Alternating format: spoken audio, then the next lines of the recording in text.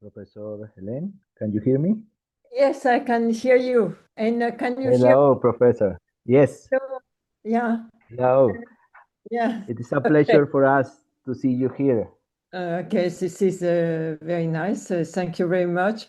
So I apologize. So first it didn't work.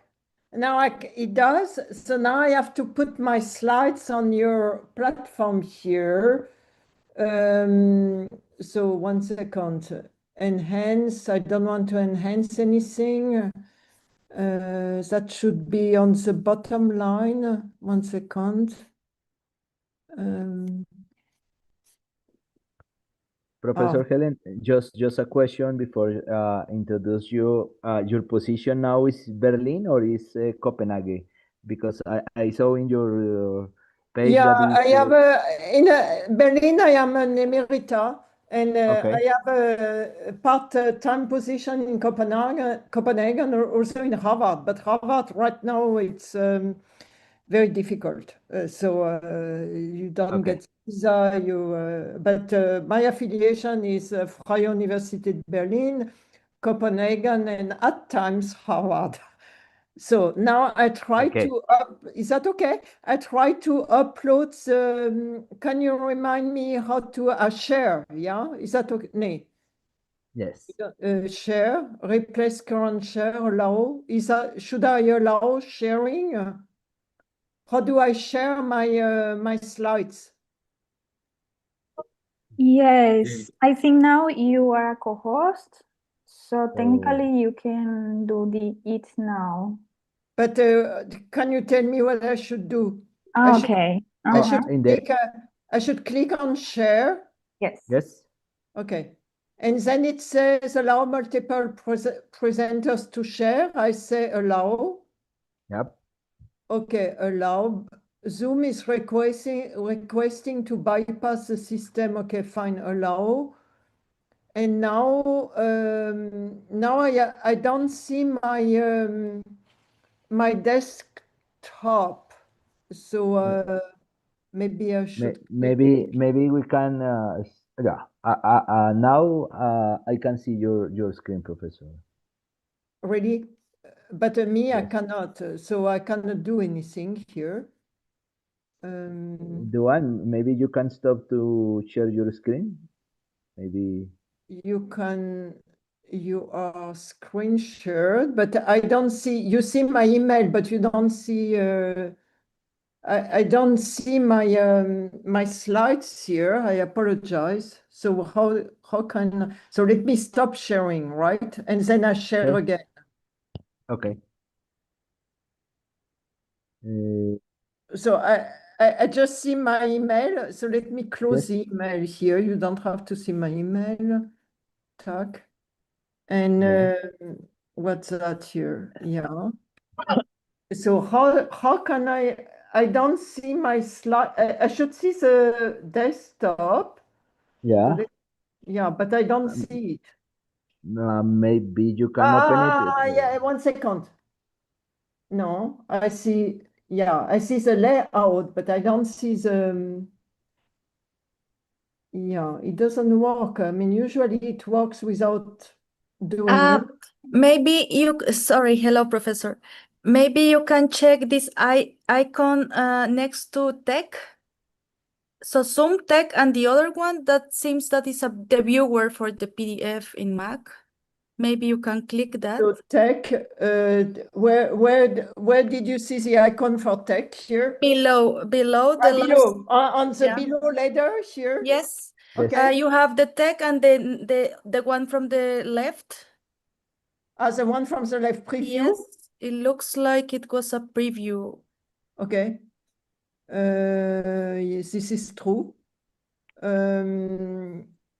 Okay. This one.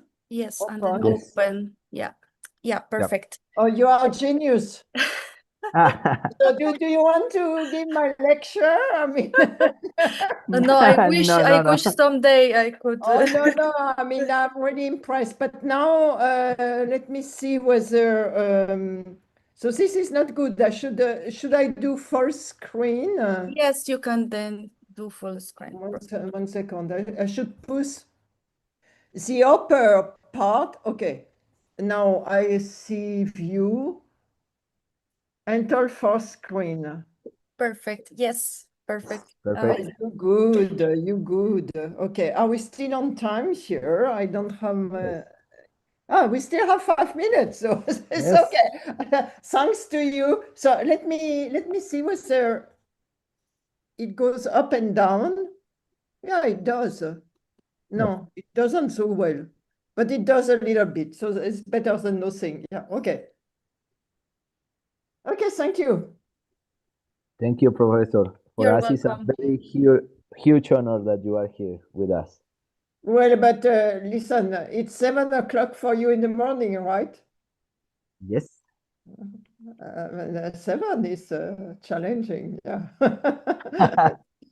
7 is really early, so I apologize for that. I should have lectured yesterday, but yesterday, you know, this national holiday in France, and it's really very, very big. And they made a big festivity at the embassy in Berlin, Germany, and they Okay. invited me, so I wanted to go there. And it was just during your lecture, so I prefer to go to the festivity rather than giving the lecture. So I apologize for the back and forth. Now, Professor, for us is perfect. I should say that in Colombia, many people start classes at 7 a.m. I think so, and in some Yeah, places, because it's hot. I am not pretty sure it's for the weather, but I think it's I don't know why, but it's very hard for us. But You don't know we why, start but maybe that's the at way it 7. is. Okay. Yeah, maybe in some cases start at 6. I am not sure, but I listen. Uh, Someone say that 6 is well, I good mean, hours to it's start. not for me. It's not an invitation to visit you. You know, it's too early. Okay. Okay. So does it run well? Because you had already 2 days, right? Was it Yes, okay? yes, it was great. I think. I Okay. don't know what do you think, my colleagues, but I think it was very nice Okay. conference. A lot of peoples and very beautiful talks, and I Okay. think it's very nice. Well, beautiful talks. And Now I stop that, I stop the tradition. no. No. Yeah. For us, I think we are very young, and for us, it's an honor and a very beautiful thing meet a huge mathematician like you, uh, at least virtually. So it's great for Yeah. us Yeah, just it's to nice. share. Yeah, I understand. I understand when you see old people, you feel young. It's very good. When I was No, young, no, I'm just joking. I'm just joking. I'm in good mood. Thank you. Yeah. And you see, we are really important old people because without you, I would not have been able to share my slides. So it's okay. It's very good. no. We all I mean, have, yeah, possibilities. No, I mean, I want to say that for us, you are like a big star in mathematics. So for us, it's a huge honor just to spend some minutes with you and share some words. It's kind of This is very kind. like Yeah. for someone, maybe if someone love football, if can talk with Of Messi course. or Maradona, it's something like that, I think. I Yeah, really yeah. like that description. Yeah, it's Well, just I mean, I want to put that I share some words with Professor Helen, so it's just cute. Yeah. it can be a very important thing in our curriculum, I think. Yeah, you say we chatted. We were chatting on Zoom, so this was really good. Yeah. I have never been to your country. In fact, I have never been to Latin America. I was in Mexico quite Oh, a number of times, and I had a student from Mexico, and I had a postdoc from Mexico, and I gave summer schools. I gave courses, and so that I did, but I haven't got further south. So yeah. You are really welcome, dear Oh, Professor. yeah. Well, but your country right now has the political turbulences. Let's say like this. Yeah. Yeah, Yeah. yeah. So you tell me when we start. I think we are ready. If, So when you want, we start. we are okay now. Yeah. Yeah, if you want, I can start now.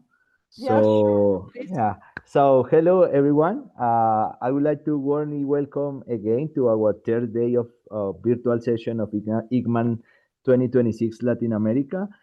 Thank you very much for joining us. We appreciate a lot your participation. And for me, it's a great pleasure serve as the sharing this first talk in the morning. And for me, as I said before, it's a huge honor welcoming Professor Helen Snow, one of the world's leading mathematician in algebraic geometry and arithmetic geometry, I think. Professor Snow is a professor of Freie University of Berlin and also professor in University of Copenhagen. Uh, and among her many distinctions, he received the Leibniz Prize. I think German's highest research award and the Cantor Medal. She is also member of several distinguished academies, including German National Academy of Science and another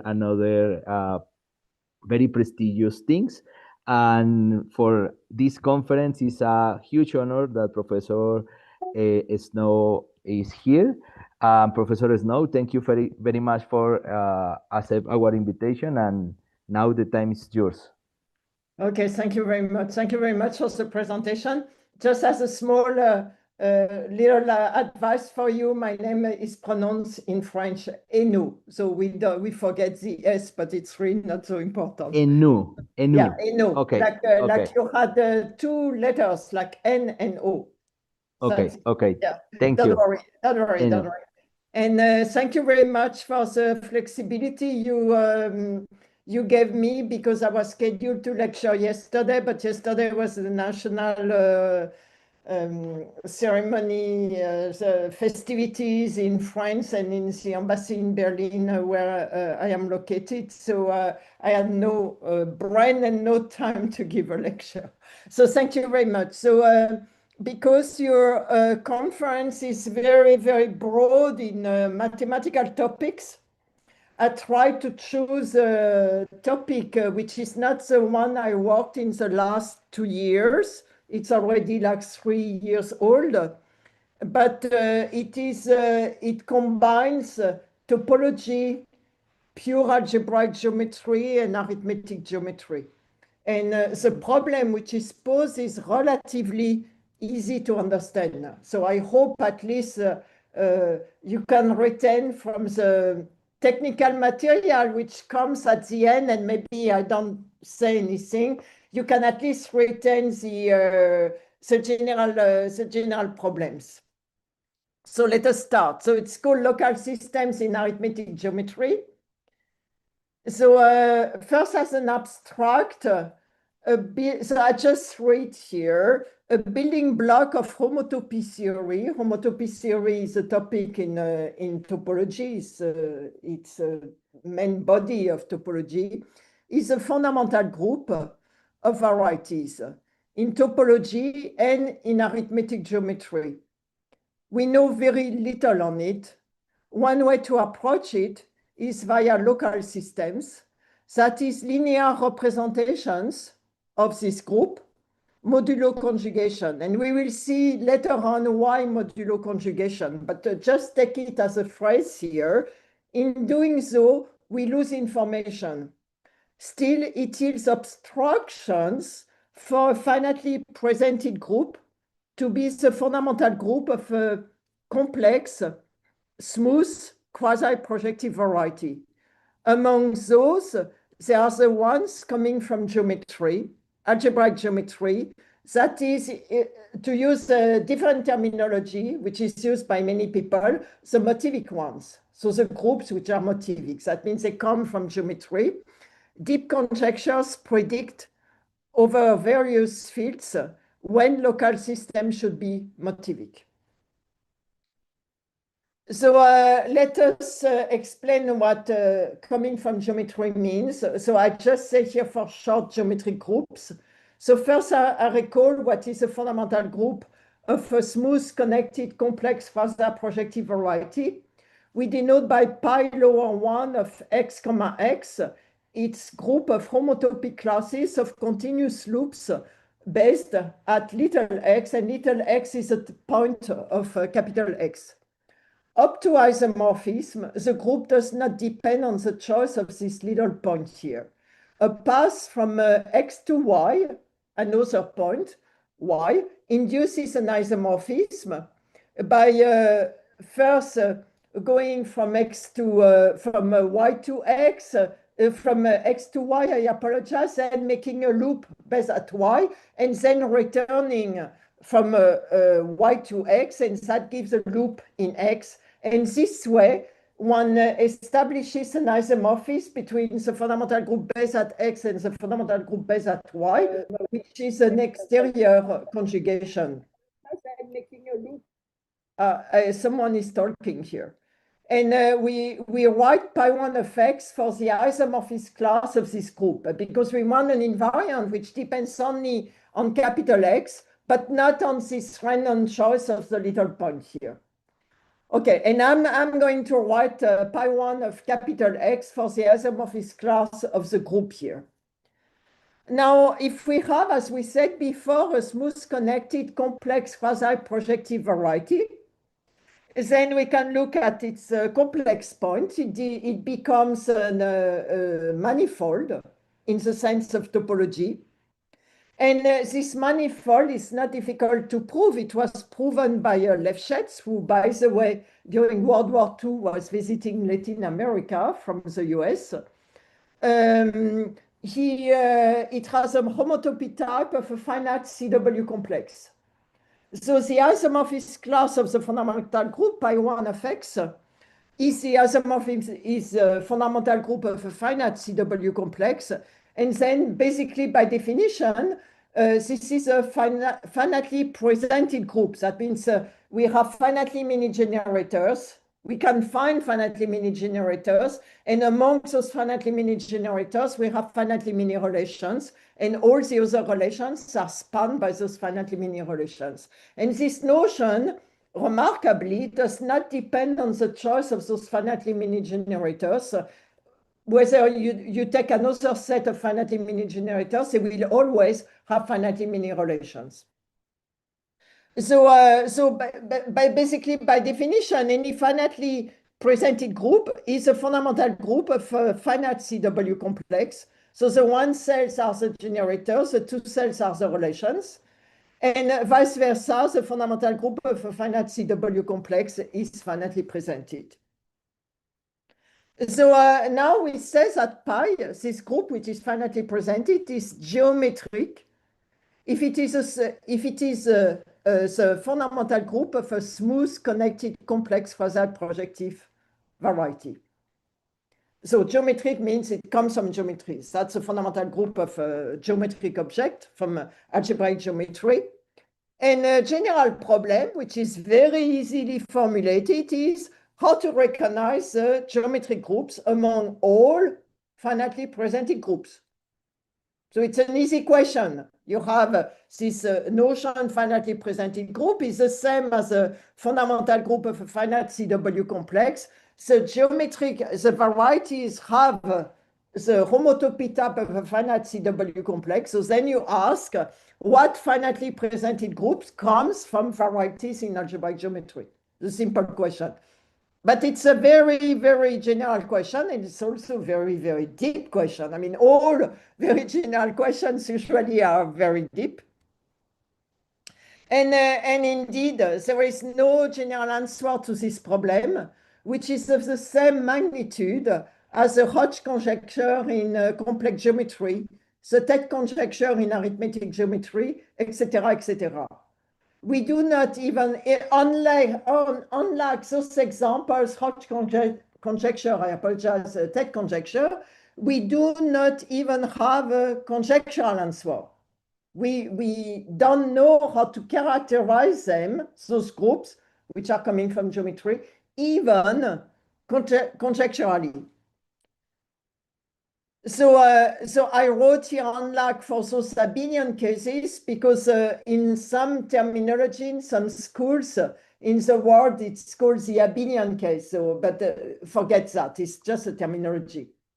So because we don't even have a conjectural answer, so we look for obstructions for a finitely presented group to come from geometry. I hope it's a clear introduction to the problem.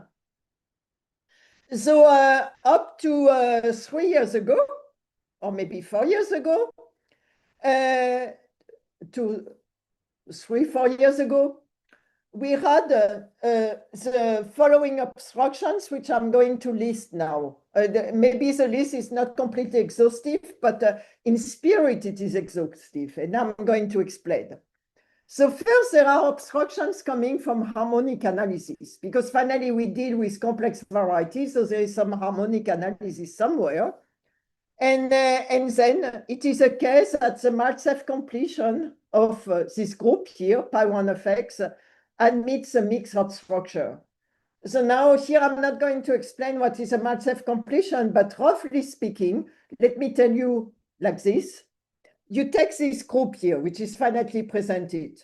So in particular, it's finitely generated. So you can look at its maximal abelian quotient. So this is just the group itself divided by the commutator. And so this group is also finitely, we don't know, maybe finitely presented on the nose, but at any rate, it's finitely generated with the same generators. And we know we have a complete classification of all, shapes of abelian finitely generated groups. So, so we take the kernel, those commutators, and then again, we look at the maximal abelian quotient, and then we have a kernel, and again, we look at the maximal abelian quotient and so forth. So that gives the filtration here, and then we can take the completion basically with respect to this filtration. So this is a Maltsev completion. So it's a classical notion, which is due to Maltsev, who was a Soviet mathematician in the 40s. So what are local systems? So when we have the fundamental group really based at a point here, then we can look at complex linear representations in GLR of C, modulo conjugacy by matrices in GLR of C.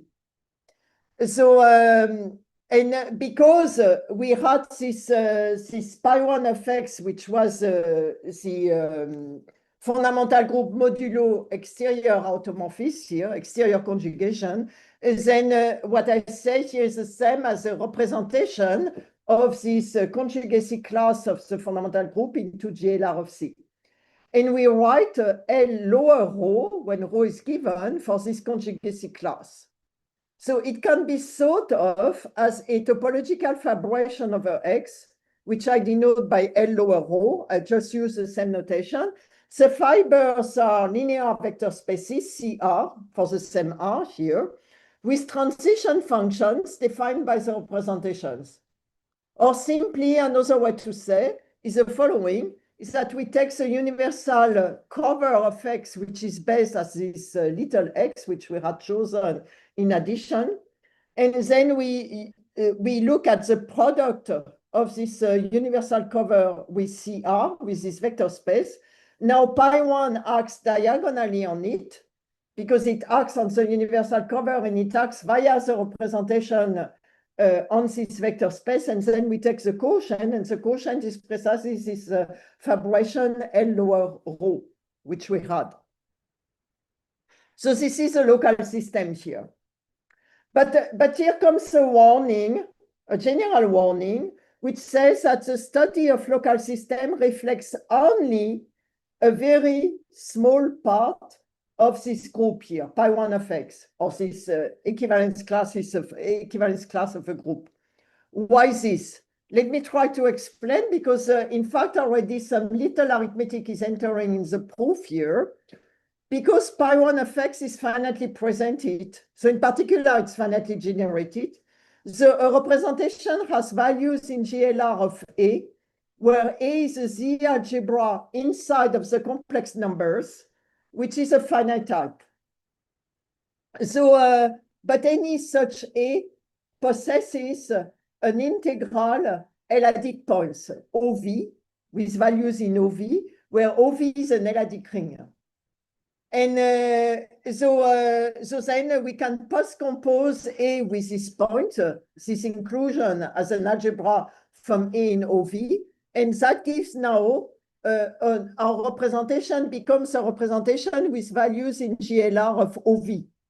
But OV now is a profinite group, because consequently GLR of OV is also a profinite group.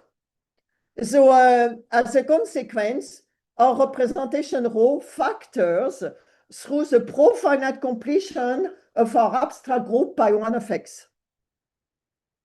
So, but this profinite completion of pi1 of x by the Riemann existence theorem is the Grothendieck's et al. Fundamental group of capital X based as little x. And rho x now is a continuous representation with respect to this profinite topology. But on the other hand, so that means the representation we started with, the local system we had, the complex local system we had to start with, didn't see the kernel of pi1 of x into its profinite completion because of the argument I just gave. But Toledo, who was a mathematician, by the way, from Latin America, and then he worked in Utah, in the US, gave spectacular examples of smooth even projective varieties with the property that this kernel is non-trivial, and not only it's non-trivial, but it's really big. So all studies with local system will always forget completely the shape and forget, they will see nothing about this kernel. So this was a warning. So that I said already. And we can define L-adic local system. So far we have defined topological local system or complex local system. And L-adic local system are just continuous representation up to conjugacy of pi1 of x with values in GLR of an L-adic ring. And we are just interested in absolute irreducible such. And absolute irreducibility here means that this L-adic ring is a ring of integers of an L-adic field. And then once I have a representation in an L-adic field, then I can further post-compose to give a representation with values in the algebraic closure of this L-adic field. And then we say that it is absolutely irreducible if it is irreducible with values in QL bar in the algebraic closure. So definition, and this definition is due to myself and Johan de Jong, who is a fantastic mathematician who is at Columbia University, himself coming from the Netherlands. We fix an integer, a natural number, delta, which is at least 1. And then we say the following. We say that a finitely presented group is weakly integral. And you will see in the definition that it's really weakly, but let me say now without comments, weakly integral, if whenever there is an irreducible representation rho from pi to GLRC with determinant of finite order dividing delta, then for all primes L, so 2, 3, 5, 7, 11, etc., then for all those, there is an absolutely irreducible continuous representation from the profinite completion of pi with values in GLR OV, where OV is some L-adic ring with determinant of order dividing delta. So I repeat. So the definition is we have an irreducible complex representation, and we fix in addition the order of the determinant. It has finite order and dividing delta. And then for all L, all prime numbers, we will have an L-adic representation, which is absolutely irreducible and with the same extra conditions as the determinant also has a finite order and order dividing delta. So this is very weak. Why is that? So integral is clear because we see the integral L-adic rings, L-adic rings. And why weak? Because it's very weak because we don't request any relation between the complex representation and the L-adic representation. So, and the main group theoretic theorem with Johann de Jong, which is 3 years old, says that if pi is geometric, let us recall that geometric means that it's the equivalence class of the fundamental group of a smooth quasi-projective variety, then it is weakly integral. That means, again, we are able to associate L-adic representations which are absolutely irreducible, and then we can fix the determinant, so to speak, once we have a complex representation. So that means once we have a topological invariant, then we are able to find arithmetic invariants which are associated to it. When I say that, without saying exactly what I mean, it doesn't look completely coming from the sky, because when we have a scheme, any quasi-projective variety is defined over a ring of finite type over Z. So it looks like there is a lot of arithmetic in our situation, but here you don't see this kind of arithmetic. You see the arithmetic on the so-called period. So that means the field in which the representation takes values. I mean, the representation doesn't have value in a field, but it has values in GLR of a field. So this is very different. What I said before, this is arithmeticity with respect to the ring of definition of the variety. And here, this is arithmeticity with respect to the periods of the representation. So that's the main theorem. So I repeat, if pi is geometric, then it is weakly integral in the sense of the definition of Johann de Jong and myself. But the corollary is unexpected. The corollary is that being weakly integral is an abstraction for a finitely presented group pi to be geometric. So because of the theorem I just said before, that when pi is geometric, it is weakly integral. What I say now, the corollary, just means that they are weakly integral pi, weakly integral finitely presented groups, which are not geometric. And is that what I meant here? Yeah, which are not geometric. No, I said nonsense. Finite,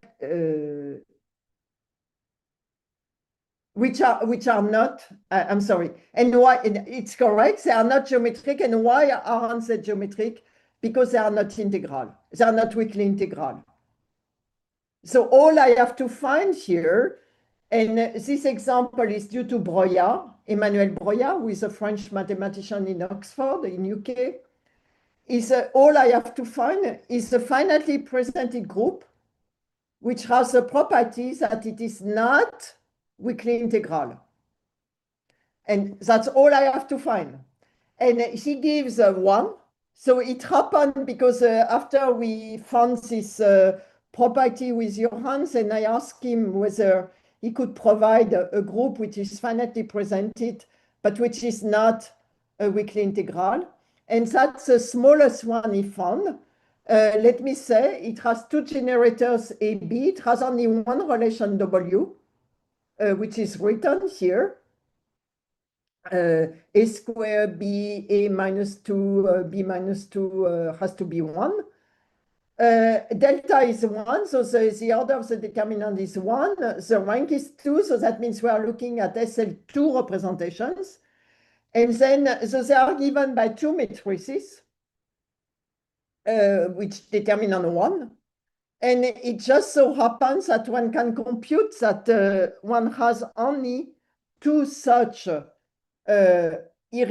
absolutely irreducible representations of this group here.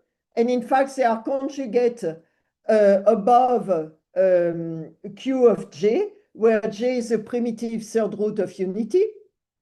And it is only two, there are only two. I'm sorry, I have to admit someone here in the room. However, you can compute that the product of those two matrices here, which is the image via the representation of the product little a, little b. This is what is written on the board here, and the trace of this element AB is not integral. So that proves that this group is not weakly integral. So, so this property, weak integrality, is an obstruction for a finitely presented group to come from geometry. And this example I just gave, which is due to Emmanuel Broyard, has been vastly generated by Church and Garcia Cortez. So Church is a young PhD student from Stanford. He's just finished now. And Garcia Cortez is a young PhD student also from Sevilla, I think in Spain, if I don't err. And they constructed a series of examples. I forgot the S here, I apologize. A series of examples for each R, L, and SL2. So they replaced 2 by L. So now let me tell you some elements of the proof here. The first thing I have to recall is Simpson's foundational theorem, and they are under the assumptions that X is smooth projective, not quasi-projective.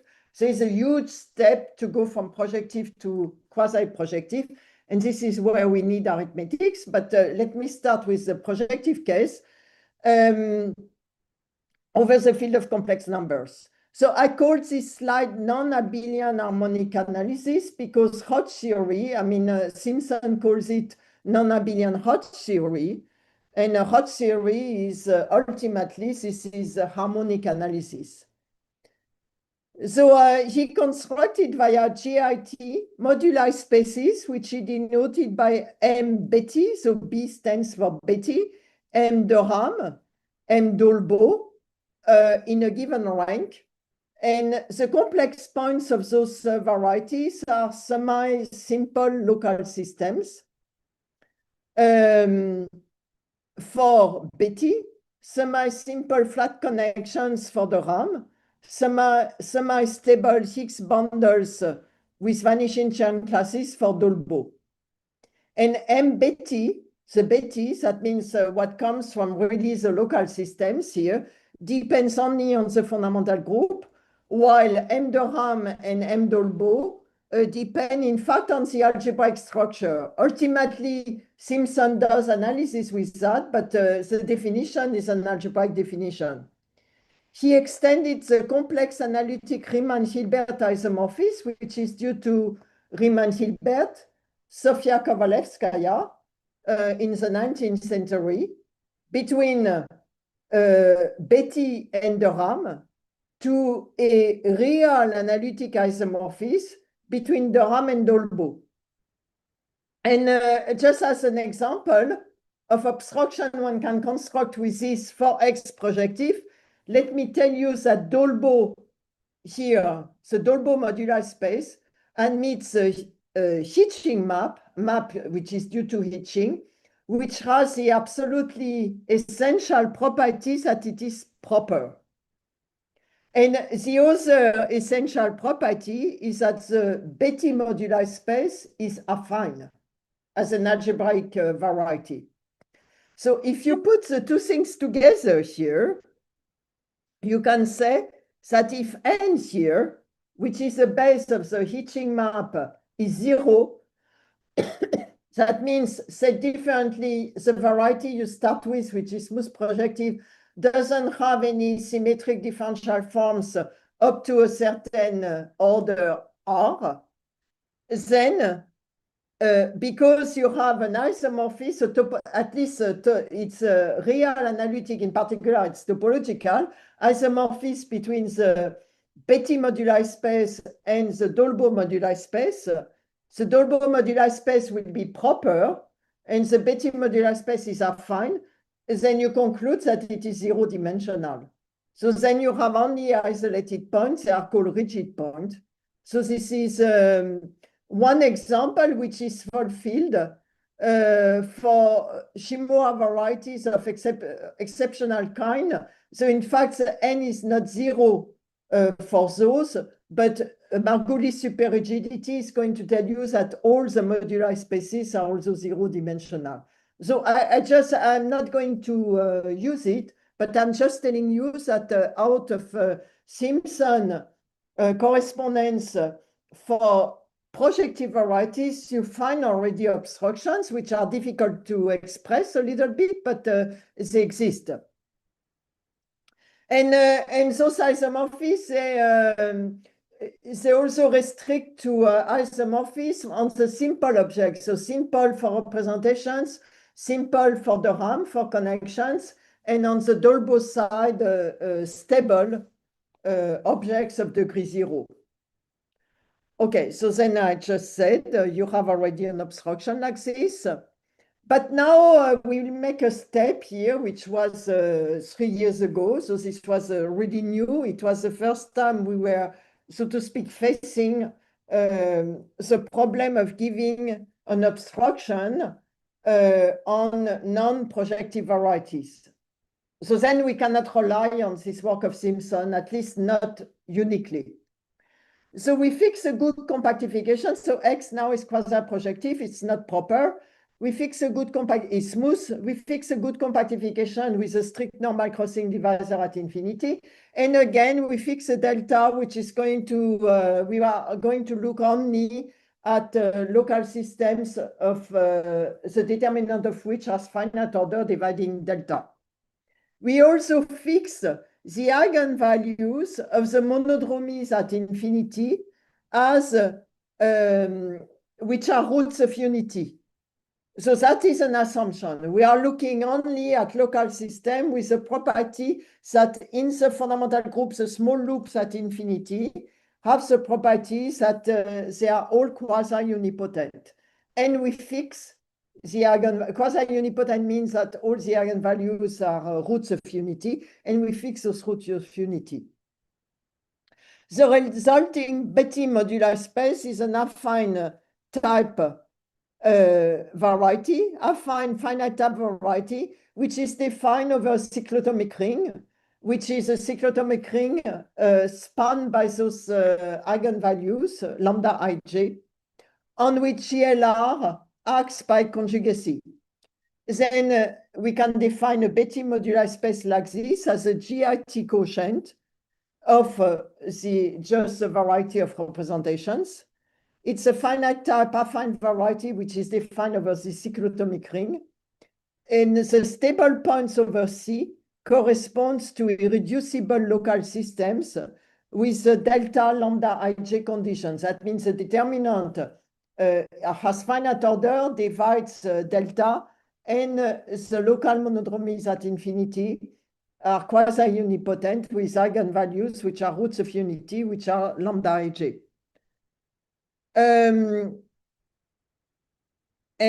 All points, if we don't look at the stable points, but all points are semi-stable local system with precisely those conditions.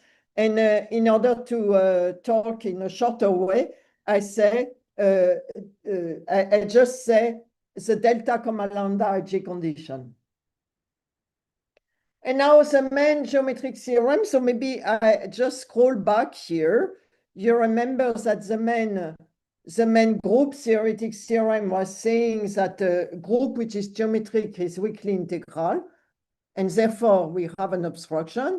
And now the main geometric theorem is telling us that those modular spaces, Betti modular spaces, which I just constructed, have the property that if its complex points, which represents complex local systems here, contains an irreducible local system, then for all prime numbers L, then the integral local points, that means the ZL bar points, contain an L-adic local system, which is absolutely irreducible. In fact, the theorem is stronger, but it is equivalent under some geometric assumptions. So let me just give you a poor version of it, but which is maybe easier to understand. And it's a Diophantine corollary. And the fact that it's a corollary relies on a famous theorem due to Rumilly, French mathematician, that if the complex point of this variety contains an irreducible local system, and if the scheme itself is irreducible, and then it's a complex, the complex scheme associated to it is also irreducible, then the scheme possesses an integral point, and an integral point means a point with values in the integral closure of the integers. So that means it comes from a representation of the fundamental group with values in GLR of Z bar. So that is maybe more, but in general, there are people, for example, Sarnak, who believe that it's always the case that the Betti moduli possesses an integral point, so the Z bar value point, and it has been verified by a former student of his, Wang, in several cases on specific curves and rank 2 and so forth, but in general, we don't know. Now, let me tell you something about de Jong's conjecture. So I have to look at the time. Here I have 1 hour, so now I have 20 minutes. So I will just talk like this. Let me tell you something on de Jong's conjecture. So de Jong's conjecture is difficult to formulate, and I didn't attempt here to give an easy formulation. I will just give you a corollary of de Jong's conjecture. But at any rate, de Jong's conjecture has been formulated in 2001. It's very technical to formulate. It has a consequence to yield under certain circumstances the existence of an arithmetic local system. I gave the definition earlier on, with prescribed geometrically reducible residual local system on a variety X defined over a finite field over F P bar. And arithmetic means that not only the local system is defined over X over F P bar, so that means for the pro-finite fundamental group, which usually is called the étal fundamental group, Grothendieck's fundamental group of X over F P bar, but for Grothendieck's fundamental group of X defined over FQ, because X is a variety, it's a finite type. So if it's defined over FQ bar, because it's a finite type, it's defined over finite extension of FP. So it's defined over some FQ. So this is very deep. And then it has been proved by Getz-Curry in 2007, before using the geometric Langlands correspondence in characteristic P at least 3, and it's still unknown in characteristic 2. And At the time, the geometric Langlands correspondence didn't exist yet, in general, but for what he used, he could prove what he wanted to use in order to prove de Jong's conjecture. And I didn't say what is a residual representation, so let me say this, because in fact it's a purely algebraic definition. We have a representation from a group pi hat, which is profinite, with values in GLR of OV, where OV is an L-adic ring. So I can look in OV, I have a maximal ideal, and then I can look at the post-composition of this representation with a map from GLR OV to GLR of OV divided by the maximal ideal, which is a finite field, which is a finite extension of FL. And that is called the residual representation. It is not well defined. That means it depends on the choice of the fundamental group I had. I explained before that as we change the base point, we have an exterior automorphism to this fundamental group. So the residual representation is not very well defined because of this, but its semi-simplification is well defined. It doesn't depend on any choice. So in particular, when it is irreducible, absolutely irreducible, then it is independent of any choice. At any rate, de Jong's conjecture enables one to prove that if I take all the moduli spaces I was looking at before, and I look in it inside of the moduli space where I just fix the order of the determinants, and it is Zariski dense. So this is a very important consequence, which of course I cannot explain now, because it enables us to argue on the whole moduli space here by arguing on a moduli space where I have an infinity. You know, there is a huge difference between the left-hand side and the right-hand side here, because on the right-hand side, there is no infinity. I don't request anything at infinity, but on the left-hand side, I do. So, and this enables one to prove that the main geometric theorem implies the main group theoretic theorem. And if you remember, I'm not going to scroll back yet again. If you remember, the main group theoretic theorem is a theorem which is going to yield for us a new obstruction for a finitely generated group to be the fundamental group of a smooth quasi-projective complex variety. And let me remark here, I said that already in a hidden way or in a less hidden way in the minutes before, that there is a big difference between the two theorems, the one on the left, the one on the right. In the geometric one, we do not have loops at infinity, while in the group theoretic one, pi is abstract, so there are no privilege gamma I. And now let me tell you what are the ingredients which are in the proof in the remaining 15 minutes, just the ingredients.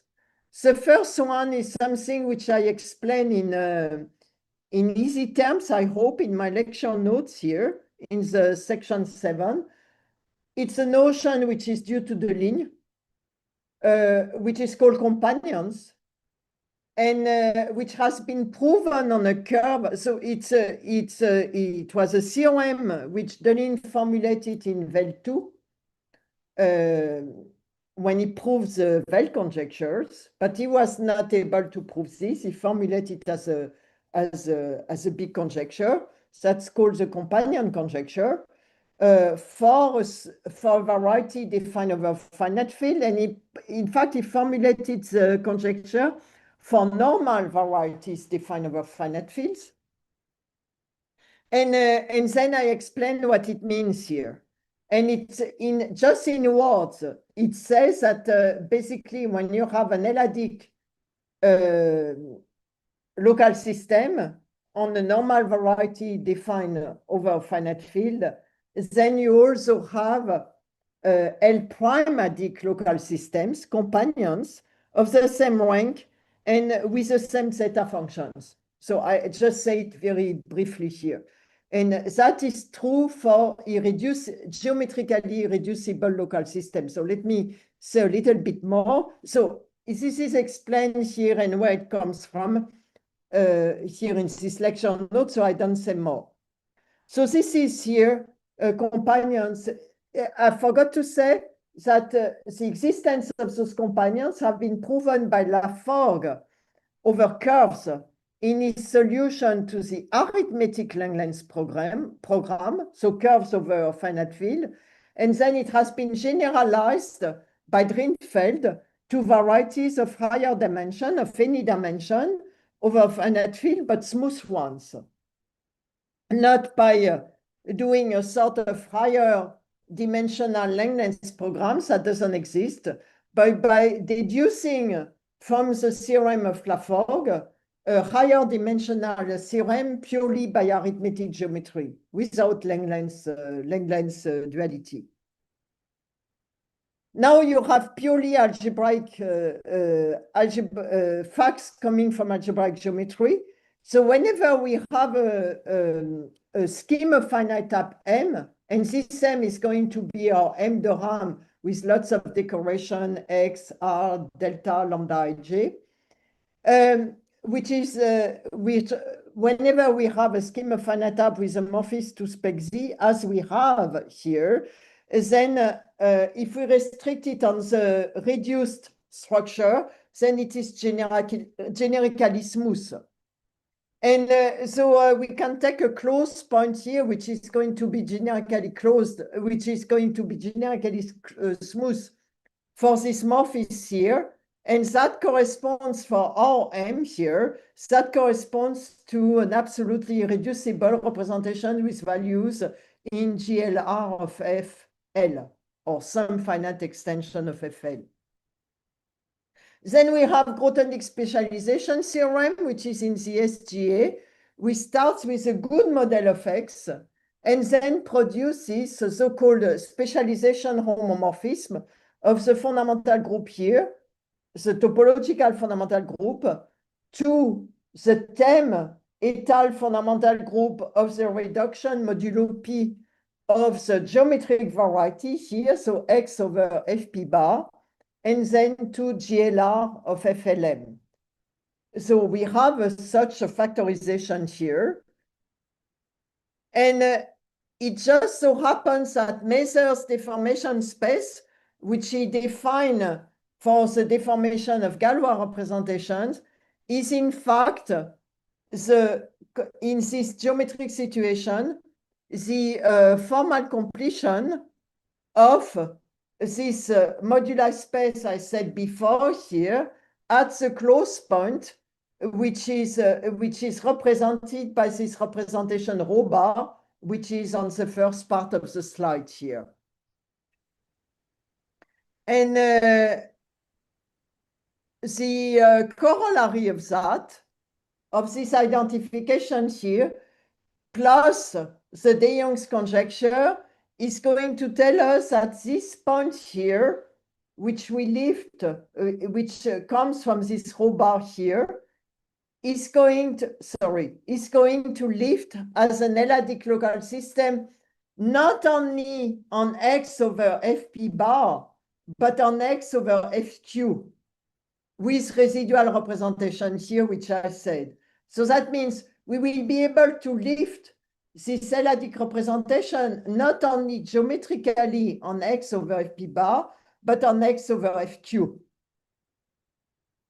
And now we can use a companion because we have an arithmetic local system on X over FP bar.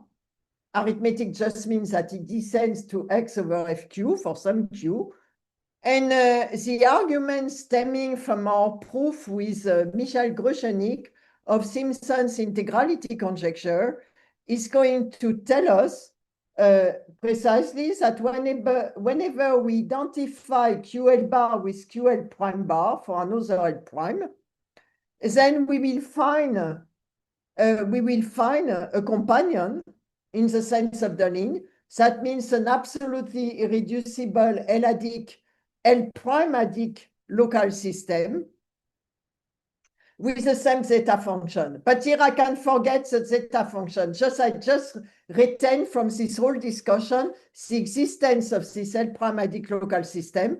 And then I can come back with a specialization homomorphism to pi1 of x. And then this gives me my L prime adic local system, the existence of which I was predicting in the theorem. Now, in doing so, we have omitted some prime P equals L, but then we have plenty of choices for P, so we reduce the Rassam construction for a P larger, and now we can take L equals P, and that's the end of the proof. So thank you very much for your attention. So maybe let me just tell you, so at the end of the day, this new obstruction we constructed, which is a physical obstruction, depends on the geometric length program and the arithmetic length program and a lot of arithmetic geometry, algebraic geometry. So thank you very much for your attention. Thank you, Professor Helen, for your very nice talk. I think we have time for questions. Just if anybody in the audience have questions, please feel free to post them in the YouTube chat, or if any in the Zoom link has question, please just raise your hand. I think, Professor, just let me check. We have question. Karina Gonzalez asks, is there any situation in which oh, sorry, let me move a little bit this, in which the collection of all local systems determine the fundamental group completely? Yes, it's a very nice question. Thank you for the question. In cases where the topological fundamental group injects into its pro-algebraic completion, and I can give you examples, but let me finish the sentence first. Then local systems are going to recognize the fundamental group. So let me give you examples. So for example, if you take a Shimura variety, then the fundamental group is an arithmetic group, and then it is completely recognized by its profinite completion. Okay. Well, at least it's when I say it's completely recognized, it is a finitely presented group inside of the profinite completion, and consequently, the profinite completion is recognized by the local systems. So my answer is a little bit optimistic. So you recognize the local system are going to recognize the profinite completion, but which finitely presented group here has this profinite completion? It's an extra problem. Okay, thank you, Professor Helen. Here we are, and we have another question. Someone in the audience asks, is not weak integrality preserved under finite index subgroups, products, or extensions? So the weak integrality is preserve finite index subgroup, I believe, yes. And then you said what? You said products or extensions. Products, QNet, I think it's okay. Yeah. Okay, So, thank you. yeah. And maybe we have another question. It's Brian, I think it's no. I have a question. Just I don't know how to raise my hand here.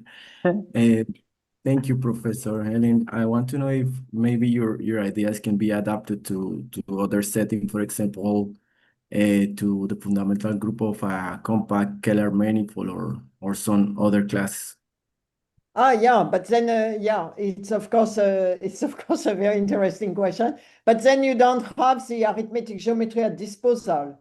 So that means here the obstruction is coming from the fact that I mean, you want to understand. You start with a complex variety. I mean, you want to find an obstruction for a finitely presented group to come from a smooth quasi-projective variety. So smooth quasi-projective varieties, they have the properties that they have models over rings of finite type over Z. And then this is what is used here. And but now, if you have a Keller variety or an open in a Keller variety, you would have to what is the extra structure you have on a Keller variety, which is not coming from which is not algebraic, which you could try to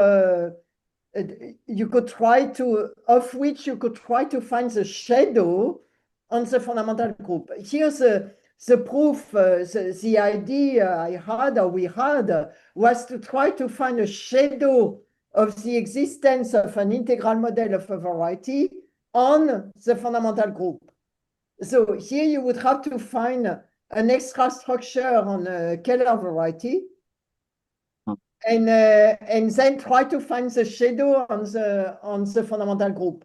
And that I don't know. I don't know the answer to this question. Okay, no, thank you, Professor. Thank you, Professor Helen. I have another question. It's a lot Please, of please. questions. Someone in the audience asked, what is the motivation to dive into the Young's conjectures?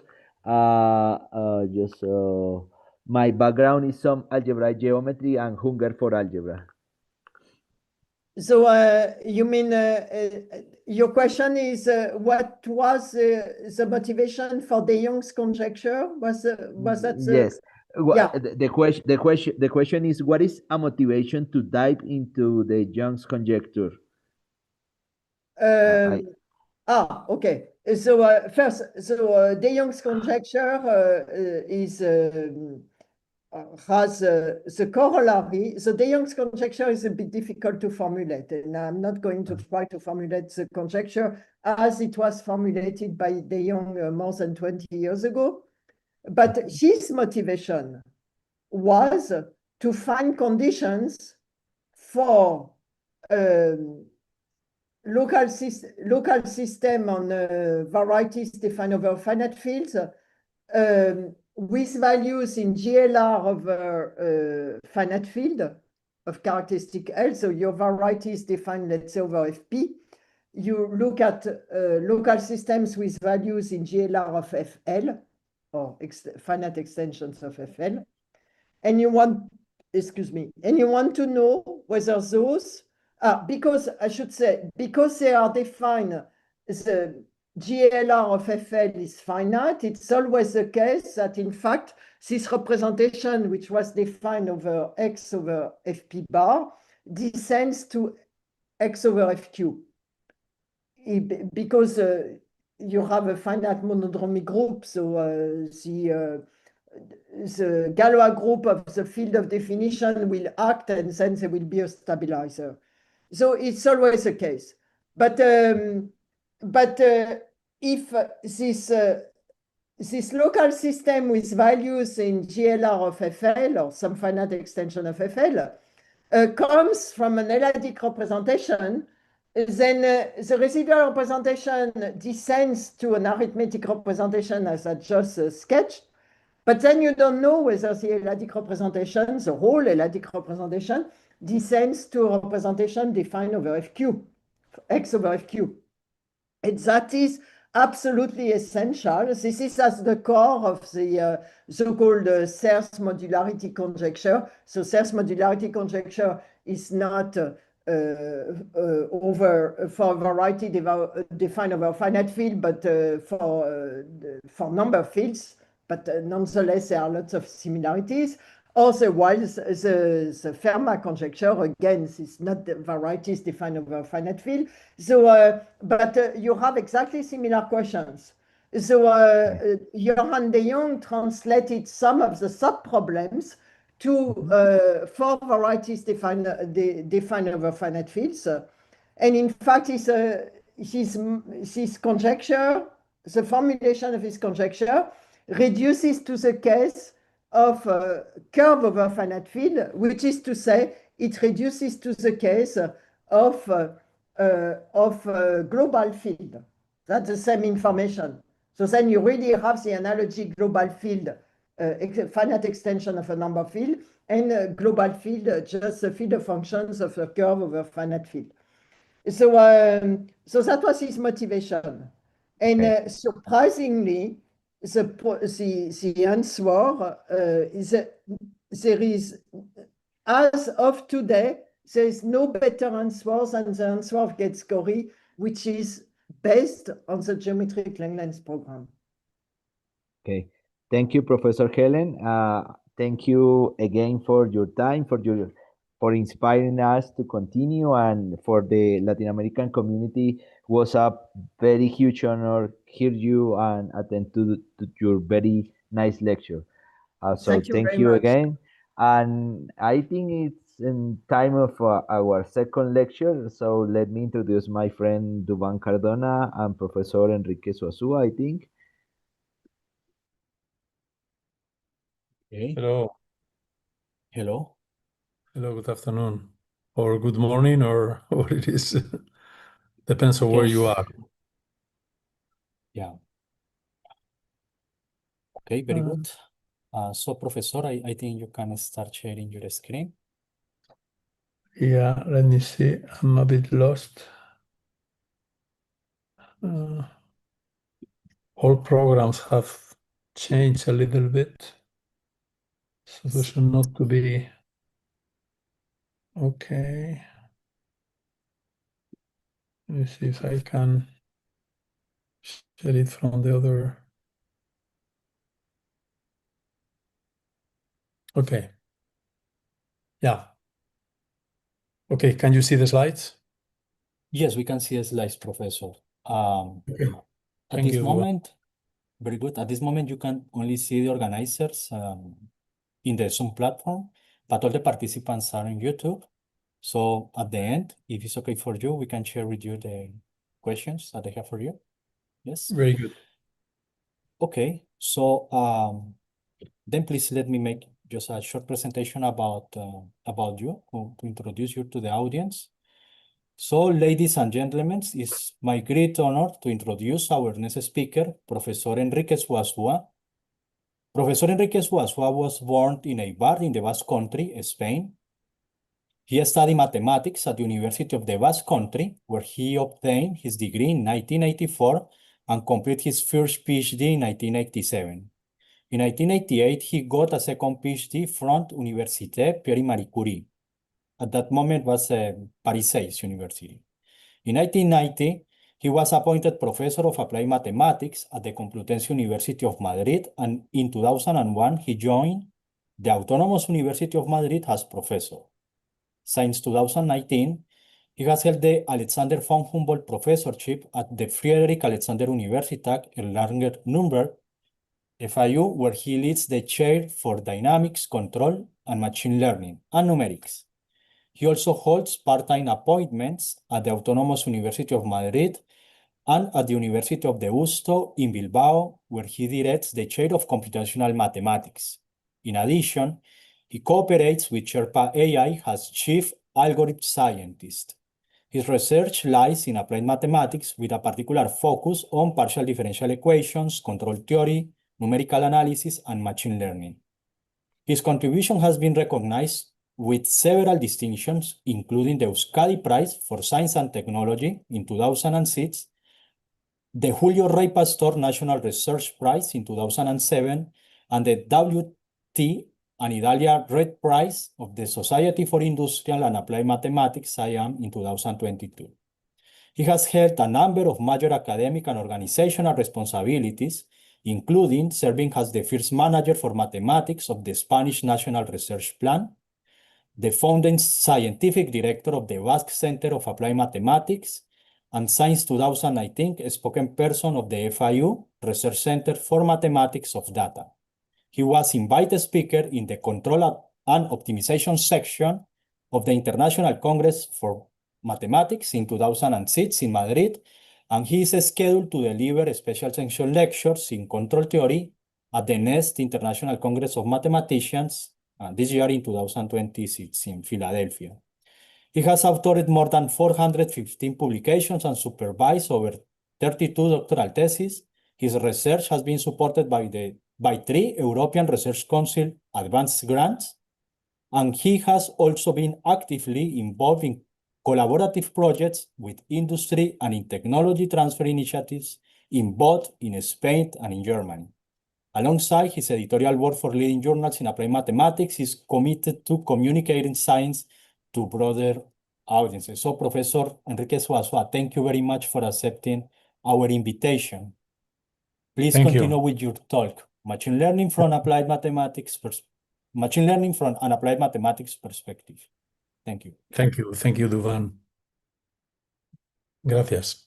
So it's for me a great pleasure to be with you again. I am in China now, so here is 9 p.m. So I have to speak a bit, not too loud, not to disturb the other colleagues in the residence. So, well, we all know how rapidly artificial intelligence has been developed in the last few years, how it is becoming an utility that we all use on our daily life for all kind of activities and tasks, including also research. And as you know, machine learning is one of the main pillars of these new artificial intelligence technologies. And well, machine learning has grown for many years, very much developed by computer scientists, but also essentially founded on traditional mathematical analysis and applied mathematics tools. And this is precisely what I wanted to tell you about, right? So if you try to understand the state of the art in machine learning, you will see that it's extremely complex, is growing very, very rapidly. But if you look carefully to it, you will identify a number of fundamental traditions in mathematical analysis, and you will also realize that there are some very interesting new research directions emerging. And this is what I wanted to talk about. So I will divide the lecture in 3 pieces. The first one is learning. What does learning mean? And how classical control theory, automatic control engineering, which was developed mainly in order to govern, to steer systems arising in the Industrial Revolution, including astronautics, aeronautics, telecommunications, transportation, and so on, how these 2 fields merge together to provide a better understanding of the great success of the modern methods of machine learning. Things started actually almost 100 years ago with this foundational result by Norbert Wiener. Norbert Wiener has this fundamental article, 100 pages in Annals of Mathematics, but back in 32, devoted to Tauberian theorems. And one of the results you can find in that paper says, so give me a Gaussian function, you fix a Gaussian you fix the variance of the Gaussian. It can be in 1D or in several. It doesn't matter what the space dimension is in any Euclidean space of finite dimension. You give me a Gaussian capital G. And then if you want to approximate a function f, say in L2, it is sufficient to make a linear combination with a number of terms, capital K, which of course goes to infinity when the error is aimed to go to 0. In order to approximate such a function, it is sufficient to choose the centers of gravity of the function of the Gaussian, right, on a finite number of locations determined by the centers BG, and on the other hand, choose the corresponding weights WG. So this somehow this first result by Wiener was the foundational one for a whole field that we call nowadays nonlinear approximation theory. And we say that this is a nonlinear approximation ansatz because the parameter B enters into the formula in a nonlinear manner. So contrarily to classical results on approximation theory based on polynomials or Fourier series, right, where the basis functions are given a priori, here the basis function is moving through the position of the centers of gravity, and this is why this is a nonlinear ansatz. So the fact that this f can be approximated by such an ansatz is something that has inspired all the literature in the universal approximation theorem. Density in the context of machine learning is called universal approximation, and has been fundamental paradigm in machine learning, given that wherever the function you are looking for, right, the normally an unknown distribution out of a finite data set you have recorded, you have gathered, right? Regardless what the function f is, you know that this function up to an epsilon error, with epsilon arbitrarily small, can be approximated through that ansatz. Therefore, the only concern you have is to determine the number k of terms you need, how many atoms, how many neurons you need in these ansatz, and also the center of gravity and the parameters W. So you reduce the problem of data representation to just a choice of these three parameters, K, W, and B, in this nonlinear formula by Wiener. It took 57 years until Sivenko generalized this result to say, I don't need the basis function G to be a Gaussian. I can take the sigmoid function, something that was important at that time because people were trying to mimic the functioning of the human brain, where neurons are either off, 0, or on, 1, right? He said, I can do the same thing, right? Replacing the G by this sigmoidal active action function sigma, under the condition that you let me also scale the variable x. So there is one extra parameter on this nonlinear ansatz by Sivenko. This is still nonlinear approximation theory because the ansatz depends on A and B nonlinearly. But as I said, it has also the advantage that the activation function now is just univariate, is a one-dimensional function. You don't need to be, dealing with d-dimensional functions even when you are in the d-dimensional space.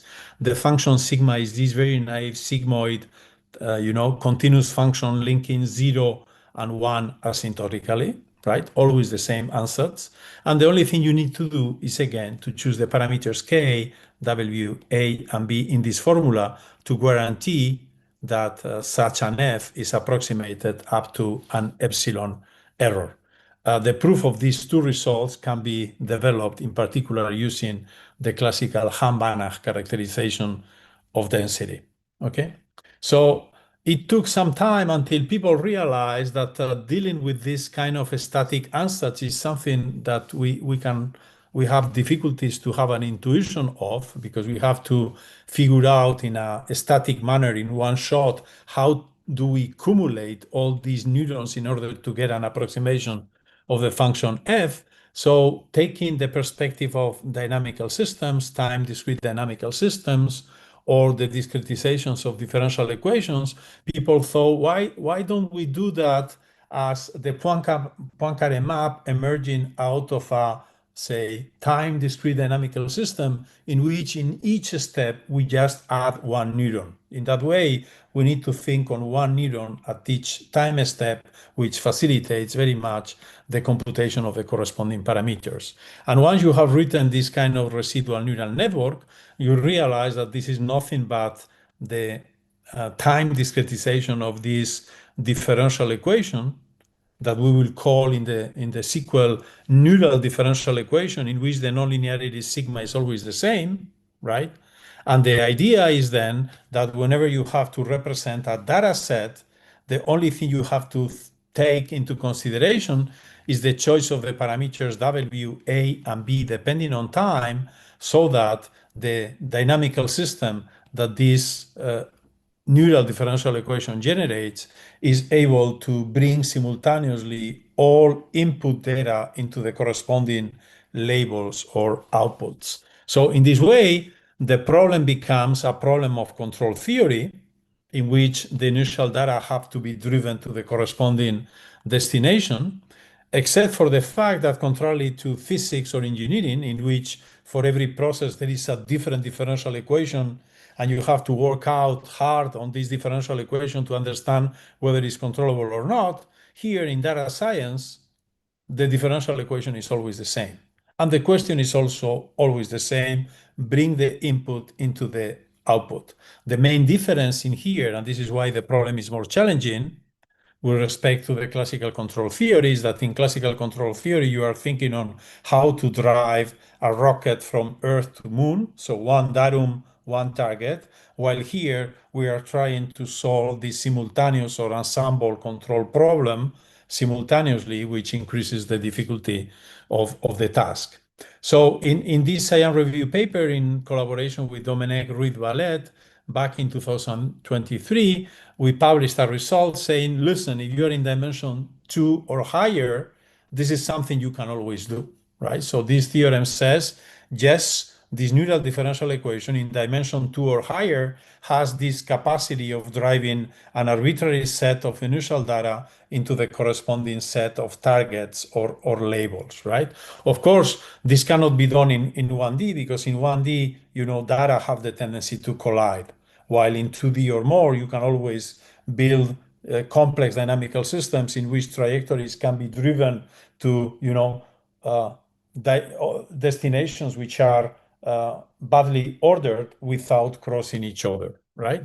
So this result said, listen, this is something you can do. The proof is an induction argument, and it says, yes, this can be done. Neural differential equations have the capacity of representing data.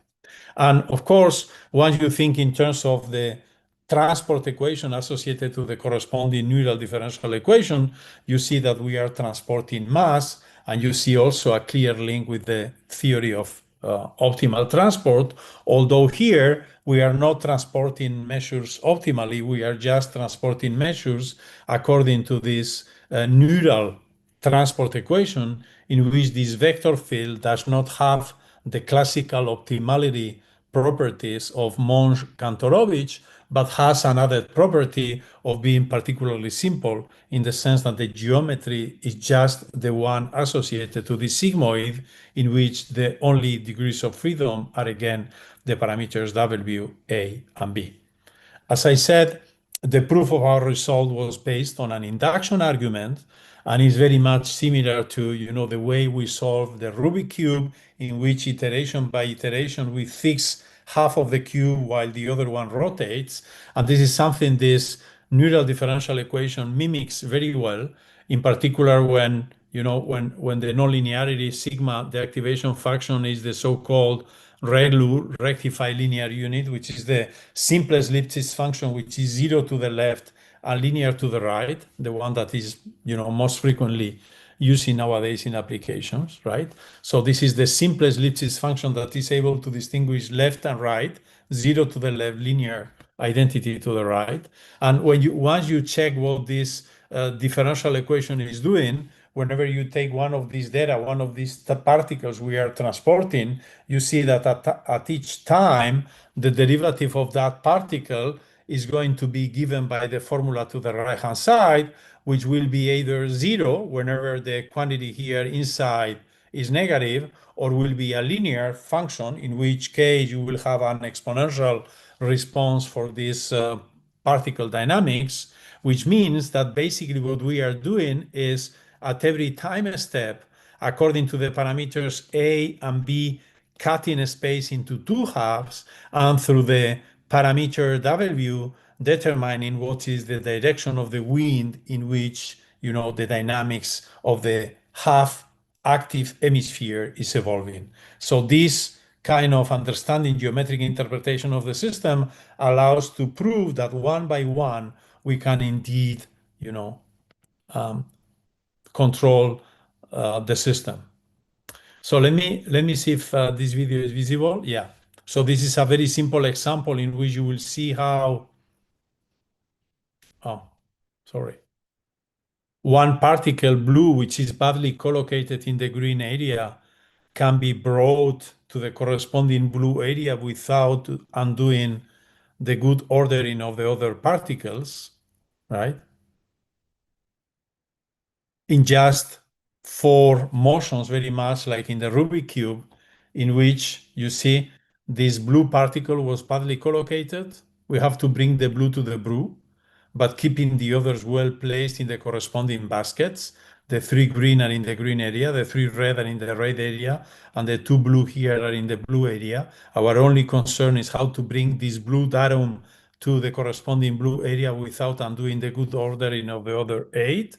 And this movie is showing how you can do it in just 4 actions. Cut vertically, left frozen, right goes up. Cut horizontally, down frozen, up goes left.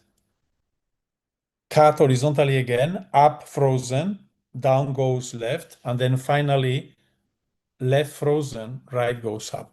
Okay, so this shows how you can bring one particle to the corresponding destination by keeping the others well collocated in the corresponding areas, and this by induction eventually leads to the result I mentioned before.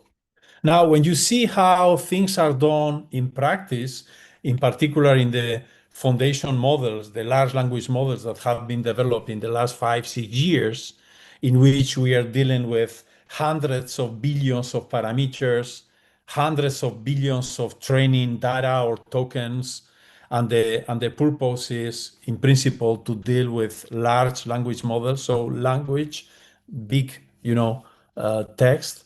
When you see how things are being done, you realize that they don't use sophisticated control theoretical ideas for dynamical systems, but they rather rely on the classical principles of least square of Legendre and Gauss, who said, listen, if you give me a data set, the problem should not be to build a very high dimensional polynomial that is passing through all these points, but rather try to approximate this cloud of data by a simplified, linear or quadratic function. That was the original idea of Legendre and Gauss. This is when they introduced this paradigm shift of data representation through least squares. And this is precisely what is done today in practice, except that, as I said before, in this case, we are dealing with data in very high dimension, very high dimensional neural network models, and also billions of data to deal with simultaneously. The problem then becomes a monster computational problem for minimization. When you do that in the computer and you actually train one of those models and see what the dynamical system does, you see that data have the tendency to be classified, but not one by one as we have done in our proof, but rather by, this is done in a much smarter manner, taking advantage of the clustering of data, which is, of course, a much more economic, much faster way of classifying big data sets. It was, I think, in 2017, when this celebrated paper, Attention is All You Need, that was, the paper that anticipated the architecture of transformers, which is the one that is embedded in all the large language models we use nowadays, like Claude or ChatGPT or DeepSeek. They precisely made this fundamental observation. If you employ not only a neural differential equation, but you also intercalate an attention mechanism, a packing mechanism, then you can succeed on, classifying much larger data sets without necessarily requiring to increase the number of parameters which are free on your system. So we have, for instance, written this paper with Albert Alcalde and Giovanni Fantucci, in which we explain how the attention mechanism is indeed a dynamical system in which just by purely geometric considerations, you are able to bring a data set of arbitrary points to the corresponding extremals of a polygon or of a polytope that is enveloping all of them. So you see how little by little ideas in dynamical system have been the key for the success of modern machine learning paradigms like the ones that are being employed in nowadays large language models.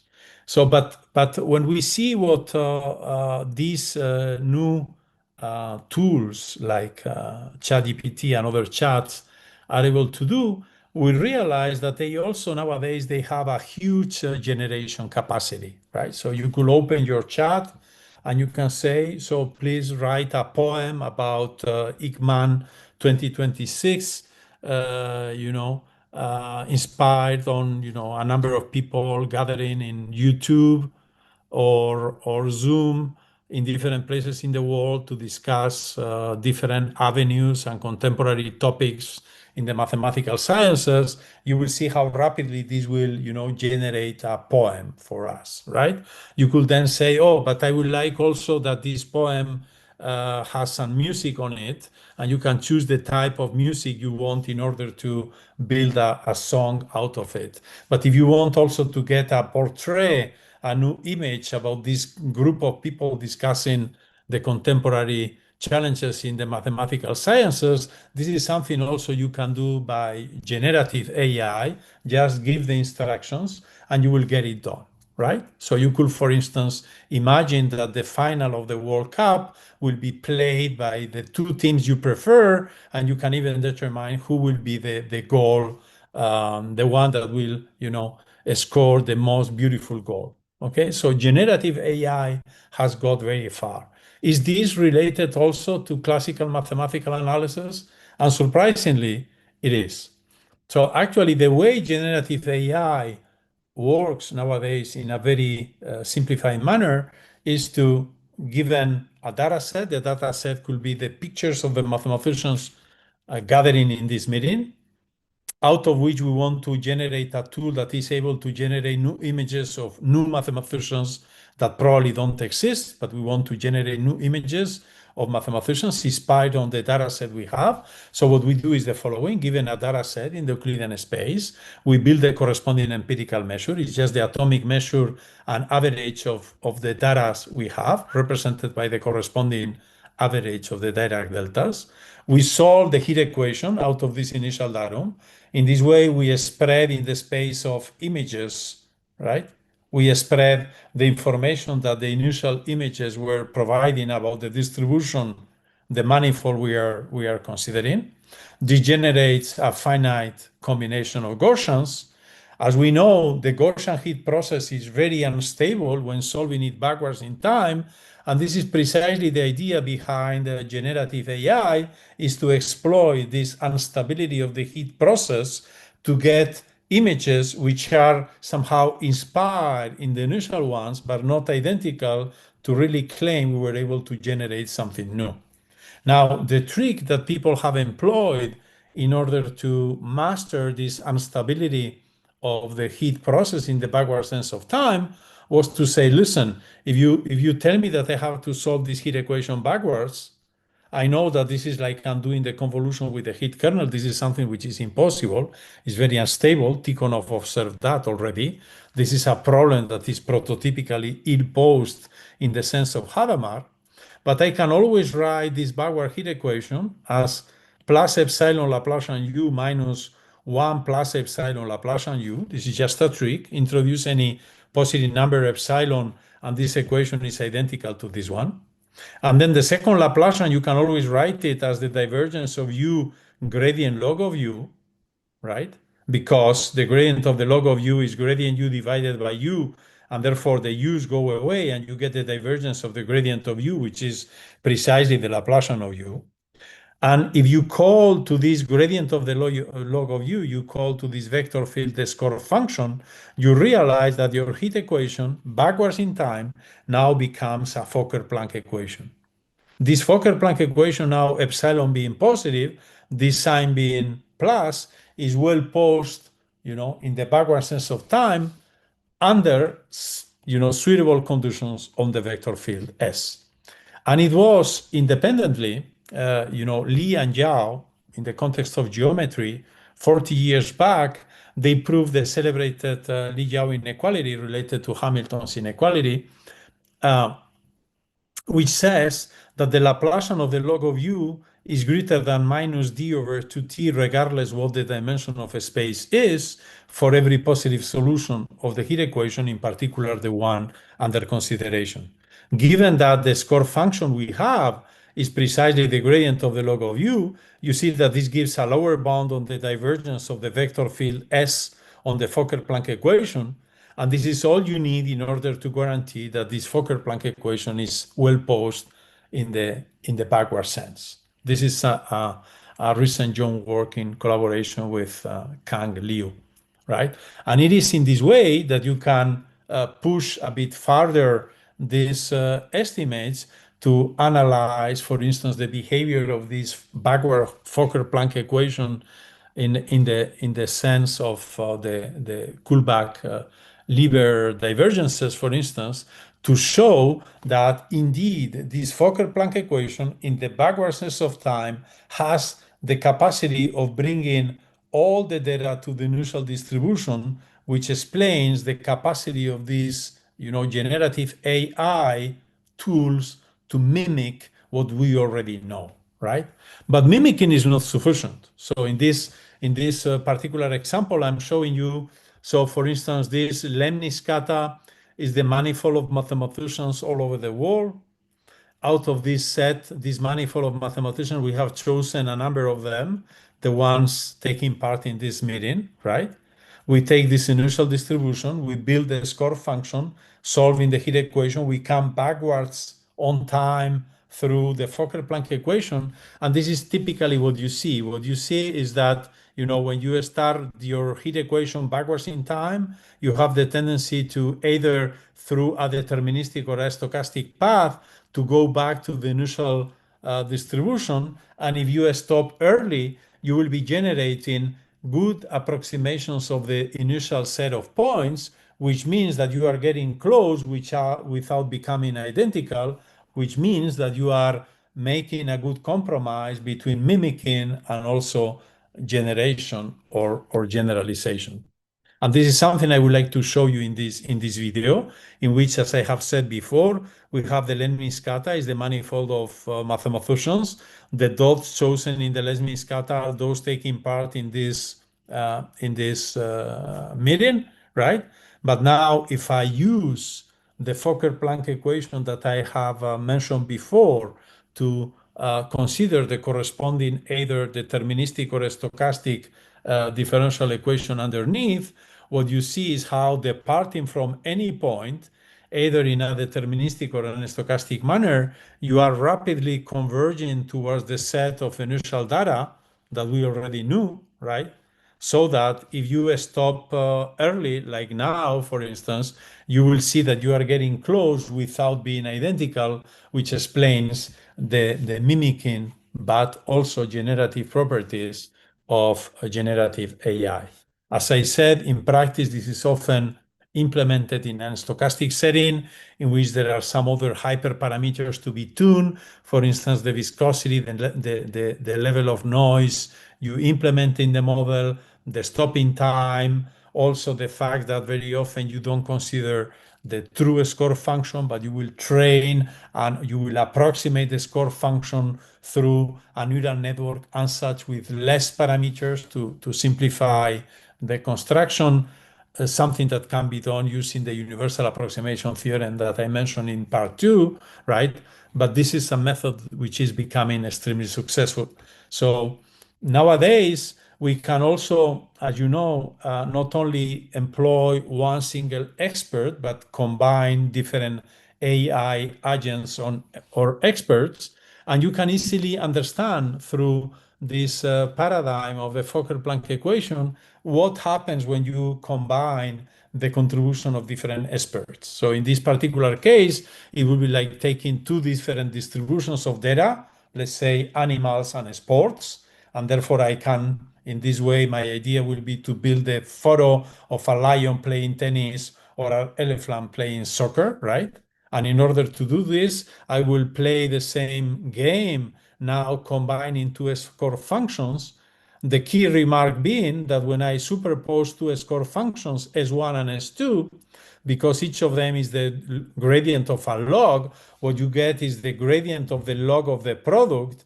and the log of the product when U1 and U2 are multi-Gaussians becomes something very close to a multi-Gaussian, but now which is sitting in some intermediate points, something you can understand through the Voronoi decomposition and the classical Laplace-Varadhan formula through the superposition of the distances of the two functions corresponding to the two data sets. So I did this exercise based on this mixture of experts, and I said to my AI tool, please build a picture of an elephant playing soccer in Napoli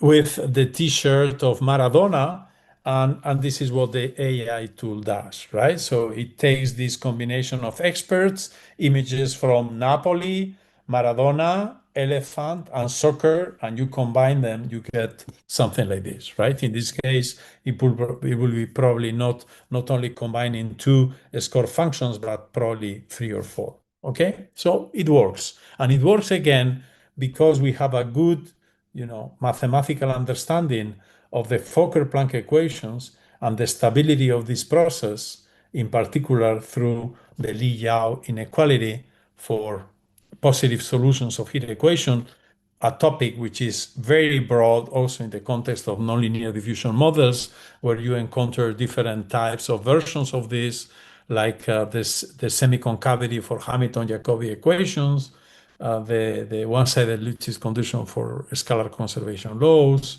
or the corresponding nonlinear versions of the Li-Yao inequality for porous media equations by Benilan and Aronson. Okay, so this was the second topic. Now, the third one, again, very much rooted in analysis and oriented towards the numerical approximation of PDEs, is a topic which is very hot nowadays, because once you see all these elements, if you know analysis and the way analysis has been used to develop numerical approximation tools for partial differential equations, and once you see the fact that neural networks provide a different framework to guarantee universal approximation and density, it comes very naturally the idea of using neural networks for numerically approximating partial differential equations. What happens then? So let me remind you how things happened. So it was Hilbert who said 126 years ago, right? So basically in his 1900 ICM lecture, Hilbert said, listen, if we want to solve PDEs, like for instance, this Laplace problem, instead of building green functions and trying to deal with specific domains in which you could do these computations more or less explicitly, this is something that we will never succeed to become a very complete program, given the complexity of, in particular, computing green functions for complicated domains. He said, this problem should be much easier because the solution of this problem, of this PDE, should just be the minimizer of the corresponding energy. It took several decades until the mathematical community understood that there was a theory of distributions to be developed. This was the Fields Medal of Laurent Schwartz, and Sobolev spaces, which are these new Hilbert spaces in which this problem of the calculus of variation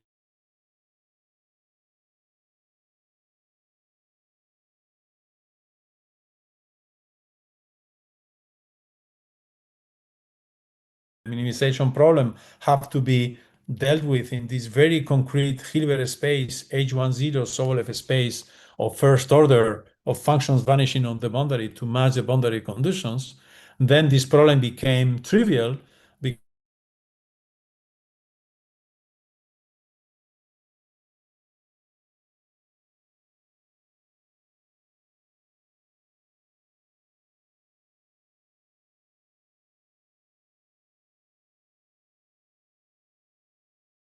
okay, so this was somehow it took like 4 decades to complete this program.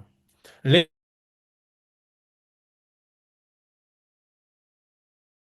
numerical algorithms, the idea was very simple, well, instead of minimizing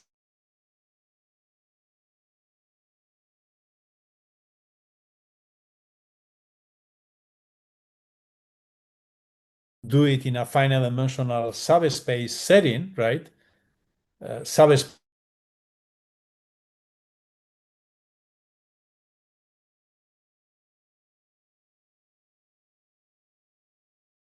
solution. And this led in particular to the theory of finite elements, in which everything can be computed very carefully because, after this construction of weak solutions, there was the regularity theory.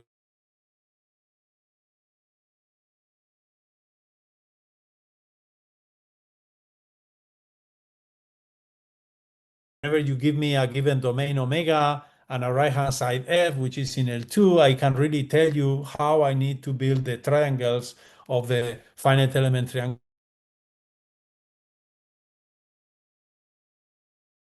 So everything can be, quantified in this finite element setting. And this is why finite elements have become a universal tool in all computational mathematics, computational engineering applications. Okay?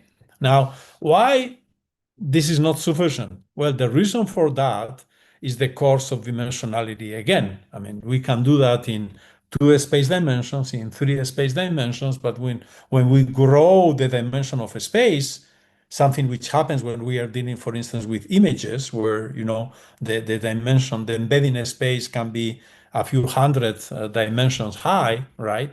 These methods become, useless due to the course of dimensionality. Not even the biggest computer will be able to implement the finite element method in very high space dimension.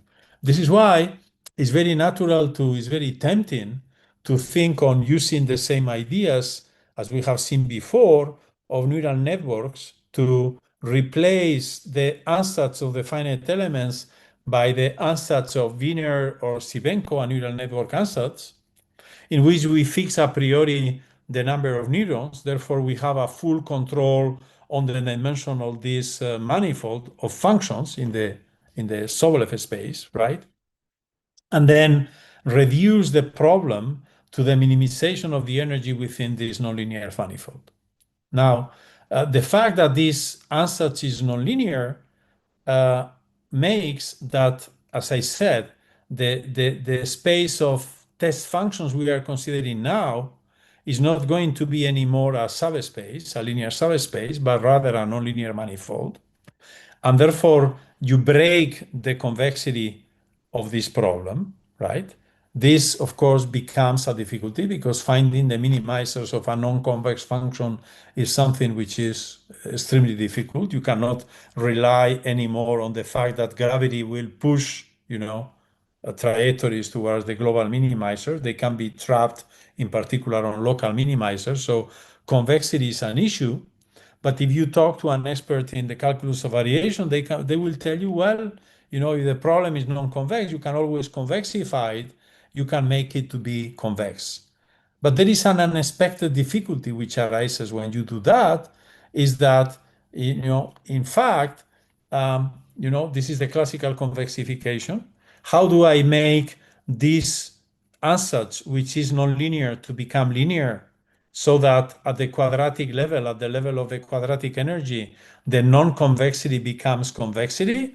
Is very simple. What I do is I increase the number of neurons. I take more and more and more neurons. So to make this finite sum to become an infinite series. And then I make these neurons more and more and more densely packed so that this sum becomes an integral. And once you have an integral, you realize that this time, right, the formula becomes just the integration of this function sigma of ax plus b with respect to a measure depending on the parameters a and b. And therefore, this formula now becomes, a convolution-like integration with respect to the measure mu, which depends linearly on the measure mu. Given that this function is linear, this problem becomes quadratic again. Now, we will show this to Hilbert. Hilbert will have said, well, all this is very smart, but it's getting a bit complicated because you departed from a problem of minimizing the energy in a nice Hilbert space, and now you got into a space of measures where, you have lost the Hilbertian structure in particular, right? Despite of this, we could try indeed to solve this minimization problem, but we will immediately realize that even if this is linear and the functional is quadratic, this functional is non-coercive anymore. Why? Because it is impossible to get informations out of mu, out of V with respect to the measure mu, because this is a convolution formula which is very ill-posed in the backward sense of time. So we realized that despite of the fact that we were able to convexify, we have lost the coercivity, which is the critical property you need in order to guarantee that there is a minimizer. This is where, this is explained in our recent paper published in Archive a few weeks ago. This is what we call the coercivity gap, according to which we realize that despite of the fact that when you look to these problems from the perspective of neural networks, it looks like the problem is not going to be coercive and therefore you will not be able to find the minimizers. This difficulty disappears if instead of looking to parameters, right, you rather consider the corresponding physical space. And this is an important observation in the sense that it justifies the good behavior of the neural network approximation methods for partial differential equations in practical applications to partial differential equations, because even though we cannot really explain what the behavior of the parameters is due to the lack of coercivity, we know that when looking to the corresponding physical realizations, they are still governed by the principles of Hilbert of convexity and coercivity, and therefore the convergence is guaranteed, right? So there is this coercivity gap. When you look to parameters you don't really understand, if you rather look to the corresponding functional realizations, everything becomes again stable and well-behaved with respect to the corresponding energetic topologies, right? So I have shown you 3 pieces of work in which you see how the classical tools of mathematical analysis and partial differential equations hybridize with the modern trends in machine learning.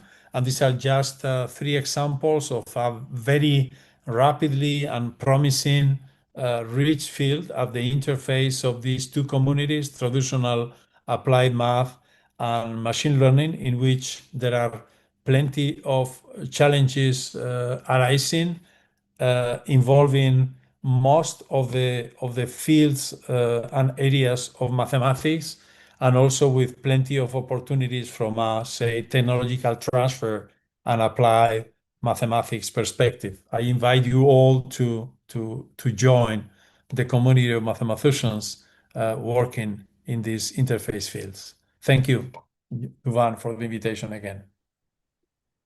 Thank you very much, Professor Suazua, for the very inspiring talk, of course. So at this moment, then we are open for questions. If someone wants to make a question to Professor Suazua, just remember that you can write the question in the chat on YouTube. So we have 42 people connected in your talk, Professor Suazua. Thank you.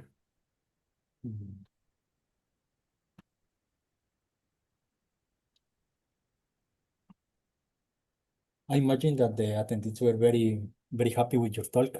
No questions appear there, but maybe I would like to start with some question.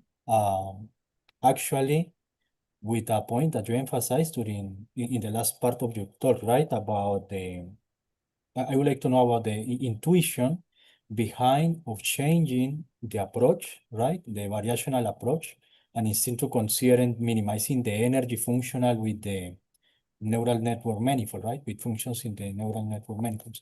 If again, please, could you please emphasize the intuition behind of changing the approach? Yeah, so there are, as I said, one of the reasons is the course of dimensionality, right? So I went a bit quick on this, but you see, if omega, for instance, is a cube in the d-dimensional Euclidean space, and you just think on dividing this cube in a small, smaller cubes, just as we do in finite differences, and each of the dimensions of the d-dimensional cube is split, say, into 10 points, you immediately see that the problem under consideration becomes a finite dimensional problem in dimension 10 to the power d.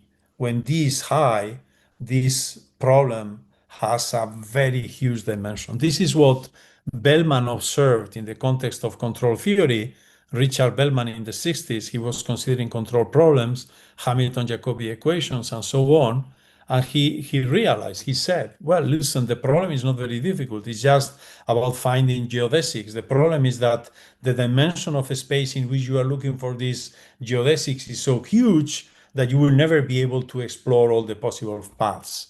And this is why nowadays people are developing, new methodologies like reinforcement learning, which are a mix of deterministic gradients plus stochastic methods in order to try to approximate this impossible problem despite of the course of dimensionality in some approximate sense. So you see that the Laplace equation is the simplest example in which you see that even if the problem is simple, very linear and very elementary, and well understood from a functional analysis perspective, if you try just to compute the solution numerically in your computer, you will never be able to do when the dimension is high due to this exponential increase of the complexity of the problem as the dimension grows. And this is why people thought, okay, so let's, given this very unavoidable intrinsic complexity related to the course of dimensionality, instead of doing that, let us consider the neural network approach. Well, what is the advantage of the neural network approach? Is that I can always say, well, listen, I take K to be 25. I take 25 neurons, always the same 25 neurons. Regardless what the dimension of the domain omega in which you are working, the number of neurons is fixed. This means that the number of free parameters here will grow linearly on the dimension and not exponentially. And this is why, in principle, you could aim to solve problems, PDE problems, something which is fundamental, because if we don't know how to solve the Laplace equation, we will not be able to solve the heat equation. And we have seen that, for instance, the heat equation, Fokker-Planck equations are very much related to generative AI, right? So we really need to have solvers for PDs in high dimensions. So these neural networks provide a shortcut. Now, the paradox is that if you try to understand this from the perspective of the classical calculus of variation, the formalism of Hilbert, things don't seem to work. Why? Because, these objects, if you think on them in terms of the parameters, they are never coercive. However, the key point of this coercivity gap principle is that in this case, you can use the gap in your favor because of the fact that you don't need really to understand what's going on in the space of the parameters. You can just trust, the computational algorithm of minimizing the functional in the parameter space, because actually you are interested not on the parameters, but actually on the physical realization of the object you are really representing in the functional space. And in that functional space, the functional being the same, you preserve always the coercivity that was, observed in the context of the calculus of variation. So this gives hope to really justify the good performance we expect and we observe out of these neural network methods for solving PDEs. And this also opens the opportunity not only to tackle with new problems in computational mathematics and engineering, but also to better understand the good performance of, for instance, generative AI, given that the Fokker-Planck equation is the object of interest there. Thank you very much, Professor. Thank you for for answering this question. Also, we have a question by Juan Pablo Lopez on YouTube, who says, you consider a discrete sampling. Is there a difference if we use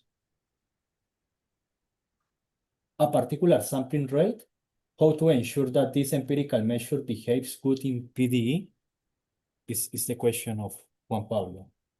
Sorry, what is Could I the? repeat again? Are we talking about the generative AI or? He says, let me repeat, please. He says, you consider a discrete sampling. Is there a difference if we use a particular sampling rate? How to ensure that this empirical measure behaves good in I PDE? see. Yeah, I mean, of course, this is a very important thing, right? So we are analysts. I mean, I am an analyst. So we don't deal with the statistics, right? So we say, you give me a data set, and this is the one I take. Of course, there is a very, very important problem, which is very much related to statistics, and this is why statistics is becoming one of the key players in all this arena of machine learning and AI, is that you need a data set which is a good representation of the distribution you are aiming to mimic or to generate. That's absolutely true, right? If you have there is no miracle in artificial intelligence, as we have seen in this process of generative AI, right? We have seen that in the videos, right?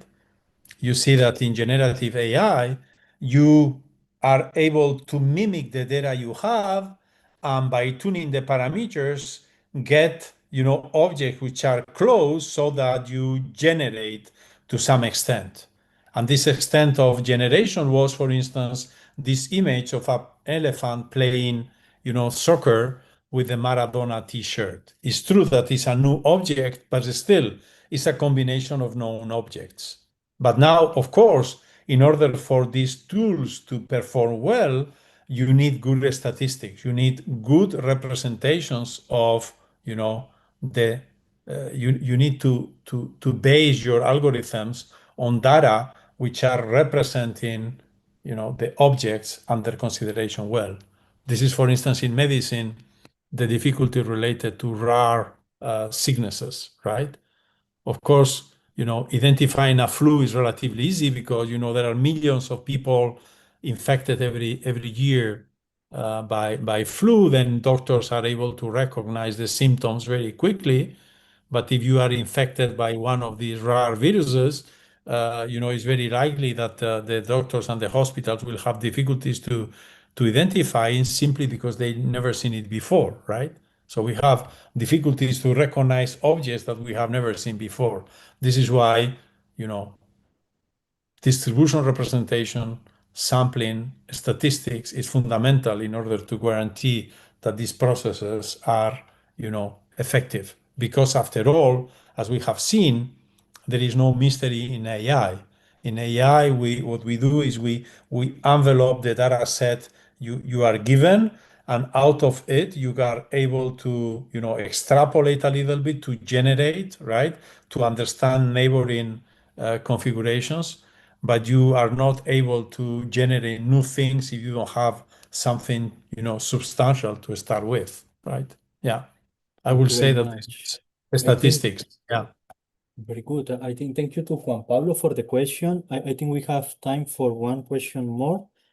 One from Professor Wolfgang Bock, who says, he asks, is the coercivity gap essentially a failure of properness of the realization map, and can it be removed by passing to a suitable quotient parameter space?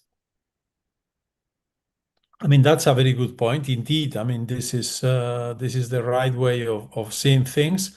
But again, I instead of my recommendation will be, probably you don't need to do that, as I said, simply because regardless how objects you are considering are represented in the parameter space, if you know that these objects are, minimizing sequence of the corresponding energies, they will always be bounded due to the coercivity of the functional, and you will always be able to prove not only boundedness, but classical convergence and even convergence rates, right? So the message of the coercivity gap is that independent of how much you are able to, because the difficulty is that there is so much over parametrization in these neural networks that trying to build these classes of equivalence, Wolfgang has the right intuition, but doing this efficiently, I think, will be extremely difficult. The reason being that, in this very first result, you see it already in the very first result by Wiener. When Wiener says these representations are dense. So I said the proof can be done by Ham-Banach. But actually, you can do the proof in many other different ways. In particular, you can simply use the fact that if you choose the centers of gravity of B randomly, these Gaussian functions will be linearly independent. So basically, regardless what the choice of the B's you do, there will always be a choice of W's, which makes this approximation to be epsilon close. So there is a huge number of good approximates out of these ansatz, which means that, there is a lot of over parametrization in these kind of representations. So the classes of parameters that will bring you close to the objects you are considering will be huge. If instead of thinking in terms of the parameters, you just look to the objects you are representing, the functions, the distribution you are really aiming to deal with, things become much simpler. And this is what the coercivity gap says. This is why there is lots of hope to be able to tackle these problems efficiently under the condition that you don't look to the finger, but you rather look to the moon, right? You don't look to the parameters, you simply look to the functions you are representing. Okay. Thank you very much. I think on behalf of the organizers, we really thank you, Professor Enrique Suazua. This is your third ICMAM Congress as plenary speakers, and we, all of us in the organizing committee, wish you a very successful lecture in the International Congress of Mathematicians. Thank you. So Thank you you, very Duman. much. Thank you for the invitation again. It's always for me a great honor to be with you. Thank you. Thank you very much. Hasta pronto. Ciao. Hasta pronto. So, Karina and Eddie.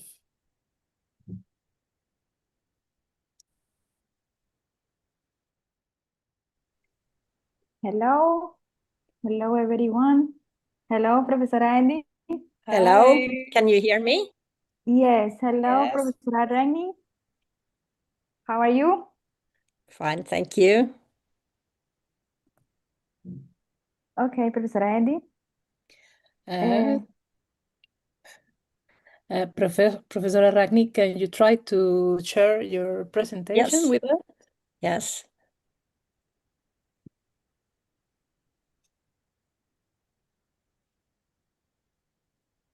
I just Okay. need to get it full screen.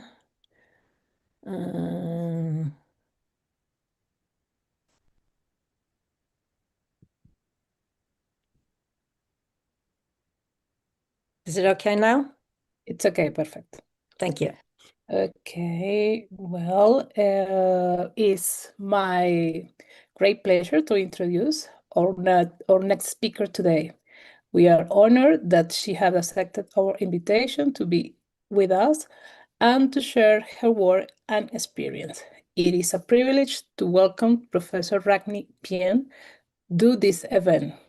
She is a Norwegian mathematician specializing in algebraic geometry, in particular enumerative geometry and intersection theory, singularities, modular space, toric varieties, algebraic methods in computer-aided geometric design, real algebraic curve and surface. She earned her doctorate at MIT and has been professor at the University of Oslo since 1987.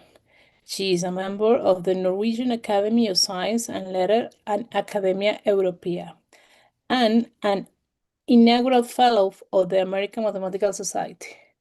She served on the executive committee of the International Mathematical Union and was chair of the Abel Prize Committee from 2010 to 2014. On behalf of the organizer and all the participants, I would like to extend our warmest welcome to Professor Ragnhild. Thank you very much for this kind introduction, and many thanks to the organizers for inviting me to give this talk. The topic of my talk is algebraic geometry, even though it is algebraic geometry inspired by physics, as I will soon explain. The title is Planar Positive Geometries. I will talk about a special type of planar positive geometries. I will not talk about the whole setting here. So I'll try to be rather concrete and in small dimensions so that we can see some pictures also. But now I cannot. I have to do it like this. Okay, the buttons don't work, but that's okay. So as an algebraic geometer, I'm always happy when physicists take an interest in algebraic geometry. We saw that with string theory, Calabi-Yau varieties, Gromov-Witten invariants, and now more recently, it's a question of scattering amplitudes. And so in physics, scattering amplitudes play a vital role in understanding the interactions between fundamental particles. And scattering amplitude is a probability amplitude. And there is now an effort to reformulate quantum field theory in terms of geometric concepts, where all properties of scattering amplitudes are the answers to some natural questions in the context of what is now called positive geometry. And the positive geometry, this is a short version, I'll be more precise in a minute. A positive geometry is a semi-algebraic set. So this is real algebraic geometry. It comes with a meromorphic differential form, the canonical form, which is actually on a complex algebraic variety. And the scattering amplitude is the integral of this differential form. And that's why one is interested in finding explicit expressions for the canonical form. So let me now tell you more precisely what is a positive geometry. Let X be a projective complex variety of dimension n. X non-negative, sorry, what happened now? X non-negative is a closed semi-algebraic subset of the real points of the complex projective variety. And it should be such that its Euclidean interior, X positive, is an open-oriented n-dimensional manifold, in particular non-singular, with closure, this semi-algebraic set. So let's denote by del X non-negative the boundary of this semi-algebraic set. And C1 to CK will be the irreducible components of the Zariski closure of this boundary. So this is in the real part of X, but now I take the Zariski closure in the complex variety. So I get the series, say, K irreducible components of this boundary set. And finally, let Ci non-positive be the intersection of the component Ci with the boundary in the real part of this component Ci. And now we say that this pair, X non-negative, is a positive geometry if there exists a unique meromorphic n-form, omega, called its canonical form, such that the following conditions hold. First of all, if the dimension of X that we started with is just 0, and for simplicity, let's say this is irreducible, then X non-negative should just be a real point, and the canonical form should be plus or minus 1, depending on the direction we choose for the point. Now, if n is positive, then the condition is that each of these boundary components should themselves be positive geometries. and their canonical form should be obtained as the residue of the canonical form on X along this component. And finally, the canonical form should be holomorphic outside the boundary components. So these will be the only poles of this canonical form. So let's see what are examples of positive geometries: convex polytopes, toric varieties, Grassmann varieties, where we see here we take the positive or the non-negative Grassmannian. Then there is something that the physicists are interested in called generalized tree amplituhedra. We'll get back to this at the very end of the talk. For N, K, and M, not all of these are known to be positive geometries, but for certain values of N, K, and M, we do have positive geometries. There is also the modular space of points on P1 as an example. Now, what I will talk about comes from a joint work with Kohn, Rannestad, Rydell, Shapiro, Sin, Sorea, and Thelen, and it was published in Documenta Mathematica last year.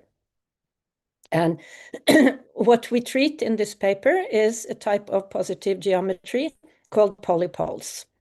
They originated with the work of Axpress in the 70s in the context of geometric modeling and the finite element method for solving PDEs. But before I do that, let's, sorry, now it works.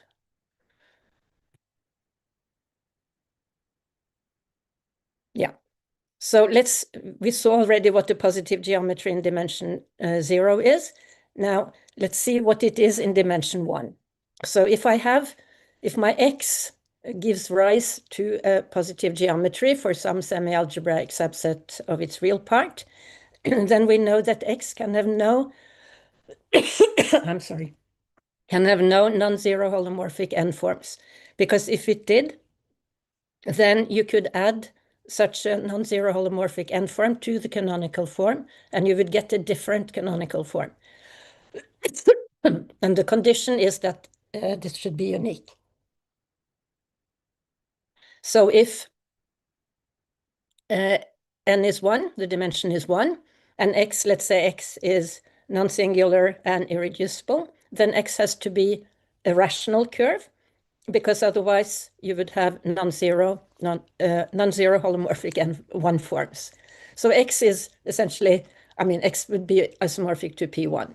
And then the x non-negative thing, the semi-algebraic set, would just be a finite union of closed segments in the real part, in the real projective line. For example, if we just take one segment from A to B in R, then we can consider the following meromorphic form. 1 over T minus B minus 1 over T minus A dt. Then you see that the residue for T equals A is minus 1, and the residue at T equals B is 1.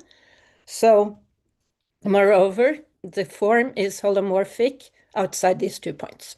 So, in fact, the canonical form in this case is just B minus A divided by T minus A, T minus B dt. So that's a very simple example also.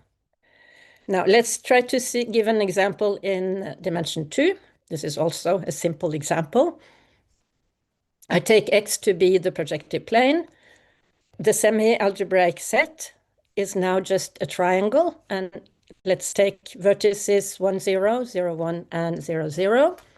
And then you see that the boundary components in this case will be the x-axis, the line x plus y equals to 1, and the y-axis.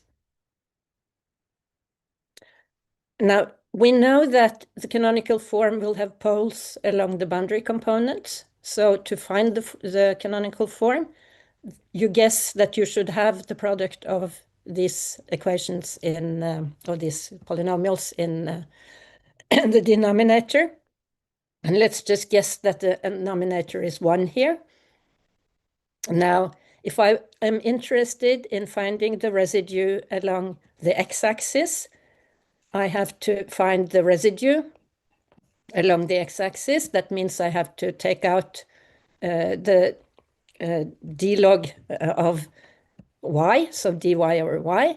And then for the remaining part, which is going to give my residue, I put y equals to 0 here. So that means that what I get for the residue of this form along the x-axis is just 1 over x times x minus 1.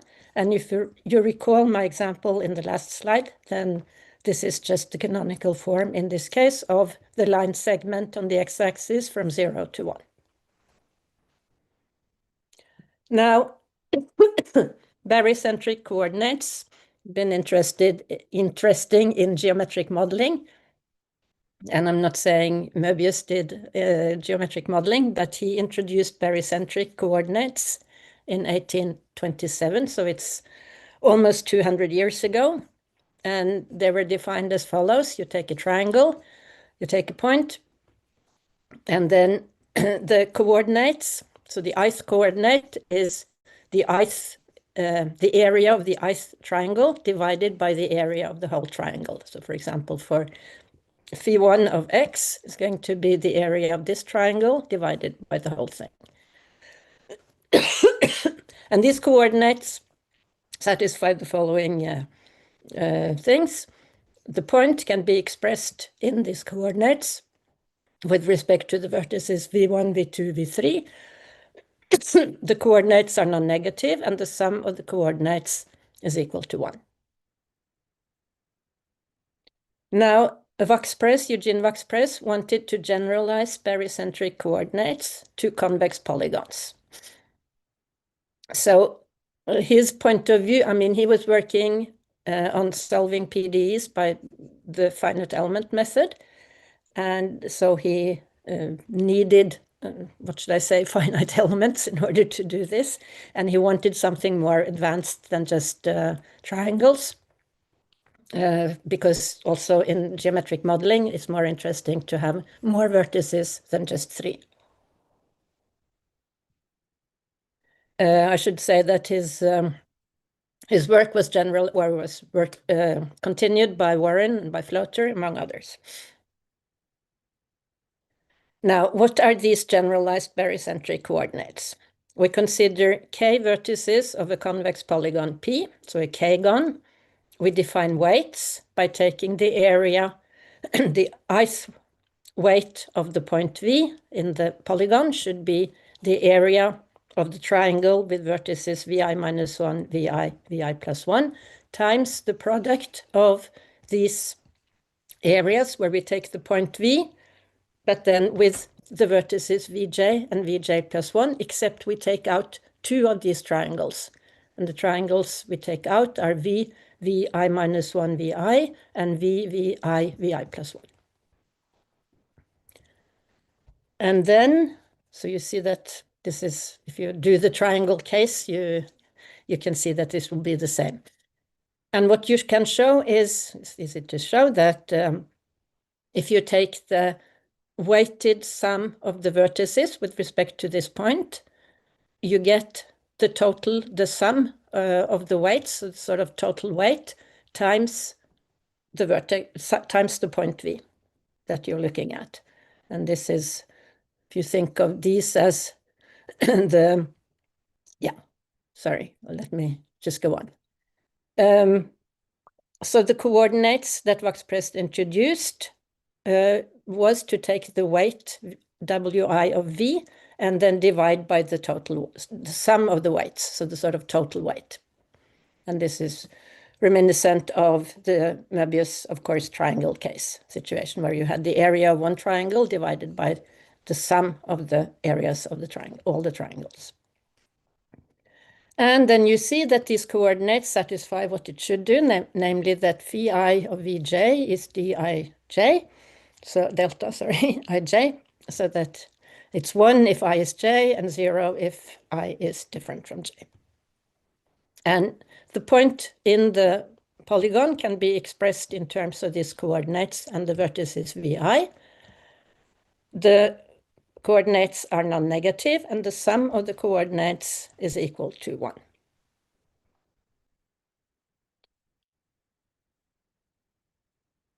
Now, if we go to ordinary Euclidean coordinates, so we take out an R2 inside our plane, we get that this area is just a linear polynomial in x and y. It's actually the determinant of a 3×3 matrix, xy1, xj, yj1, xj, yj plus 1. So in fact, the polynomials, the weights, wi, xy, are polynomials of degree k minus 2 because we have k minus 2 areas here in our definition. So now if I take the equality we had on the last slide and write it in coordinates x and y, you see that this sum here times the coordinate x is going to be a polynomial of degree k minus 2. This xi is not the variable now, xi is given. And similarly, this sum times the coordinate y is going to also be a polynomial of degree k minus 2. So it means that, in fact, this sum has to be a polynomial of degree k minus 3. There is some cancellation in some sense, right? And moreover, this polynomial has zeros at all the intersections of the lines defining the polygon P other than the vertices of P. This is not hard to see. And the curve we get if we say set alpha P equals to 0 is called the Wax-Press adjoint of P. And I'll give you an example right away. So here we have a quadrangle. We have 4 lines. So we have 4 vertices. There are 2 intersection points of these lines that are not vertices. And so the adjoint should be of degree k minus 3, which in this case is 4 minus 3, which is 1. And it should pass through the 2 points that are intersections of these 4 lines, but not vertices of our polygon, which is the quadrangle in this case. Now, Wax-Press went on. He wanted actually not only polygons, but he wanted curved polygons. So he wanted to replace the straight lines by curves. And he wanted, so he defined polypoles essentially as curved polygons with sides being real segments of curves C1 to Ck and vertices being transversal intersections of these curves. So here you see an example of, in this case, 4 ellipses, and we take these segments and we get something which is almost a quadrangle, except that the sides are curved. Now I want to define the residual scheme of such an object, a polypole. So I let C denote the union of these curves that form the polypole. di is the degree of Ci, and d is the sum of the degrees, so the total degree of the curve C. And now we define the residual scheme of P to be, we take first the singularity subscheme of the curve C, which is a union of irreducible curves. So there are intersections, and we want to, for the singularity subscheme, we want to define the subscheme at the singular point by the conductor ideal of C at each point. So it could be a fat point, not necessarily just defined by the maximal ideals. But these points are intersections, are transversal intersections of the curves. So they will just be given by maximal ideals, and we take those out. And for algebraists, maybe you know what the conductor ideal is. Just recall that if O is a local ring, in this case of dimension 1, and O bar is its normalization, then the conductor ideal is the set of elements in the ring that conducts the normalization into the ring itself. Recall that O lives inside the O bar, and now I can see which elements in the ring conduct these the normalization into the ring. That's why it's called a conductor. The conductor ideal of a transversal intersection, easiest singularity, which is a node, is just the maximal ideal, which is equal to the Jacobian ideal. If you have a cusp, then the conductor is also the maximal ideal, which is different from the Jacobian ideal. In this case, I'll get back to that. Now, in the case of plane curves, adjoints is a very classical concept. If D is a plane curve, so now we have a curve in the complex projective plane, a curve of degree D, and again, we look at the singularities of the curve defined again by the conductor ideal. Then, classically, an adjoint curve was any curve containing the singularity subscheme. And one was interested in special adjoint curves, and those were adjoint curves of degree D minus 3, so 3 less than the degree of the curve. And again, if you know how this was defined, you looked at sections, curves, all curves of degree D minus 3. You took the restriction to the curve, given curve D, and the special adjoint curves are defined by sections that map to these curves that map to the sections not just of the dualizing sheaf of D, but to the conductor ideal times the dualizing sheaf. And this means that we're looking at curves that contain the singularity subscheme. This is a bit technical, but it's not to forget about the conductor ideal for a minute. If D is non-singular, so there is no singularity subscheme, then the sheaf of differentials is also the dualizing sheaf. And if the degree of D is 4, then here we should have D minus 3, which is 4 minus 3 is 1. Hence, we see that the lines cut out the canonical divisor on D. And that's why one calls a non-singular quartic curve a canonical curve. But this is just to say that adjoints, in the case of plane curves, is a classical concept. But Waxpress defined it for polypoles in a different way. And simply, an adjoint curve, AP, of a polypole P, is a curve of degree D minus 3 that contains RP. So P is now a polypole. D is the total degree of its boundary curves, and we consider curves of degree D minus 3 that contains the residual scheme. So all the singular points, but not the vertices of the polypole. This example we already saw. Here you have a cubic curve and 2 lines. So you have a curve of degree, you have a polypole of degree 5. Hence, the adjoint should have degree 5 minus 3, which is 2, should be a conic.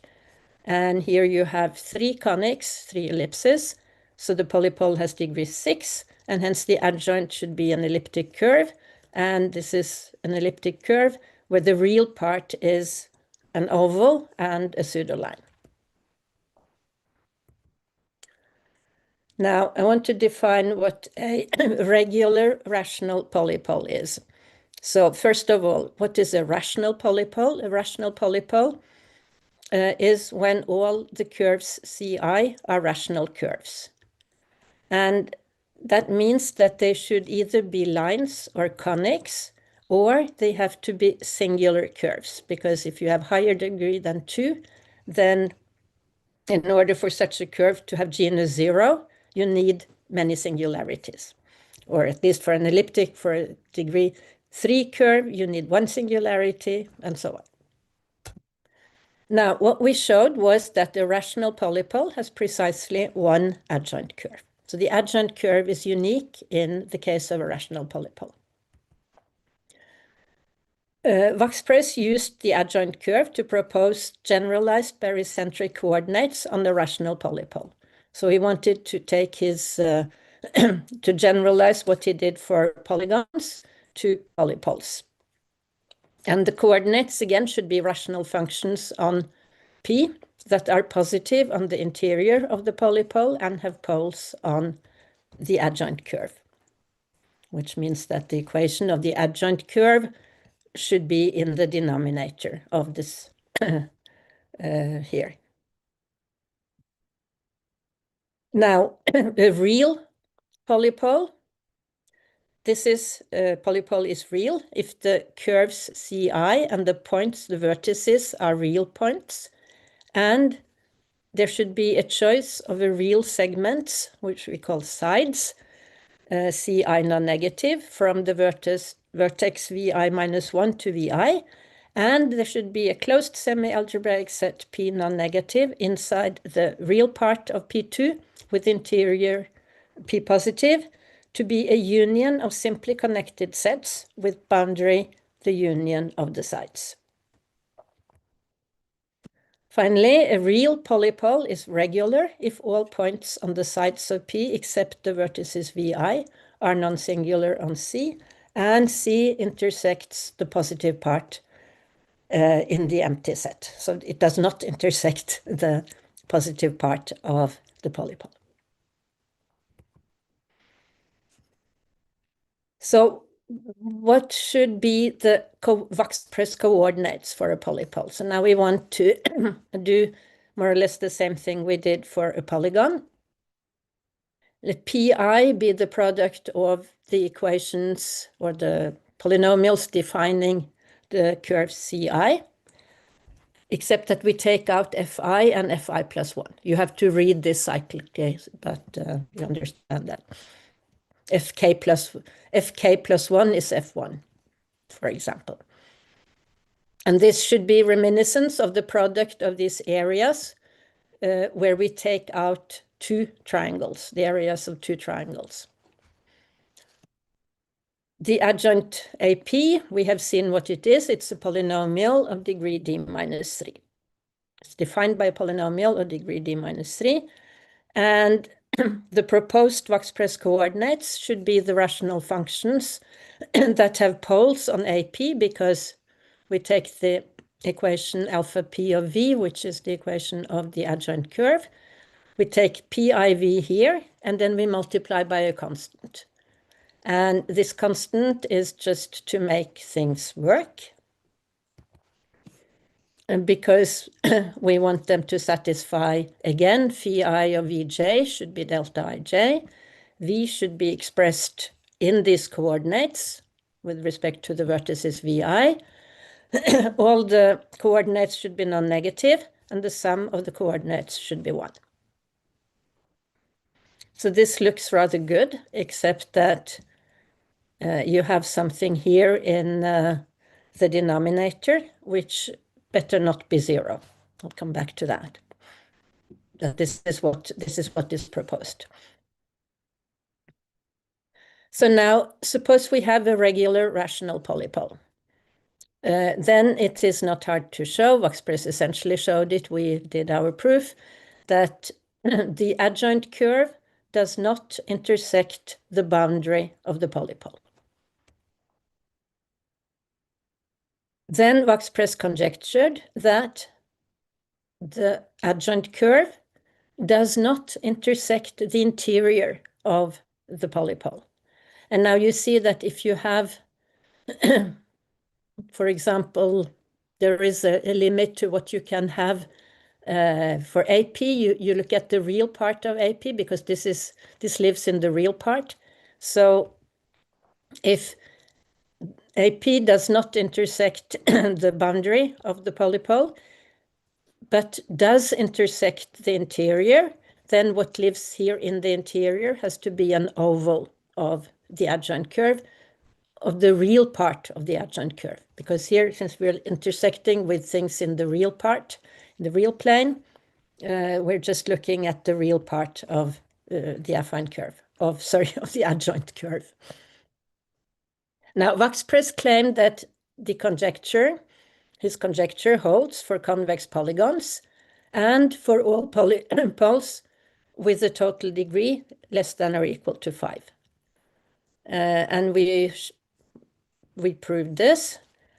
And then the first open case of his conjecture is to look at a polypole P formed by 3 ellipses, 3 conics, because then we would have degree 6, so the conjecture would be open in that case. What we did was to show that there are essentially 44 configurations of 3 ellipses, and we proved the conjecture in 33 of these cases. So there were 11 cases remaining, and then we stopped and finished our paper. But what we did do was to look more precisely into the case of convex polygons. So in the case of convex polygons, we were able to describe the Wax-Press adjoint more precisely. So here is our result. If P is a convex real polygon with K sides, then the adjoint curve is hyperbolic with respect to any point in the polygon. More precisely, the real part of the adjoint curve consists of integer part of k minus 3 over 2 nested ovals, plus, if k is even, a pseudoline. And I will show you how this goes. Here you see a heptagon, so you have k equals to 7. You have, in this case, an adjoint, which should have degree 7 minus 3, which is 4. And it consists of 2 ovals, and they are nested. So if you take any point in here and you draw a line through that point, it will have 4 real intersections with the adjoint curve. So all intersections will be real. Here you have an octagon. So the adjoint will now have degree 4. You will have still 2 you will have still 2 nested ovals, but then you will have 1 pseudoline, and this is depicted here. And again, in this case, the curve is hyperbolic. I mean, the points here, so any point in here will intersect the adjoint in 5 points. 8 minus 3 is 5. So the adjoint curve is of degree 5, 2 ovals, and 1 pseudoline. But then it's not so strange that we weren't able to prove the conjecture in the case of 3 ovals, because this year Clement Brieser found a counterexample to Wax-Press conjecture. So here you see a rather strange polypole, but it's given by 1 curve, 2 curve, 3 curves, all ellipses, and if you take its adjoint, it happens to have an oval living inside the polypole. So this means that this form of Wax-Press coordinates does not work in this case for this polypole. And one can then, of course, the next question is to discuss, this is highly should we say, non-convex polypole, and would there be some conditions on the polypole that would make Wax-Press's conjecture work? The guess is that yes, but has not been pursued really. But now to get back to the positive geometries, I said I was talking about positive geometries. And so what we proved is that regular rational polypoles do give positive geometries.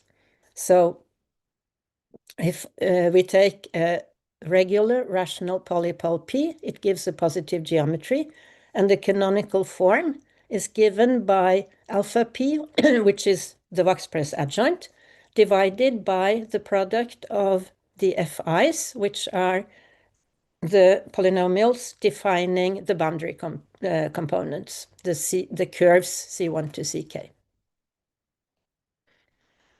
And this is basically a computation, which I will not go into detail.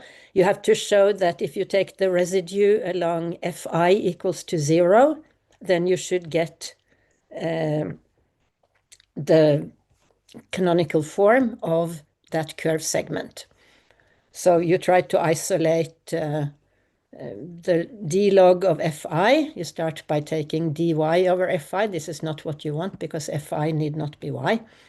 So you have to do a little computation, and you see that what you get is that the residue along Ci of this form is equal to what you see here with Fi equals to 0. And then you can take a rational parametrization of your curve segment and compute more and find that now it starts to look like what you had in the positive geometry dimension 1 case, except that you have two polynomials f and g here of t. Turns out that they have the same degree, and moreover, they have the same roots with the same multiplicities. So in fact, f over t is a constant, and hence you see that you get that this residue here along Ci is some constant times what is the canonical form of the interval ai to bi on P1. And this is how you get it here. Finally, you have to show that with the correct scaling of the equation of the adjoint, these gamma i's are all equal to 1. So what I did now is, in some sense, to push this canonical form on this interval, which is the parametrization of our curve, to see that it is what we should have. I should say that there are many other planar positive geometries than the polypoles. In this case, you have only two curves, but you use two sides from each of them. So you get the total degree of 4, and you get an adjoint, which is then a line through these 2 points. And in this case, what is maybe interesting is that if you take the quadrangle defined by these 4 vertices, which gives a different positive geometry, they have the same adjoint. Here you see you have just the ampersand curve, and you can take this little part to be a positive geometry, but this is not a polypole. You have just one curve, and it's with the self-intersection. Now, in order to compute canonical forms, one can use their properties, as I in fact already did, because I did use a compatibility with push forwards. But what happened last year was that Francis Brown and Clément Dupont defined positive geometries in a more general form, and they used mixed Hodge theory in order to be able to prove many properties of canonical forms that were partly proved by physicists. We proved some in low dimension, but Brown and Dupont did this much more generally, except there are some non-singularity conditions. But for example, linearity. So if you divide your positive geometry into pieces, the canonical form adds up. You can use the recursion, as you've already seen, how to compute, recurse to lower dimension. They also showed, which I think was not covered neither by physicists nor by us, invariance under modifications, for example, blowups.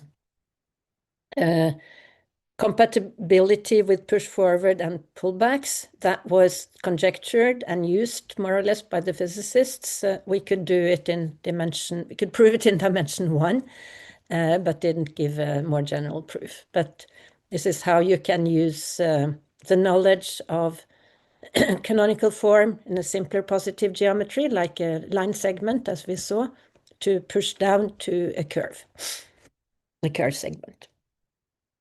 There is also a multiplicativity, which we considered, and they proved more generally.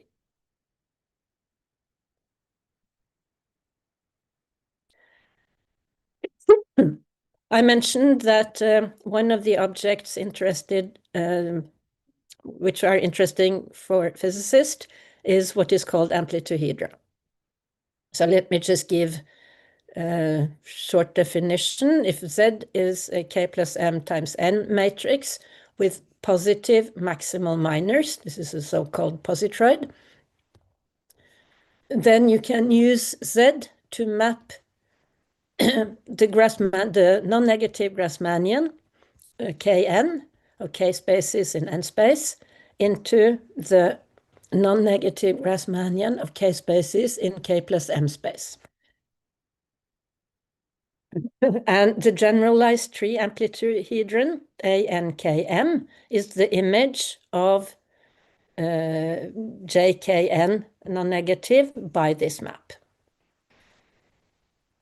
And if you try to see what happens if K is 1, this generalized tree amplituhedron is just a convex polytope and hence gives a positive geometry. Let's just look at an example. So now I take K equals to 1, M is 2, and N is D plus 1.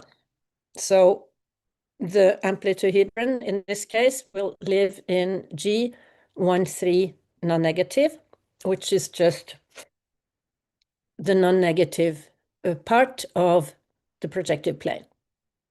And I take C to be, I have ones in the first row, and then 0, 0, 1, 0, 2, 1, 3, 3, etc., up to D, D over 2.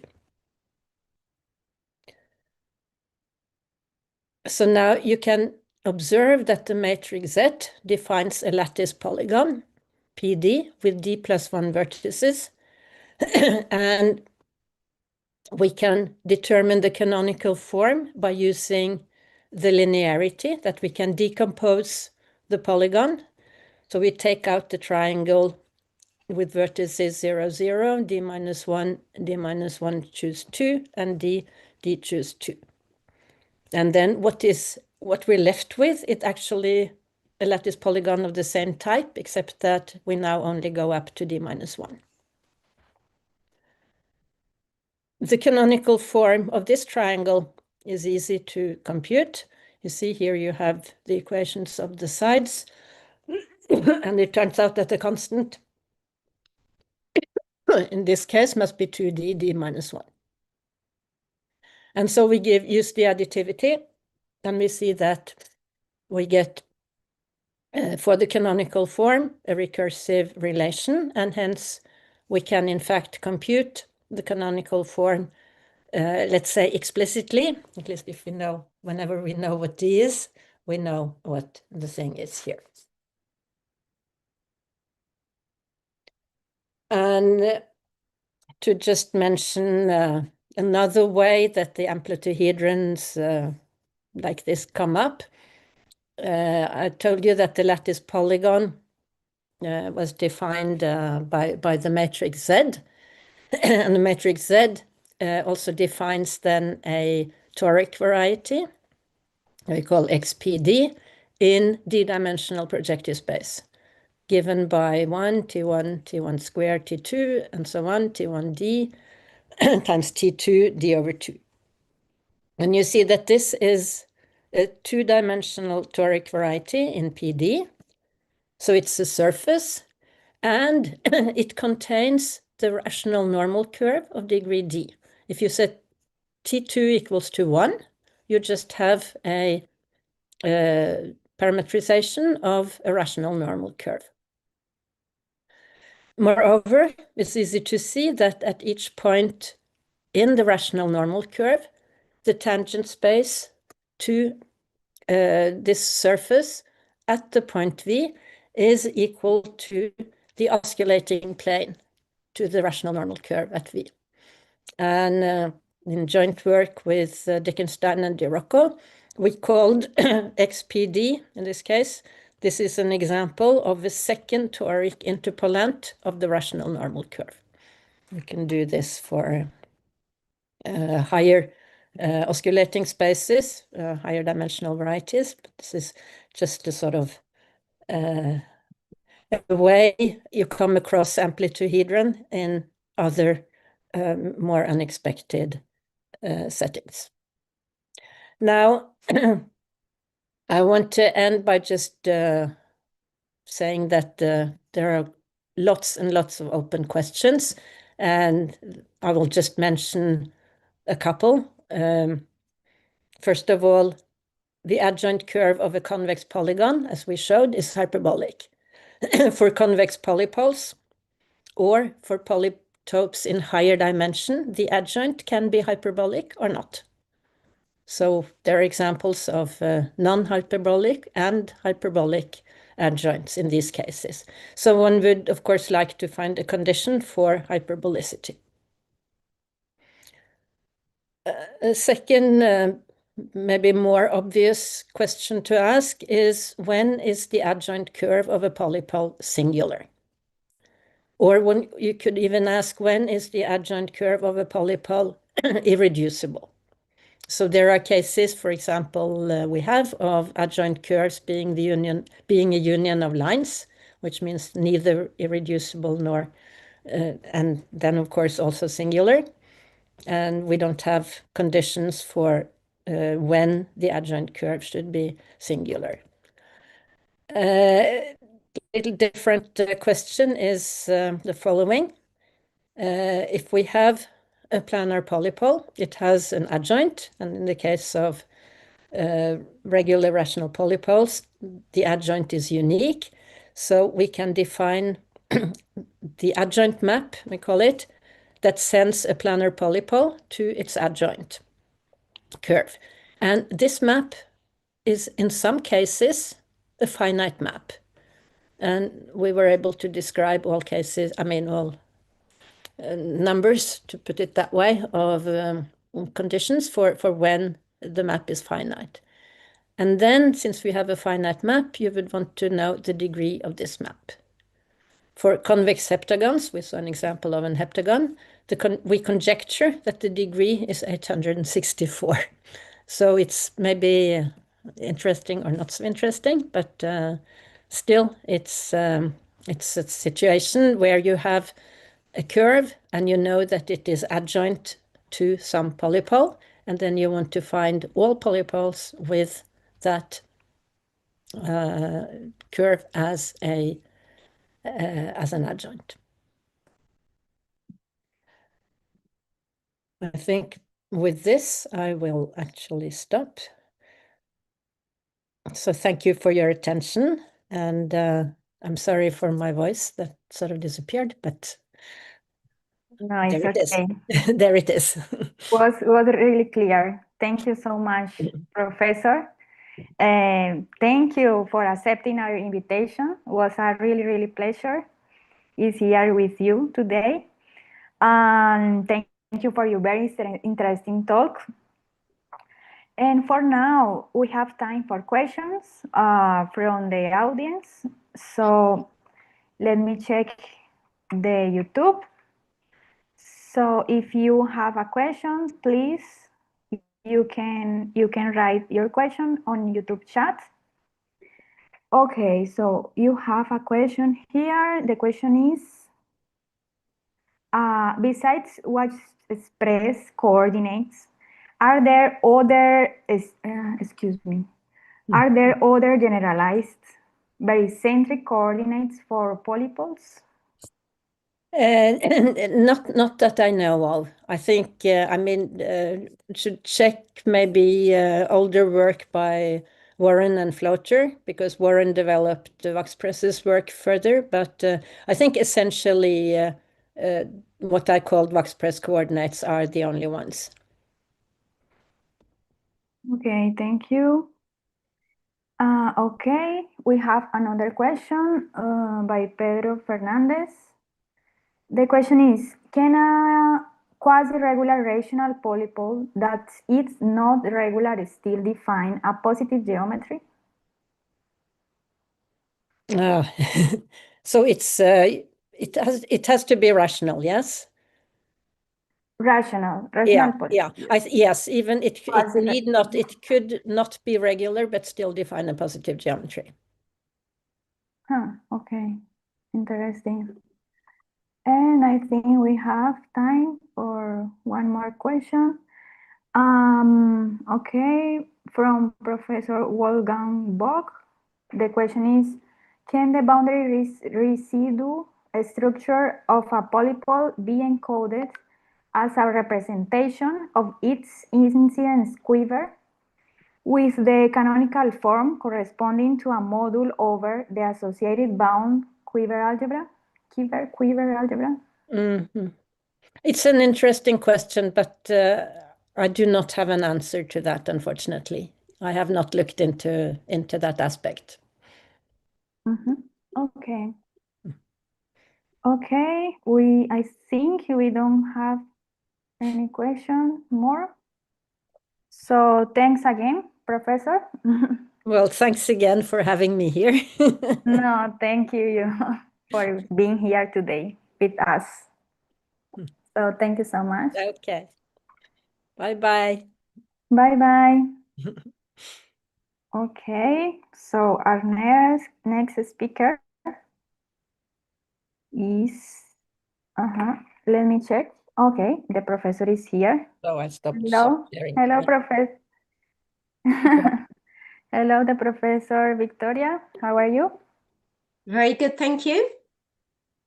Okay, thank you for being here with us today also. It's a pleasure. So we have 4 minutes, but maybe in this time, in the mid time, could you share your screen? Sure.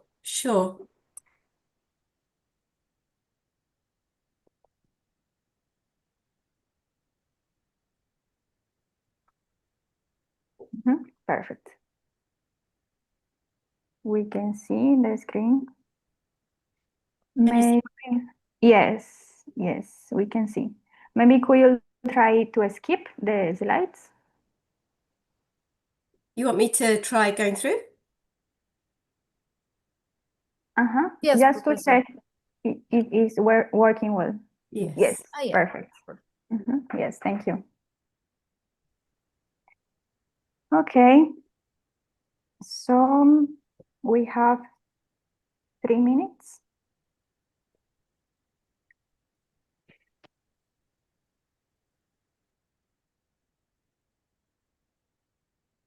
Okay.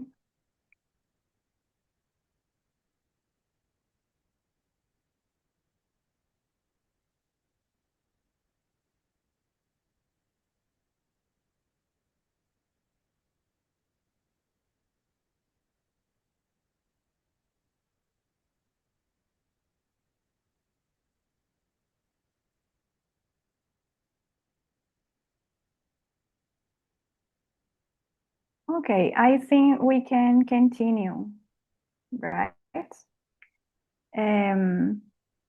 It's okay for you, Professor Victoria?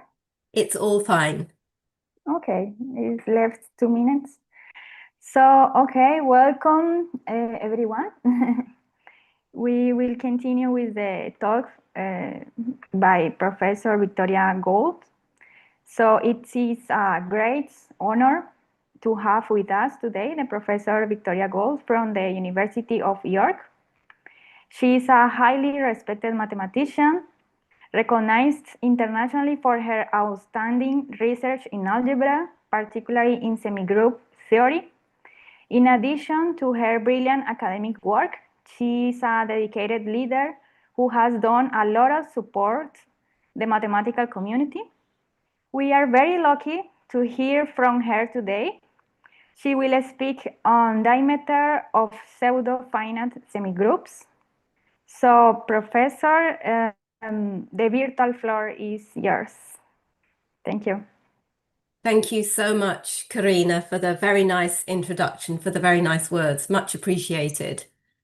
So it's a real honor for me, actually, and a pleasure to be able to tell a diverse group of early career researchers and the more mature mathematicians amongst the audience a little bit about one aspect of my research. So as Karina says, I'm an algebraist. I'm in fact an algebraic semigroup theorist. And the modern subject is a very rich and diverse area.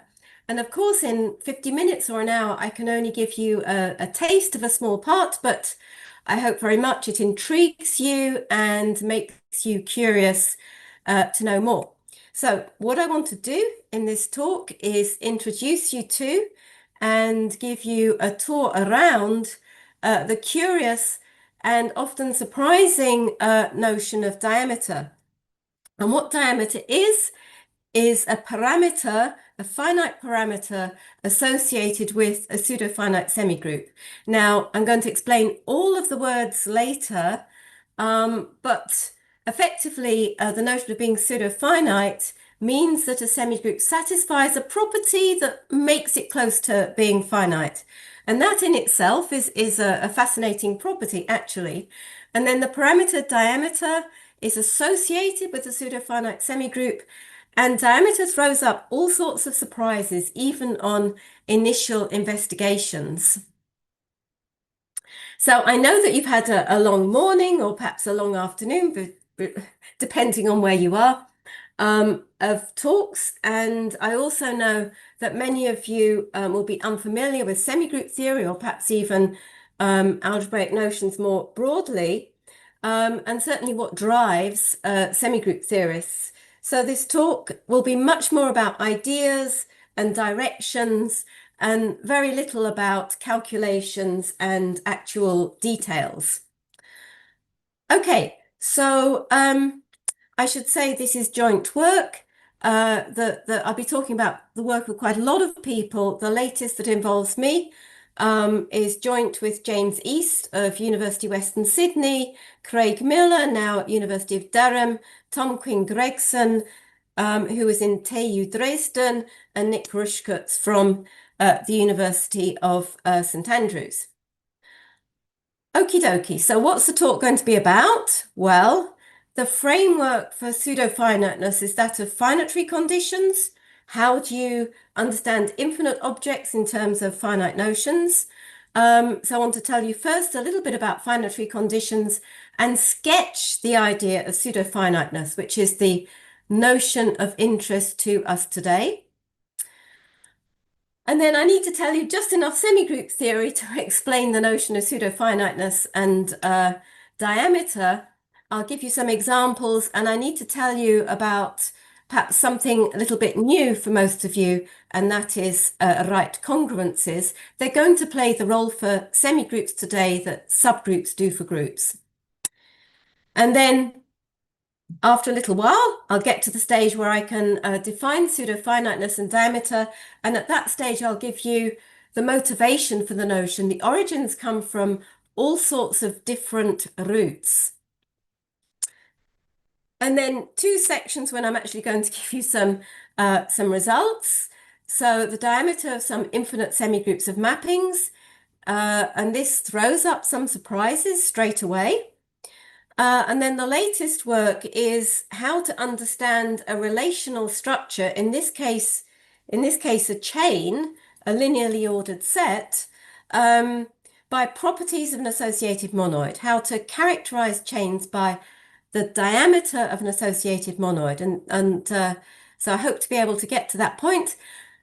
And if I do, then you will realize I've actually thrown up more questions than I've answered. So hopefully I'll have a little bit of time to wind up with some final thoughts and many open questions. So that's the plan for the next little while. So starting then with finitary conditions, this is a way of approaching a lot of mathematics, a lot of algebra in particular. And you may well have used this kind of technique without actually realizing it. So I'm going to give you the notion of finitary condition in the abstract. So how does it go? Suppose I've got some collection, some class of mathematical structures. then a finitary condition for the class is a condition that's defined for all elements of the class. It's in the correct language to be defined for any element of the class. But all you're sure of is that it's satisfied by all finite members of the class. So it's defined properly for members of the class, and you know that it's satisfied for the finite ones. Now, class is very abstract, so if you want to think concretely, you could think of rings, groups, vector spaces, topological spaces, and so on. So it's a very abstract idea, but what one really hopes is that the finitary condition will be satisfied not just for the infinite members, but also by not just for the finite members, but also for some of the infinite ones in such a way that the infinite ones inherit the good properties of the finite ones. So say that's all quite abstract. Let me now give you two very concrete realizations of this notion.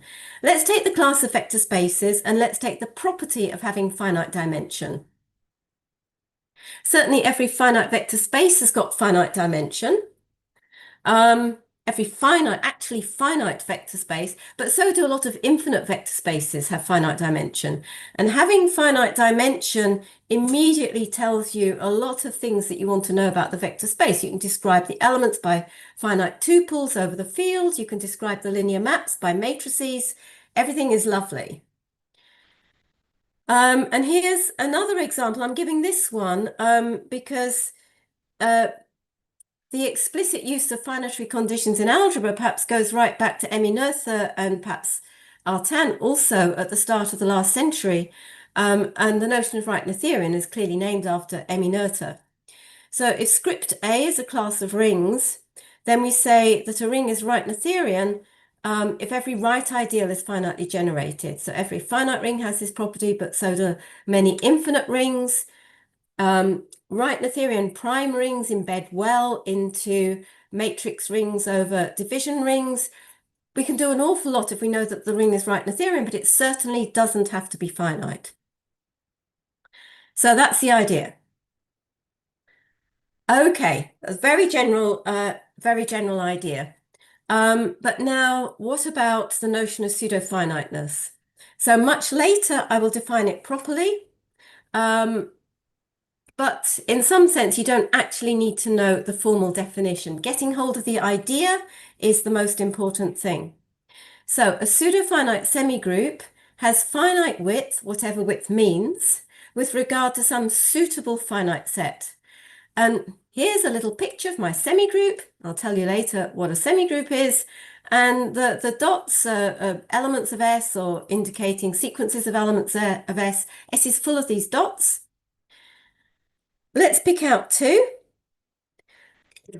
Now, if the semigroup is pseudo-finite, I have to be able to join up this pair of dots in a finite number of steps. So for these two ones, what do I need? I need 3 steps. And the steps are determined in some way by the suitable finite set. So notice I need 3 steps to get between these two dots. A pseudo-finite semigroup has to have the property that for any 2 elements, I can get from one to the other in a finite number of steps. And moreover, the number of steps that I need is bounded. And as I say, the steps are determined, but in some mysterious way that I will tell you later, by a finite set. So pseudo-finite semigroups have finite width with regard to a suitable finite set. Then the diameter of a pseudo-finite semigroup is the smallest width over any suitable finite set. So once I know I've got one set that works, I then look at all possible finite sets that would work and choose one that gives me the smallest possible width, and that will be the diameter. And this is where many of the complications lie, because I can choose my finite set in many different ways. I want to be as clever as possible, but I might struggle to know actually how to be smart in that way. And I'm slightly shortchanging you here because there's left and right-handed notions of being pseudo-finite and diameter, and I will come to that later. But certainly left and right pseudo-finiteness are finitary conditions, as we'll see later. So these are genuinely finitary conditions. Okay, so we need crash course, a mini course in semigroup theory, just enough for me to be able to explain a little bit of motivation and what the technical definition of pseudo-finiteness is and diameter. Well, semigroups are the framework to study associativity. Almost every algebraic structure that one looks at is in some sense a semigroup. So probably everybody knows what a semigroup is, but let me remind you. So a semigroup is a set together with a binary operation, so an abstract multiplication that I'll write as juxtaposition. And it has to satisfy the associative law. So the associative law says it doesn't matter where I put the brackets. That's what a semigroup is. A monoid is a semigroup with an identity. An identity does what it says. 1 times A is A times 1 for all elements A. And in fact, going from semigroups to monoids is usually not such a big step. If you've got a semigroup, you can throw in another element and call it an identity if you wish. The big step is if you were to go to a group where elements have inverses with regard to the identity. So it's a very big leap from monoids to groups. With groups, you can undo things. You have inverses. With semigroups and monoids, you can't in general. And this is going to affect quite a few of our arguments from quite an early stage. Well, what kind of examples of semigroups could we have? And I could spend the whole lecture giving you various examples, but then I wouldn't get to any theorems, so I'm not going to do that. Trivially, I've got groups and monoids. And then I've got things like the multiplicative semigroups of rings, things that are familiar. So MNR, n by n matrices over the reals, or if you like, the monoid of linear maps of a finite dimensional real vector space. Maybe, and they're presumably familiar, and maybe even the real numbers under max is familiar. I've put that one in because that actually gives me an example. If I look at it another way of a chain of a linearly ordered set, which I'll look at later, and also it's associated with the tropical semi-ring. So in some sense is familiar. But what we really want are natural examples of semigroups, examples that don't come from other, perhaps better studied mathematical structures. And the ones I'm going to present today come from mappings of sets. And perhaps I should say that maps of sets are associated to semigroups. So semigroups are the abstract model of mappings of sets in the same way that bijections of sets correspond to groups. Groups are the abstract model of bijections on sets. So suppose X is a set, and I'm not saying that X is finite here. Then I have the familiar group of all bijections from X to X. Every group embeds into Sx.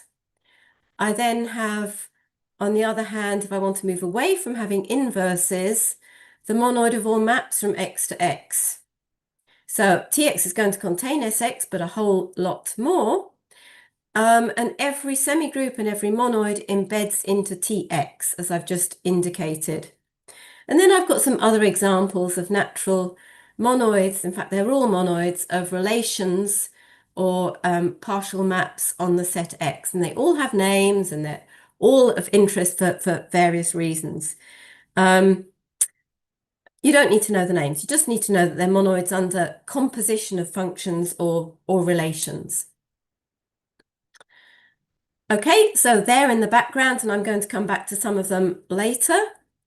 But one more set of examples, a little bit of semigroup propaganda, and that is endomorphism monoids. So suppose I've got an algebraic structure, and I could say much of this for a relational structure, but it's slightly easier to stick to an algebraic structure at this point. So a group, a ring, a semigroup, whatever you like. So, but really I'm thinking of algebra in the sense of universal algebra. Then an endomorphism of A is a self map of A, so a map from the ground set of A to ground set of A, that preserves the basic operations of A. So if A is a group, an endomorphism is a group homomorphism from A to A. If A is a vector space, an endomorphism is just a linear map from A to A, etc. An automorphism is a bijective endomorphism. So then from these notions, I can construct a group because I can collect together all the automorphisms. They form a group under composition of functions. The automorphism group aut A of A. And I should say here, and it's only going to be important later on, that semigroup theorists write maps on the right and compose from left to right, but we'll only need to worry about that later.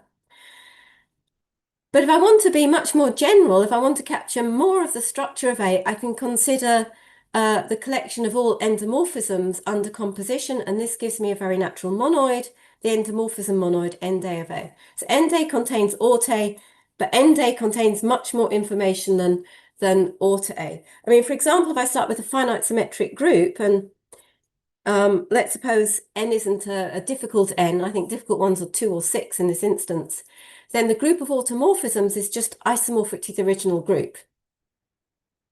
But if I take the endomorphism monoid, I get a lot more information. Effectively, I get the information that the group has only got one non-trivial proper subgroup, one non-trivial proper normal subgroup.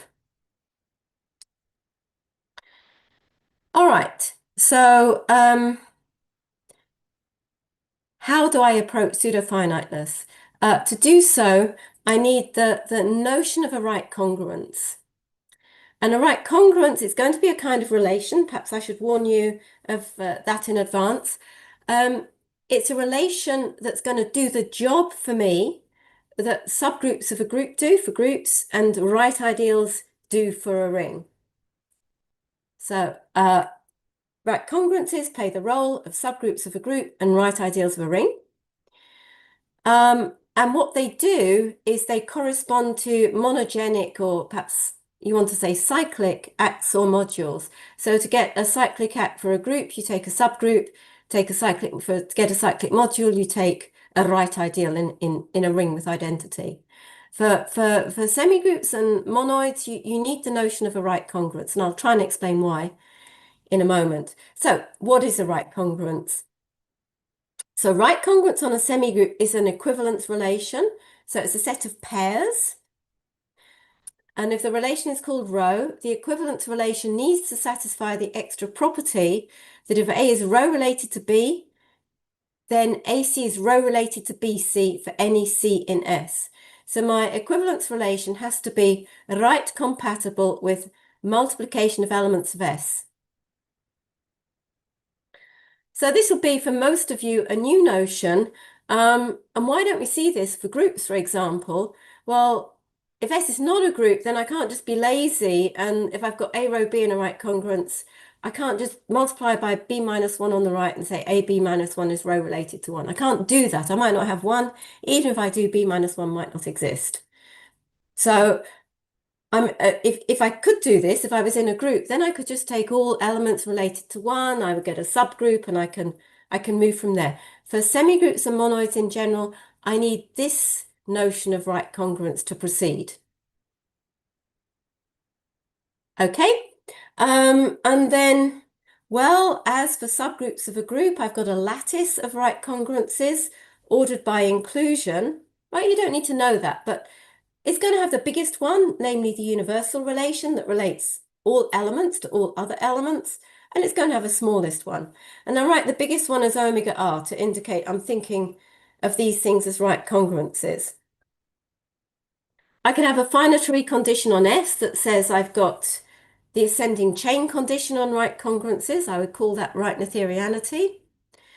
But in fact, I'm only going to be interested in one right congruence. After all this setup, the only right congruence I'm going to need is this one, the one that relates every element of S to every other element. And you start off thinking, I certainly started off thinking, how on earth can this be interesting? What on earth is this going to tell us? Well, it's a bit mysterious, but hopefully I'll be able to tell you.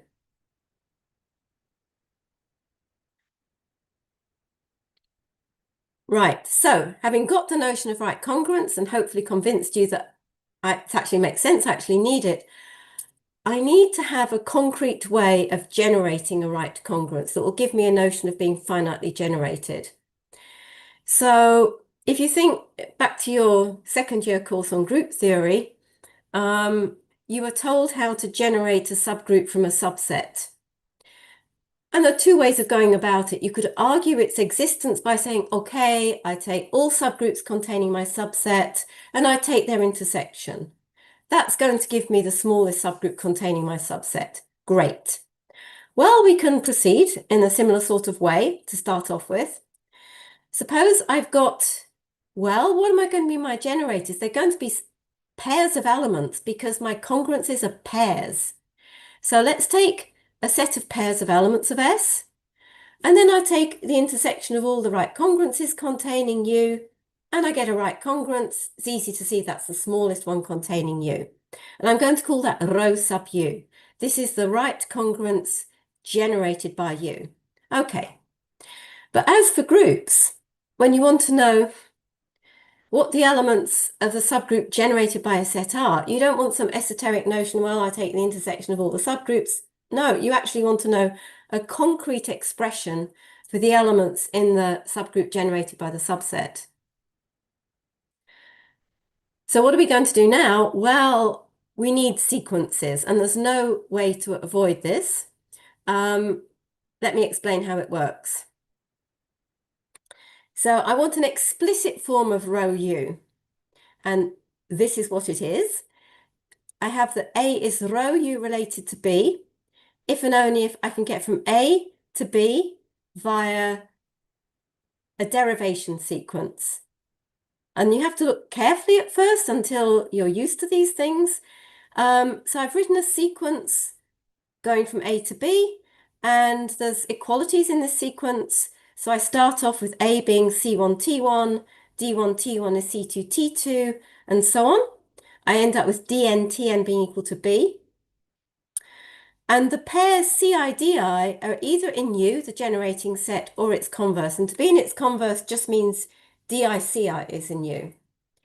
So if C1D1 is in U and U is a right congruence, I have to have that C1T1 and D1T1 is in U. So that allows me to hop to A to the next one in the sequence.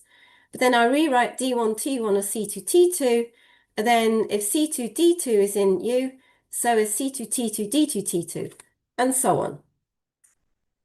So, I mean, you need to think about this, you need to stare at this, but you can convince yourself in not too short a space of time that this actually gives me a formula that tells me, or a quasi-formula perhaps, that tells me when two elements of S are related by rho U. And the TIs, I should say, are either in S or they're an added identity, some magic identity I just put in. Okay, this sequence is called a U sequence of length n. If n is 0, we interpret this as just A is equal to B. So this little n is 0, equivalently doesn't exist. I think of this as A being equal to B. Now, if you know about Cayley graphs, you can also think of this notion in terms of paths in a Cayley graph. So I've written a sequence of length 2 here. The Cayley graph has got vertices, the elements of S, and the edges are determined by, in this particular instance, by the coordinates of U. So it just gives you an idea of how the word diameter arose. So if A is C1, T1, I can sort of, knock off the C1 and get to T1. Of course, the inverse of C1 might not exist. So really, I'm saying from T1, I can multiply by C1 and get to C1, T1. Or I can multiply by D1 and get to D1, T1. I can knock off the C2 to get to T2, add on the D2, get to D2, T2, which is B. Roughly speaking, the notion of diameter will come up with in the end corresponds to the diameter of the Cayley graph. So there is, if you like, a geometric realization of the notion of diameter. It doesn't work so well for semigroups as it does for monoids, I have to say. So I'm pulling a little bit of wool over your eyes.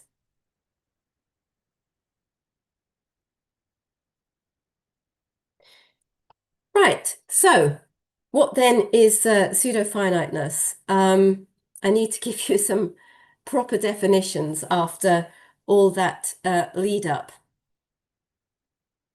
So a semigroup is the right pseudo-finite if the universal relation, so I said I'm only going to be interested in one congruence, and that's the biggest possible one, is finitely generated as a right congruence.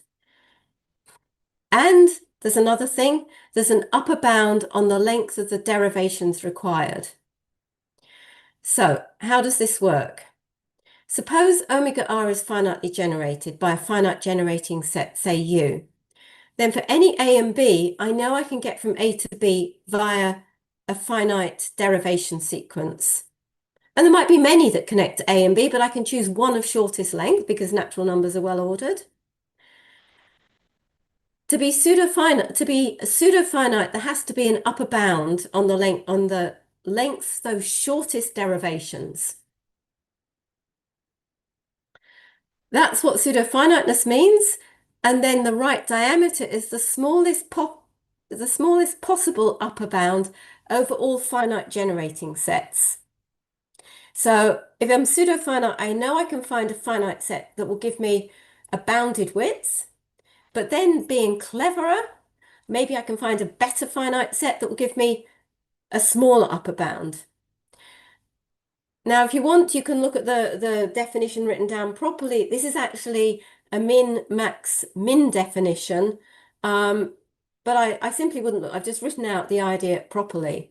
Getting the idea, I think, is more important. And I've given you the right-handed notion. I could give you the left-handed notion using left congruences, and this also leads me to a left diameter.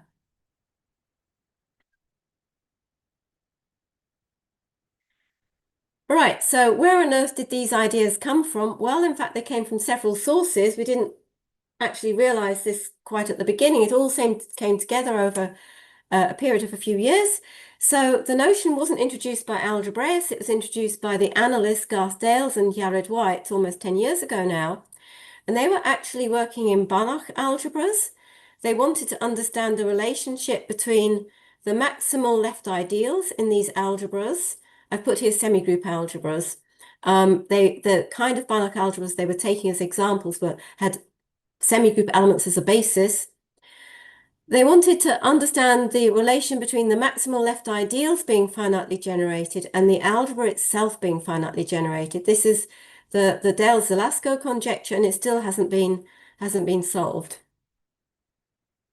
Somewhat earlier, Kobayashi had shown that the property of omega r being finitely generated, so it's a little bit, well, it's weaker than being pseudo-finite, is equivalent to S being right FP1. That's a homological finiteness condition.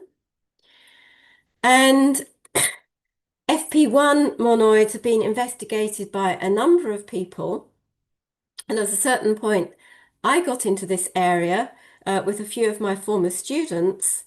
And on the way, we got to hear about the work of Garth Dales. He talked to us, and we started also specializing to the case where it wasn't just we were FP1, but that we were pseudo-finite.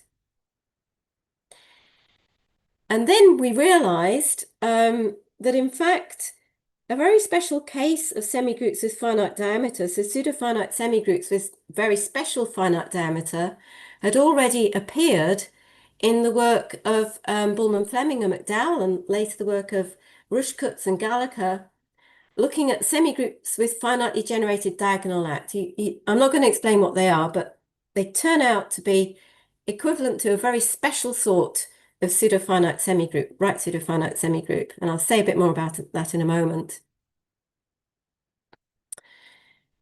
So, first thoughts.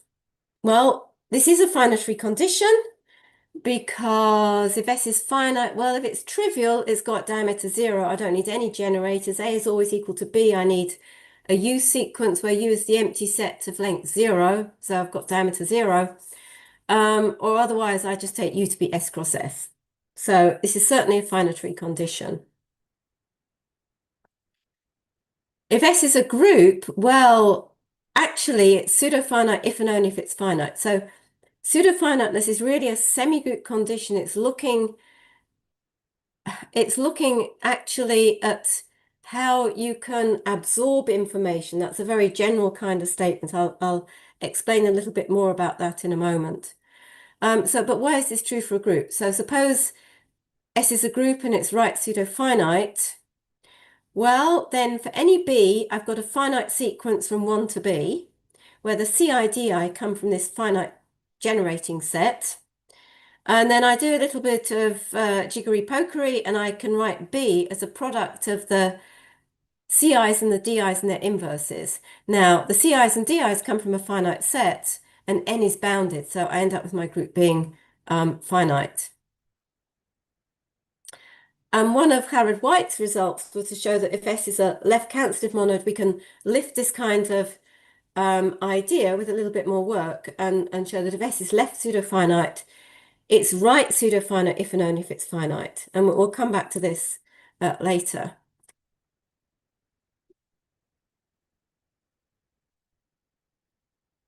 All right, right at the other end of the spectrum, right, groups are cancellative. I've just mentioned left cancellative monoids, right, cancel on the left. What about a monoid with 0? And a 0 kind of does what it says. Anything times 0 is 0. Well, any monoid with 0 is always pseudo-finite. And it's quite interesting to see how this works. So let's take U to consist of a single pair, 1 and 0. And then let's take any A and B in S. And I want to get from A to B via one of my sequences. Well, A is 1 times A. So 1 is like my C1 here, and 0 is my D1, and A is my T1. So A is 1 times A, I replace 1 by 0, and I've got 0 times A, and 0 times A is 0. That's also 0 times B, and then I replace 0 by 1, and I get 1 times B is B. And I've written it in this way for the following reason. I imagine 0 as being at the bottom of a semigroup. 0 swallows everything up. It's a minimal ideal. 1, the identity is at the top of a monoid, and there might be some other units, and 0 is at the bottom. So somehow the minimal ideal swallows everything up, and that gives me diameter, well, diameter 2, no more than 2, could have diameter 1. Maybe throwing in some more generators, I'd end up with diameter 1.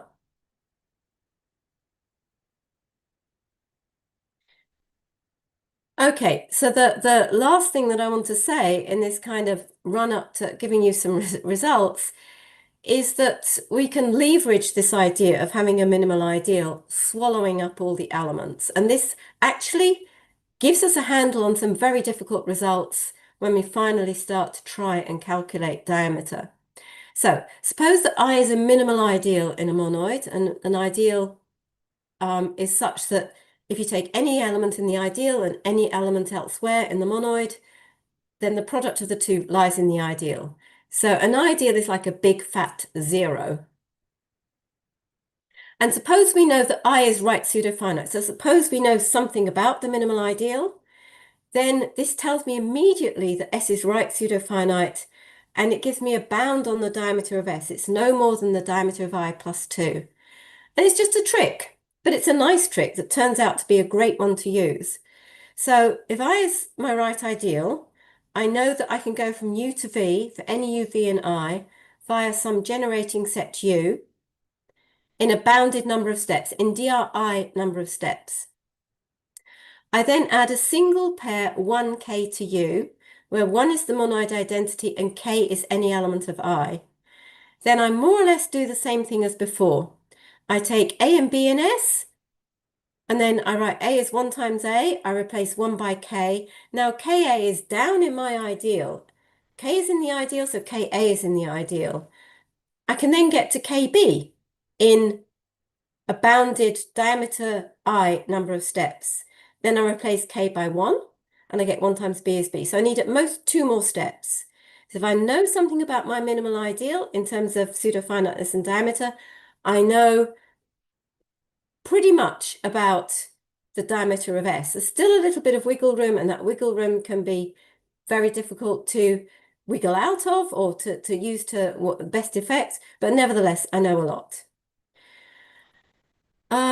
And so certainly this kind of notion gives us a big class of pseudo-finite monoids, and I have to say people working in this area initially thought that all pseudo-finite monoids had non-empty minimal ideals. In fact, they don't, but there's a very close relation between pseudo-finiteness and special sorts of minimal ideals, which I'm not going to have a chance to talk about today.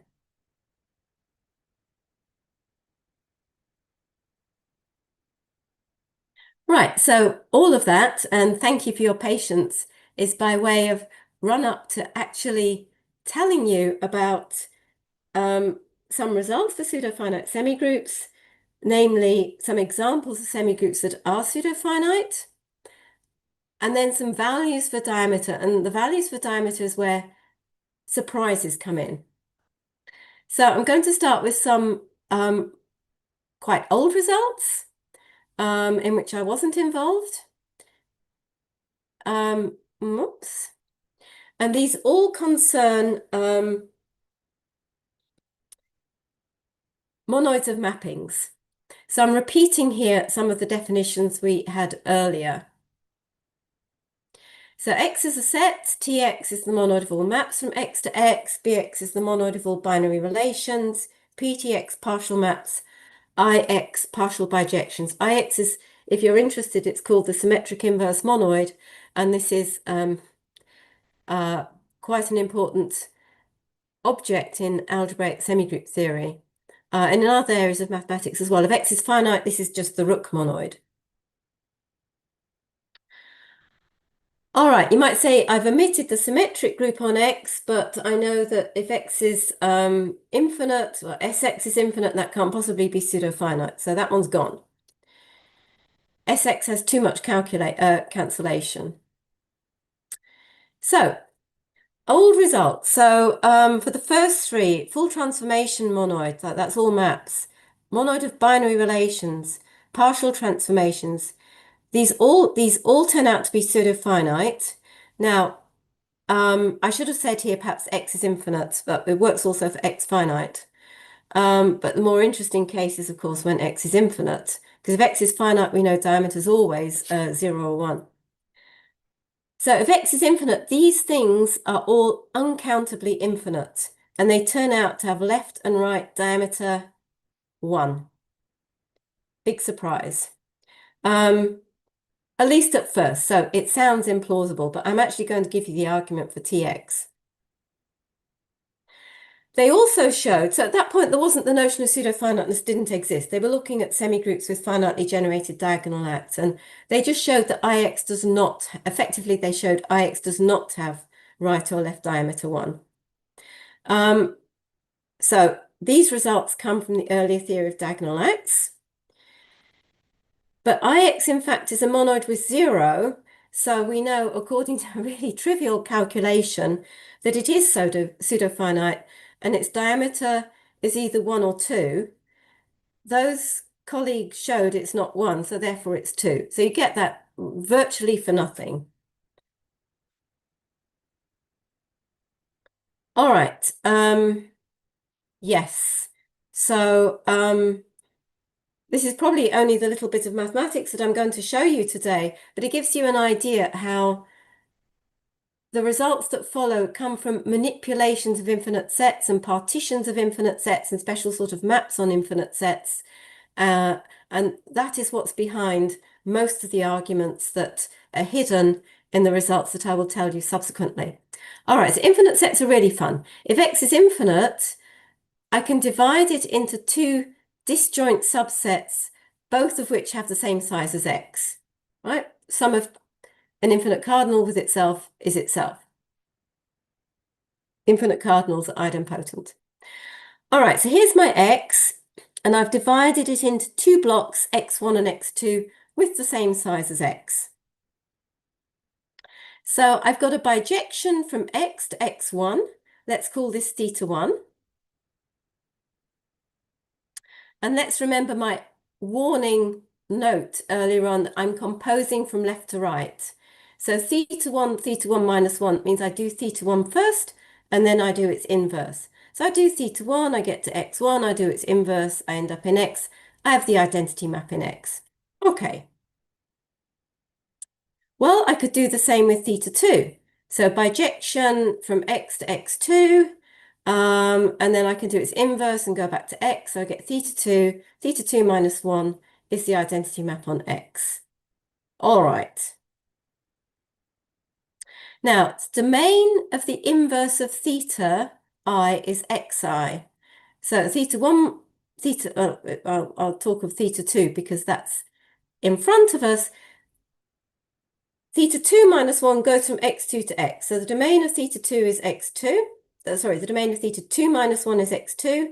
The domain of theta 1 minus 1 is x1. So this strange creature here is actually a map. And usually when you take the union of two maps, it's not a map.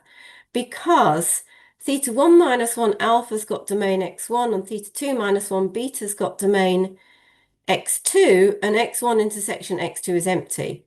So I can union these two maps and get a map, the domain of which is x1 union x2, which is x. So this gamma is actually in Tx. So I should have written here, this is a map in Tx. Then there's this beautiful little trick. Let's take any alpha and beta. Then I have alpha is theta 1 gamma, because if I do theta 1, I end up in x1. I then want to do gamma. Well, which bit of gamma starts in x1? It's theta 1 minus 1 alpha. So I get theta 1 minus 1, which is the identity. I end up just with alpha. And similarly, theta 2 minus 1 gamma is just beta. So I know I'm not exactly hand waving, but I'm certainly rushing you here.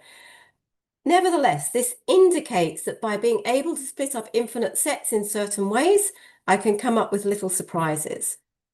And this is what's behind Tx having the right diameter 1. You need cleverer tricks to get left diameter 1, and then you need to build on those tricks for Bx and Ptx. But essentially, it's not, once you know how things work, it's not particularly difficult. So that was some time ago. But then more recently, when we actually came across the notion of pseudo-finiteness and diameter per se, and we didn't actually intend to do this. It came from the directions that I've indicated, but also because Nick Rushkutz and I were working on a project based on finitary conditions for monoids and semigroups. One was right Noetherianity, one was right coherence, and they're really fascinating conditions. But as part of right Noetherianity, we started looking at when omega was finitely generated, and building on the earlier work, that led us to the notion of diameter. So suppose we want to, instead of just taking Tx, we know that if we look at Sx, that's not pseudo-finite, but how about some other very natural semigroups of mappings on a set? So inject consists of all injective maps from X to X. Now, if X is infinite, inject is right cancellative, but not left cancellative. If X is finite, inject is, of course, just a symmetric group. But if X is infinite, inject is right cancellative, but not left cancellative. I can have maps that are 1, 1, but not onto, right? One of the first exercises you give first year students. So by White's result, or the left-right dual thereof, it's not left pseudo-finite, so certainly doesn't have finite left diameter.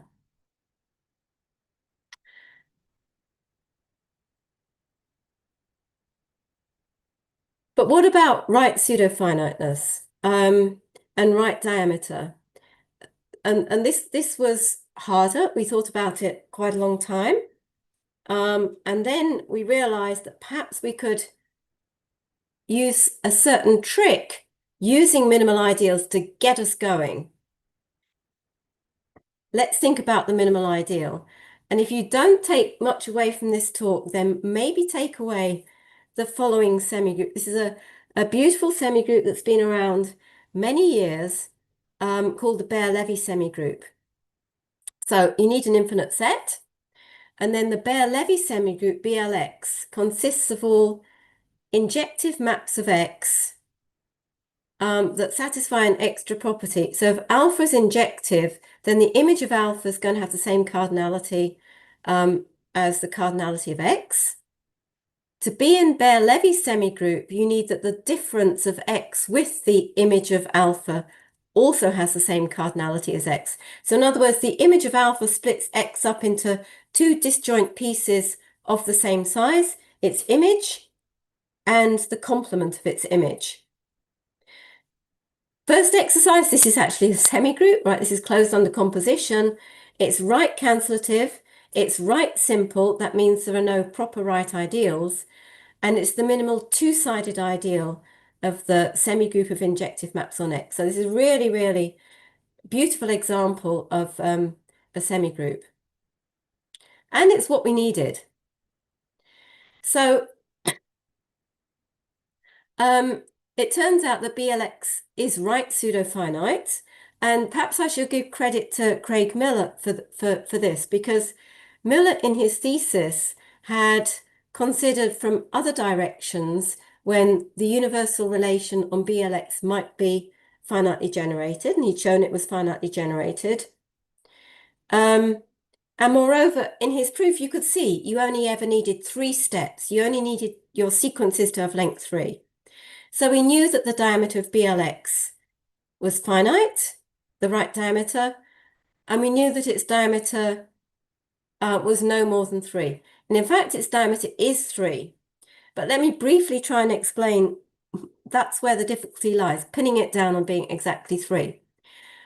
Because we need to find a finite set U such that rho U is the universal relation on Baire-Levy, and 3 steps suffice. And as I've said, we could find a finite U such that 3 steps sufficed. Well, Craig did that. But then we needed to decide that no matter how cleverly we chose our finite set, no matter how many extra elements, provided it was a finite number, we put in, we would always miss out some pairs in a sequence of length 2. And then you really start analyzing these maps that are 1, 1 and have got complement of image, size of original set, and equations between 4 of these, and how much information the mu1 carries over from one equation to the other. You start really get involving in technicalities. Nevertheless, we're able to show it's got diameter 3. But then we know that injects is right pseudo-finite by our very, very simple argument on semigroups of minimal ideals, and has right diameter no greater than 5. And then finally, we were able to show with quite a lot of blood, sweat, and tears that the diameter is actually 4. You can get away with 4 steps, you can't get away with 3 steps. And at this point, we needed to consult the people who work in high-level set theory when it came to relations between different partitions of my infinite set and what kind of cardinality X has. But anyway, the diameter turned out to be 4. Right, so in the last few minutes, I briefly want to say it's the same kind of story for surjective maps. So same kind of pattern, surjex or surjective maps. We use the result of white to show that it's not right pseudo-finite. We discover there's something called the dual Baire-Levy semigroup, which is the minimal ideal of surjex. We find the left diameter of that, and we eventually end up with the left diameter of surjex being 4, again with quite a lot of work. So in some sense, these results are about infinite sets and equations of this kind of mappings on infinite sets. All right, but that's very nice. And you know, these small numbers coming up are very curious. But perhaps what we really want to do is to be able to use this notion of diameter to classify certain structures. And we've made, well, we have one complete result in that direction. I mean, to be fair, we've only really tried one example of a set with structure, and that's the simplest one we could think of, and that was a chain. Can we use diameter to classify certain sets with structure? So let's see, be an infinite chain. So that's just an infinite linearly ordered sets. And we know that well-ordered chains can be complicated enough, but infinite chains in general can be very complicated. NC is the set of self-maps of C that preserve the partial order. And NC is infinite as it contains all the constant maps. These form a minimal ideal, but in this particular case, much to our disappointment, doesn't really help us.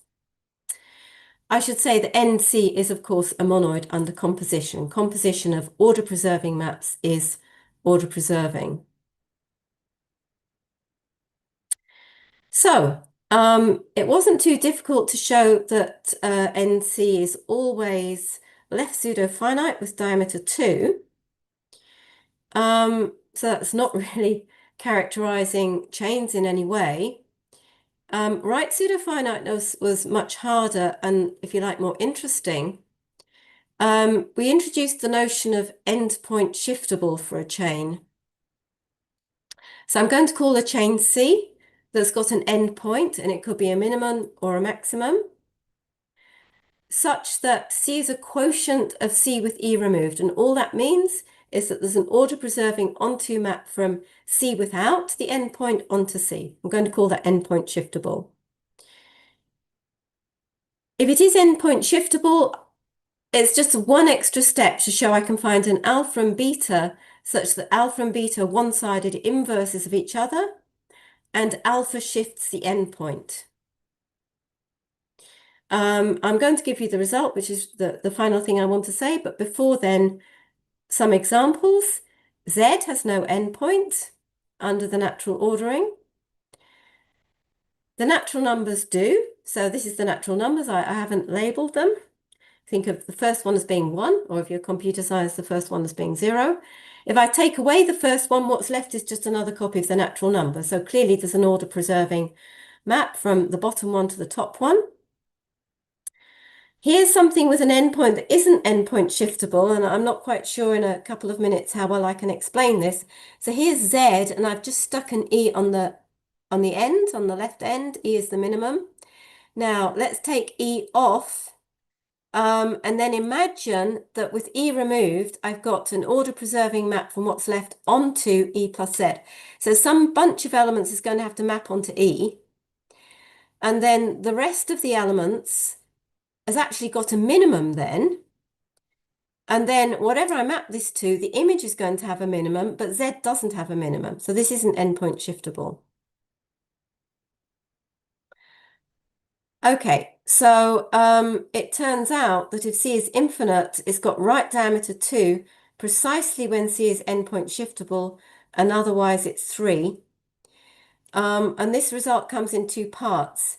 If C is endpoint shiftable, it's easy to show it doesn't have diameter 1, and by finding an explicit U, and so CE is the constant map on the endpoint, alpha is the particular alpha that shifts E and is right invertible, you can show easily just 2 steps are needed.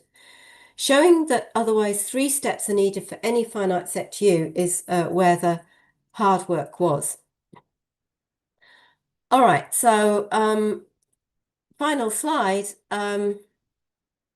We're really just scratching the surface with all of this. We didn't really expect this to become a big project. It turns out that it has, and it's garnered interest. Effectively, why these numbers? So for all the uncountably infinite monoids that we've looked at, either they're not pseudo-finite or they have small diameter.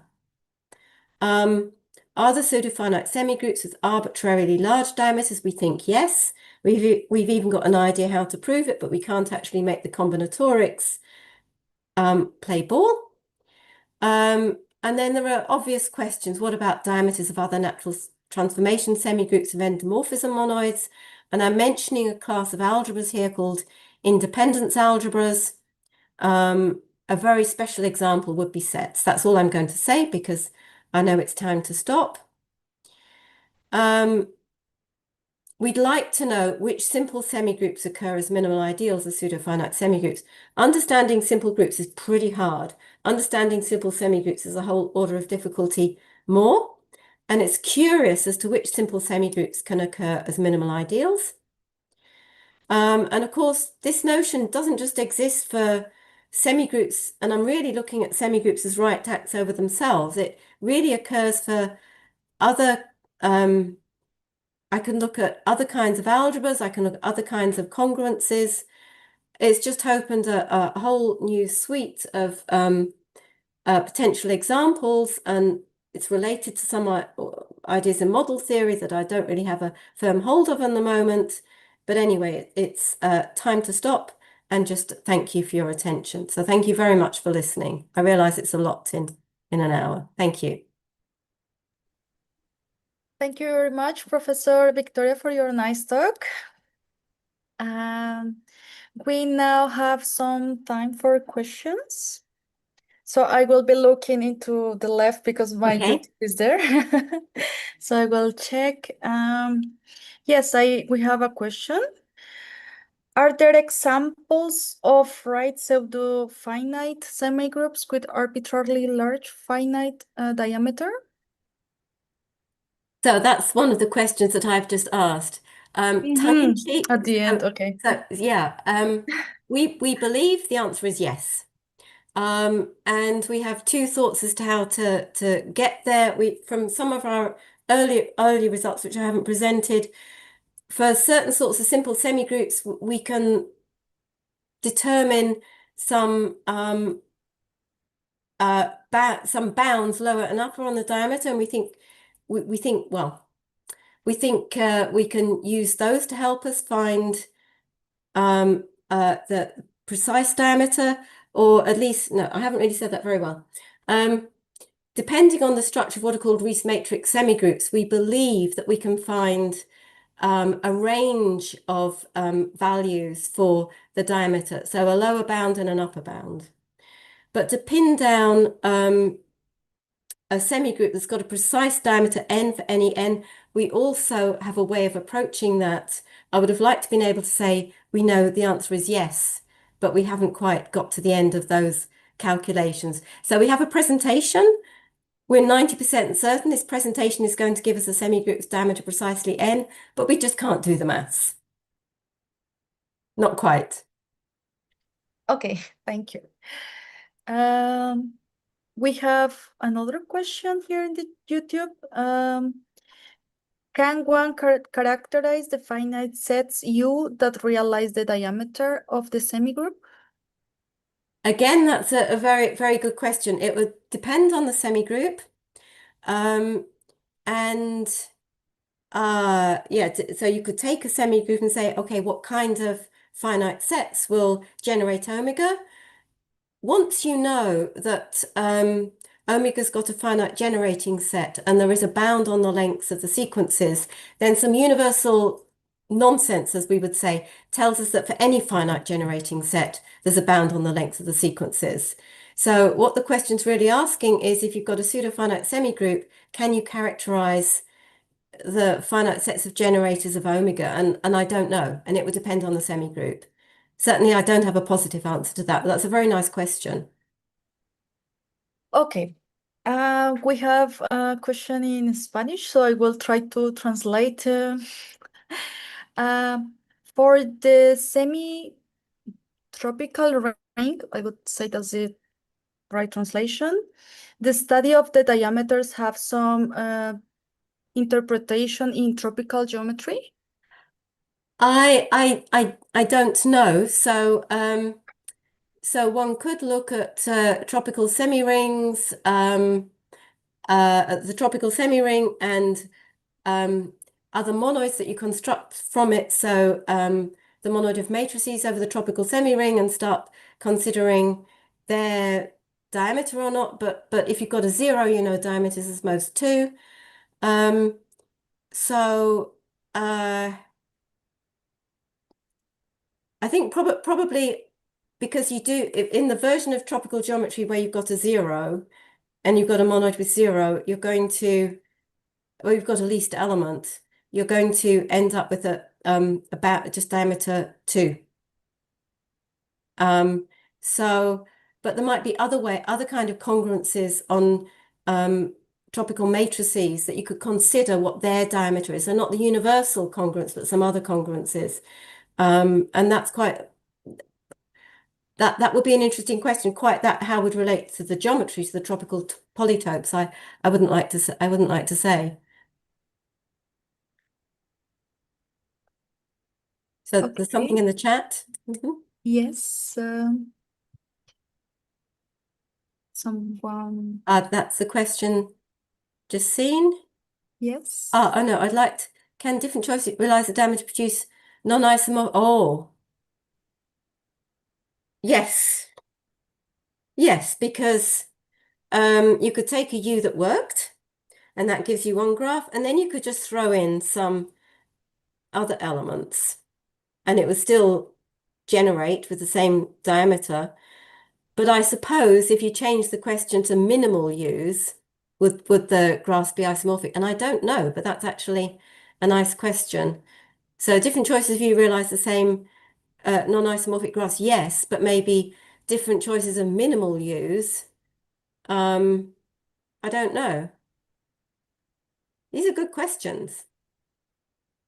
Okay, thank you very much. I think I would like to ask you something because I'm not from the area, but you mentioned in one of the slides that some property does not work well for semigroups as it does for groups, and you mentioned some particular slide. Yeah. Can you maybe give us some intuition why this may not work? What does it break? Like Oh, sure. So it's the notion of a right congruence, which you yes, simply, oops. Oh, dear. Let's close the chat. Which you simply, you don't see explicitly for groups or for rings or for vector spaces, come to that, because you don't need it. So let me go back to here. So this is the definition of a right congruence. I have an equivalence relation that has the property that it's compatible with multiplication of elements of S on the right. So it satisfies the condition that if A is row related to B, then AC is row related to BC for any A, B, and C. So imagine now that I had a right congruence on a group, and groups have inverses. So if I had that A was row related to B, and it was a right congruence, I could take C to be B minus 1 and multiply on the right by B minus 1. Then I have AB minus 1 row related to BB minus 1, but that's 1. yeah, okay. So I can then actually, you need a few more steps, but to get the whole of your right congruence, it's really enough just to consider those elements that are row related to the identity. These will form a subgroup, and that determines the whole of the right congruence. But for semigroups, well, you may not have an identity, and even if you do, elements might not have inverses. And so you simply can't do these tricks. You've got to consider right congruences per se. You can't get away with looking at a particular equivalence class. Effectively, in groups, you look at a particular equivalence class, that's a subgroup. With rings, you look at a particular equivalence class, that's a right ideal. For semigroups, you've just got to go the whole hog and look at right congruences. And that's like, indeed, in other kinds of universal algebras, once you move away from algebras that have got inverses, you have to look at congruences per se, and then you end up with these sequences, and the first few weeks working, you feel terrible, and then suddenly it becomes very natural. Okay. Thank you very much, Professor Victoria. So I think we can thank again you for this nice talk, and thank you very much again for accepting our invitation. It's a great honor to meet you and to have you here for all of us. We will continue in 48 minutes with the talk of Professor Andrea Namot, and after that with some presentation from Robinson dos Santos from Springer. So we will meet you, all of you, again in 1 hour. And thank you very much for this first slot of presentations and talks. And thank you very much for the questions also. So thank you, all of you. Thank you. The questions were nice. Thank you. See you in 1 hour then. Bye. Bye, Professor.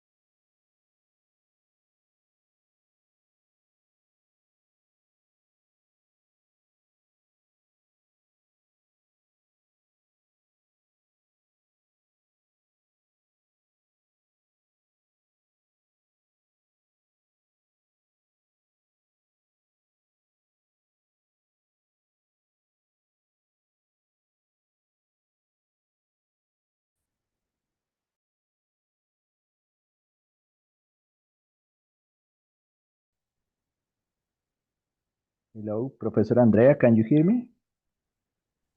Yes, yes, I can hear you. I can hear you. Can you hear me? Hello, Professor. Yes, Yes, excellent. nice to meet you, Uh, Pedro. Nice to meet you. It's a pleasure for us that you are here Yes, today. thank you. Do you want me to put headphones or No, it's okay. It's just well, there's no echo. No? I'm in a conference in Rutgers, so I'm in a classroom that I borrow from somebody. So I sorry for the setting, but this is whatever I could get. It's perfect. We I can just want to make hear sure you that you don't perfect. hear. Yeah, I just want to make sure you don't hear an echo. No, I think no. I don't know, Duan, Karina, do you hear some echo? For me, it's perfect. I don't No, hear. the sound is great. Okay, fantastic. And Yes. can I double check with you? Is the talk is 50 minutes? It was for shorter than that. It's 50 minutes. It's okay, Professor. Perfect. Okay. Should we try to share or Yes, sure. If you Okay. want, you can try now. let's try to make sure that at least I can put full screen later, but just to make sure that you can see. Let me see. I want to open this with Acrobat. Professor, just a question. The correct pronunciation of your last name is Namud? Namod, no, Namod. The H is Namod. mute. Namod, and the O. O is like in Spanish. Namod. Okay, okay, like perfect. as if it was like a, na, and then mod. M-O-O-D. Namod, okay. Namod, yes. Okay. Yeah. So I that will try thank my you. best. Yes, thank you. No, thank you. No, it's easy. It's easy. Just ignore. It's like ignore the H and just pronounce the vowels. Okay. If you know Spanish, in Spanish, like Namod. Yeah, okay, perfect. Yeah. So yeah.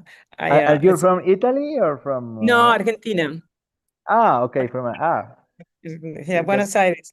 Yes, yeah. Okay. So, yeah. So where are you from? From Colombia, Okay, nice to meet you. Okay, you Nice have to the meet you. best. You have the best Spanish. Yeah. Well, now everybody says that the Spanish from Colombia is the purest. Is the real. Is the top. Oh, Is the best Spanish. Like the one that okay, has the least. The one that has the least. I don't know, noise or deviations or whatever. That is the purest one. Let me see if I Okay. can share the file. Wait, I was trying to open it with Acrobat. It opened. Okay, let me try to share it. Okay. Okay, can you see the file? Yes, it's perfect. It's perfect. Okay, Yes. and then if I'm going to do full screen for a Full moment, screen. make sure that it's good. Yeah, is that good?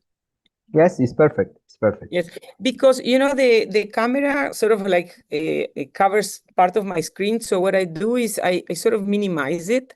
So Yeah. if somebody's raising the hand or has a question, I probably will not realize. So if you can interrupt me and tell me Okay. that there's a question, that would be great. Okay, Because perfect. I would if I try to see everybody in the video, I don't see my own slides. Okay. Everybody in the conference will be on YouTube, so I am follow all the time YouTube, and I Okay. can interrupt you. Okay, As sounds great. Sounds great. Thank you. we have 4 minutes. It's okay. Just let me check.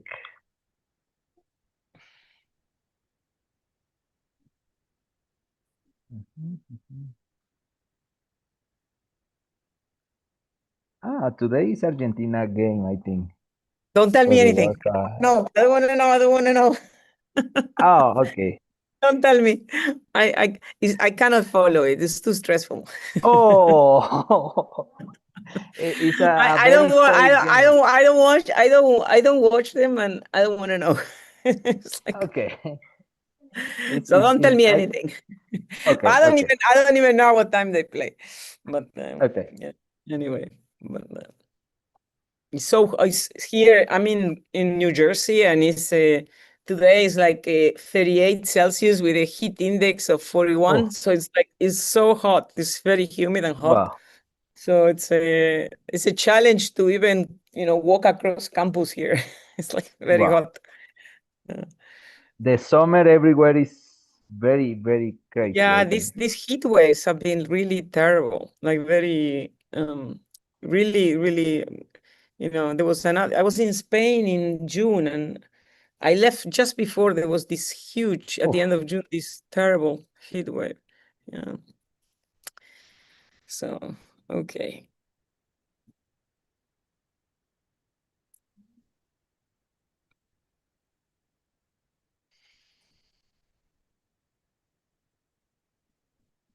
Okay.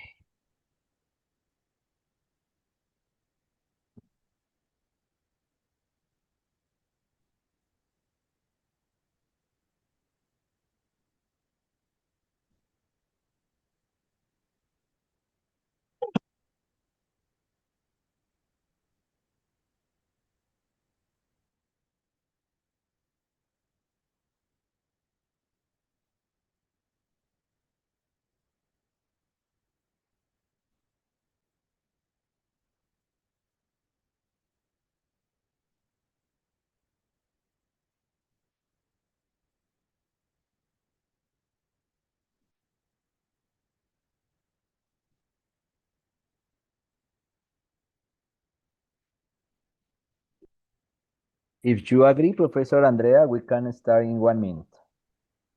It's okay for you? Yes. Okay. So let me put YouTube in my second screen.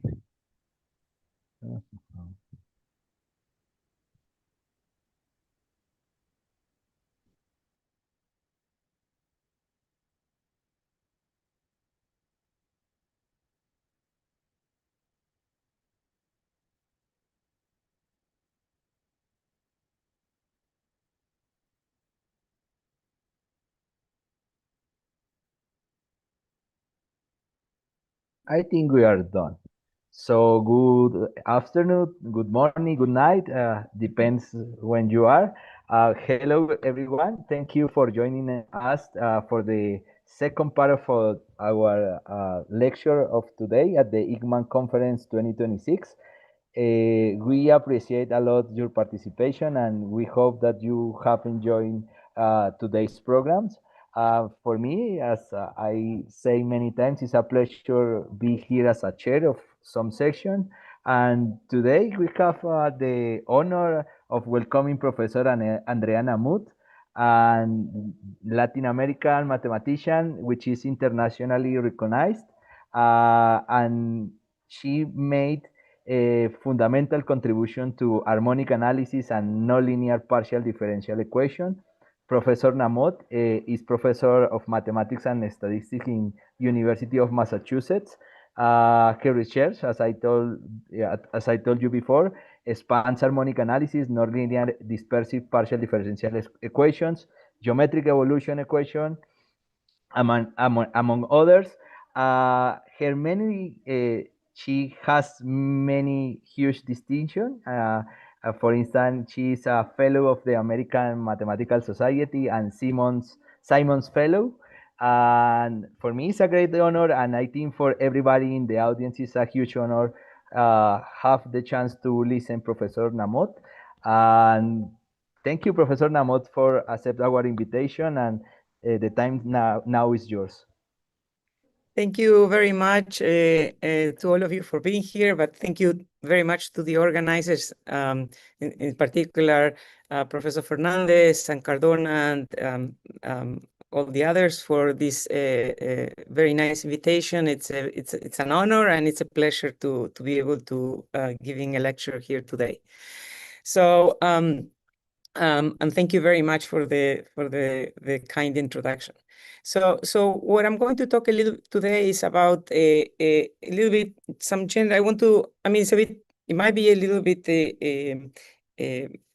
sort of like I will try to give you a general view of some recent work that we have done in the past few years. So let me tell you a little bit what the goals are. I mean, you probably don't know all these terms, but I'll try to walk you through some of the main ideas. So the first, I'm going to sort of like give you a quick introduction and background, and in particular, I want to sort of like give a little bit of an overview of some seminal work of Bourgain in the mid-90s in the context of the study of these equilibrium measures for physical systems, in this case for nonlinear Schrödinger equations, which are called Gibbs measures. And Gibbs measures are very important because it's kind of like they're measures that came up in the 60s through the study of equilibrium statistical mechanics from the works of Lewis, Gross, and Spear, but also they are linked to this to some Euclidean constructed quantum field theory in the context of what is called the phi-4 model in quantum field theory. So that's a little bit the general context. And so what I would like to describe here is work that we have done after Bourgain. So first I want to explain Bourgain's method and why this method sort of gives the result it gives and it breaks down. And then somehow describe a little bit to you two theories that we developed in the past maybe 6 years together with Yu Deng and Hei Tianyue. Which they're called the theory of the random averaging operators and the theory of the random tensors, which actually allow us to solve two big open conjectures and problems in this area. And also a third problem as well, which I will mention in passing, which is on the context of these are the context on the context of the nonlinear Schrödinger equation, and then there is a problem also in the context of the nonlinear wave equation, where we were also joined there by Bjorn Brickman. So I will mention this very quickly in the end, and then I will describe you just some open challenges. So let me start by something very easy.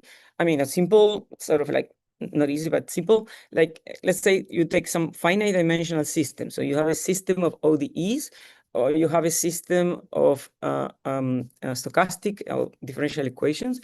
And so what I want you to imagine is that you have something like a physical system, something like a spring mass system. And in that spring mass system, you have some external forcing acting on it. And so in that context, what you do is you always start with some potential energy that has some nonlinear interactions, right, in that system. And so once you have a potential, some potential energy in the system with nonlinear interactions, there's two things you can do with that potential. One is you can actually use it to define a Hamiltonian ordinary ODE. Or if you have some sort of like random forces acting on it or some fluctuations, you can use this potential to define what is called an overdamped Langevin stochastic differential equation. So this is all finite dimensional. And no matter which way you go, whether you go through the Hamiltonian side or you go to the Langevin side, both of these systems of finite dimensional systems of differential equations give rise to the same measure, which is called a Gibbs measure, which is in the case of the Hamiltonian is simply kind of like the exponential of the Hamiltonian minus the Hamiltonian times Lebesgue measure. And the fact that you are Hamiltonian means that this Hamiltonian is, so it means that your Hamiltonian means that you're divergence free and you know that the Lebesgue measure is volume preserving. So you can use these ideas to show that this Gibbs measure is what we say invariant. So what does it mean? It means that if you give me some set, some initial measurable set that is in the support of this measure, and you flow that set with your ODEs, your system, the Hamiltonian system, then you're going to, for a later time, this is an evolution equation, you're going to obtain another set. But the measure of that set that you have evolved is the same as the measure of the initial set. Or in the language of probability, what this is saying is that the law of the set that you have flow is the same as the law of the initial set, the probabilistic law, okay? And if you go on the other side, you can do the same thing. Why this is also invariant is just you have to use a little bit of Ito calculus, but essentially the same ideas give you, and this is essentially the same measure modulo, sort of like a Gaussian measure, but it's essentially the same. So this is what happens in finite dimensions, but now we're interested in not in ODEs, but we're interested in PDEs, in partial differential equations, that is infinite dimensional systems. And so let me try to show you this same picture in infinite dimensions with these two arrows here.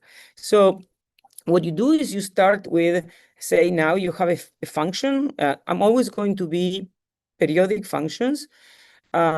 in d dimensions. So this is the d-dimensional torus. So you have a function, which, or people call this a field, that it could be real valued or complex valued. And let's suppose that P now is going to be always a number that is odd, an integer number that is odd. And you can actually build now what is called an energy functional. This is the Hamiltonian that I was telling you about. So the potential that you start with would be this potential in which you take sort of P+1 interactions of this field. P+1 is always even. And this potential, so here you have the kinetic energy, and here you have the potential energy. And between the kinetic energy and the potential energy, I'm going to put a plus sign so that this quantity is positive definite. This is actually important. And so formally, this is you can use this Hamiltonian to define, as I said, a measure, which formally can be written as the exponential of minus this Hamiltonian. Beta is a constant, ignore it. I mean, I'm not going to use it. Usually in statistical mechanics, this corresponds to 1 over the temperature of your system, but here you can think that is 1. And here is like, I wrote something like the infinite Lebesgue measure, which makes no sense. And this is like a renormalization constant. So I say that this is formal because as written, it doesn't make any sense. Each of these 3 terms is infinity. But you have to give a sense of this, and you can give a sense of this as the weak limit of finite dimensional approximations.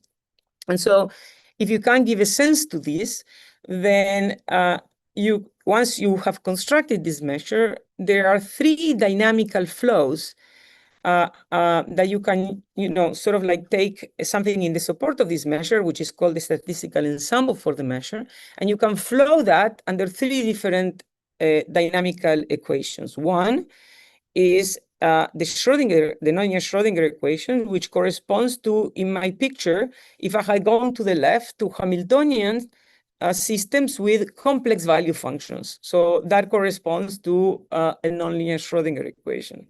If I take real value functions in the Hamiltonian picture, that would correspond to a nonlinear wave equation. And if I had gone on the right, when I have like random forcing of fluctuations, then that would correspond to what I said before is the Langevin stochastic heat equation. Okay, so it says a nonlinear stochastic heat equation. And so now for the same measure, you can try to study the dynamics under 3 different flows. And of course, the behavior of the dynamics and the 3 different flows is going to be completely different for the same measure, okay? So I want to tell you a little bit about the background is here and what's the literature and what is it that is known. So these things are called phi P+1 D models. P+1 comes here from the power of the potential. Is always going to be, for me, an even number. And what is here called D refers to the dimension. So these are, from quantum field theory, these are like called phi P+1 models in D dimensions, and I'm going always to be in the periodic tori of dimension D. So in this chart, here I have the dimension 1, 2, 3, 4, and bigger than 5. In the first column, I have what is known and what is essentially the complete picture of what is known about the existence or the construction, the rigorous construction of this measure. And so in dimensions 1, this measure exists for any power p bigger or equal than 3. And this goes back to, nobody really knows who did it, but I think that we can safely attribute this to the work of Nelson in the 60s, who also construct this measure for any p bigger or equal than 3 in dimensions 2. Then later in the 70s, the work of Gliman Shafi, they actually constructed also this measure in dimensions 3, but only for power 3. So in other words, that's what people know as the phi4 model, because p is 3, p+1 is 4. So this is the famous phi4 model from constructed quantum field theory. So the construction or the existence of this measure is only known in the p equals 3, or what I would say cubic case. And then first in the 80s, ICMAM and Froelich proved that in dimension bigger or equal than 5, there is no such measure. And this is known as the marginal triviality of the measure, which means that no matter how you sort of renormalize your potential to give rise to a well-defined probability measure, there is no Gibbs measure. The only measure that you can construct is the Gaussian measure, which is the measure that is given by just the kinetic energy. Okay, it's only, you can only construct the Gaussian. So that was known in the 80s. And then much more recent, in the work of ICMAM with Dominel Coupin in 2019, that was a big open problem that if in 4 dimensions, the fifth, when P is 3, that means the phi for 4 measure existed or not. And they actually proved that the answer is no, that you also have in dimensions 4 marginal triviality. And their proof is for real value fields. Nobody knows it for complex fields, but it's expected to be the same. So that means that in dimensions bigger or equal than 4, there is no sort of Gibbs measure to study. You can still ask questions about dynamics, but not in relation to the Gibbs measure. So we are now sort of restricted to dimensions 1, 2, and 3. So what happened with the dynamics? In other words, what happened with this idea that, okay, now I have a well-defined measure, I want to understand what happens when I flow sort of the support of this measure under some dynamics, either the stochastic heat equation, a nonlinear wave equation, or a nonlinear Schrodinger equation. What happens with this flow? Do I have what I call the invariance of the measure, namely that the initial set of data, when it's flowed by one of these dynamics, it has the same measure as initially, or it has the same law, probabilistically speaking, as the initial one. So the first works were done for the wave equation. For NEP was this work by Freelander in 85. Then is the work of Iwata in 87 for the heat equation. This was for all P. And then surprisingly, and I say surprisingly because usually results for heat come before results for wave or Schrodinger. Heat is a dissipative system. You have noise, but usually the heat semigroup is a smoothing, so you expect better results than for the wave of Schrodinger, which are dispersive. And in the case of a Schrodinger, you have a semigroup, a linear semigroup, which is not smoothing at all, so it's actually quite hard to deal with. But the results came surprisingly first in the Schrodinger case, where Bourgain in 94 showed that in dimensions 1, you indeed have the invariance of this measure for all P bigger or equal than 3. Then he showed in 96, actually, this is the seminal work that I referred to, that only when P is 3, he couldn't do it when P was 5 or bigger than 3, but when P is 3, that means for the cubic nonlinear Schrodinger equation in 2 dimensions, he could indeed prove that the measure was still invariant and that you have sort of the existence of global solutions for data in the statistical ensemble of a measure. And then for the wave equation in 99, he could prove it for all P. So for the wave, it's known for all P, but for Schrodinger, it was known only for the cubic case. And the method of Bourgain here breaks down completely if you take P equals to 5, if you take, say, a 6-wave interactions, okay? And I'll explain in a minute.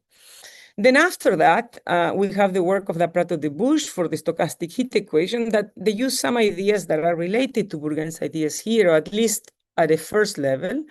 And they could prove also in the stochastic heat, they could prove for all P that you have this invariance of the measures, okay, of the Gibbs measure. And then nothing happened for like 10 years. The field was stuck for 10 years. And I'll tell you why in a moment, until the Martin Hare introduced what is known as the theory of regularity structures, for which he won the Fields Medal in 2014, which unlocked the higher dimensions, the 3-dimensional case for the stochastic heat equation. And so he was able to prove first the local result, and once this local result using these regularity structures, and when this was proved, then these 2 authors, which is Hare and Matesky and Moore and Weber, sort of completed the global picture. But then it remained open what happens with Schrodinger for powers, for potentials that are more than four-wave interactions. So when the power is bigger or equal than 5. So for any odd power nonlinearity in dimensions 2, the measure exists, but nobody knew anything. And it was also open for the wave equation in dimension 3. Nobody knew anything. And it's still open to today. What happens in dimension 3 for the cubic nonlinear Schrodinger equation, and I will explain why. So what we did and what this talk is about how we solve these two problems. This is joint work with Yu Deng, and Hei-Tian Yue. In 2019, we posted the paper. It appeared much later. And then in 2022, we posted the result of what is known for the wave in 3 dimensions. This is known as the hyperbolic phi-4-3. And we prove it together with Bjorn Brinkman as well, Yu Deng and Hei-Tian Yue. And that was in 2022. And this is an open problem, which will be one of my open challenges, and I will explain. So here we have gone essentially from 1960 all the way to 2022, and this is what is known. And this is all pink because once the measure doesn't exist, as I said, you can ask questions about the dynamics, but not in relation to any Gibbs measure. There's no Gibbs measure. So let me explain a little bit, start by explaining you what is important, what is it that we realized early on that allow us to somehow change the paradigm that opened the door to solving these two problems. And then I will explain you a little bit Bourgain's work, and then I will tell you a little bit about our work, especially this one. So, oops, what's going on? No. So, okay. So let me first, before we start, let me talk only first about the nonlinear Schrodinger equation. The wave, I will tell you something later, so we just focus on the nonlinear Schrodinger equation. What is the nonlinear Schrodinger equation? Deterministic, no probability so far. It's just I, the complex I, the one derivative in time of u plus the Laplacian of u equals to, remember that p is odd, so p minus 1 is even. So this is always the product of u bar. In Schrodinger equations, the functions are complex valued. So when I take sort of like in the cubic case, this will be a square. So mod u square is just the nonlinearity will be u times the complex conjugate of u times u. Okay, so this is always alternating the function u, the solution u, with the complex conjugate of u, and is the product of u bar, u bar, and the last one is u. Okay, so this is power p. And what you do is you study what is called the Cauchy initial value problem, which means that if you give me some datum at t equals to 0, so this depends only on x. So this is a function, say, for example, in the Sobolev space, Hs. S is the regularity. In the dimensions, you give me some datum in some Sobolev space, then you want to know if the solution to this problem exists, at least, and is unique, at least for a short time, which is what we call local well-posedness.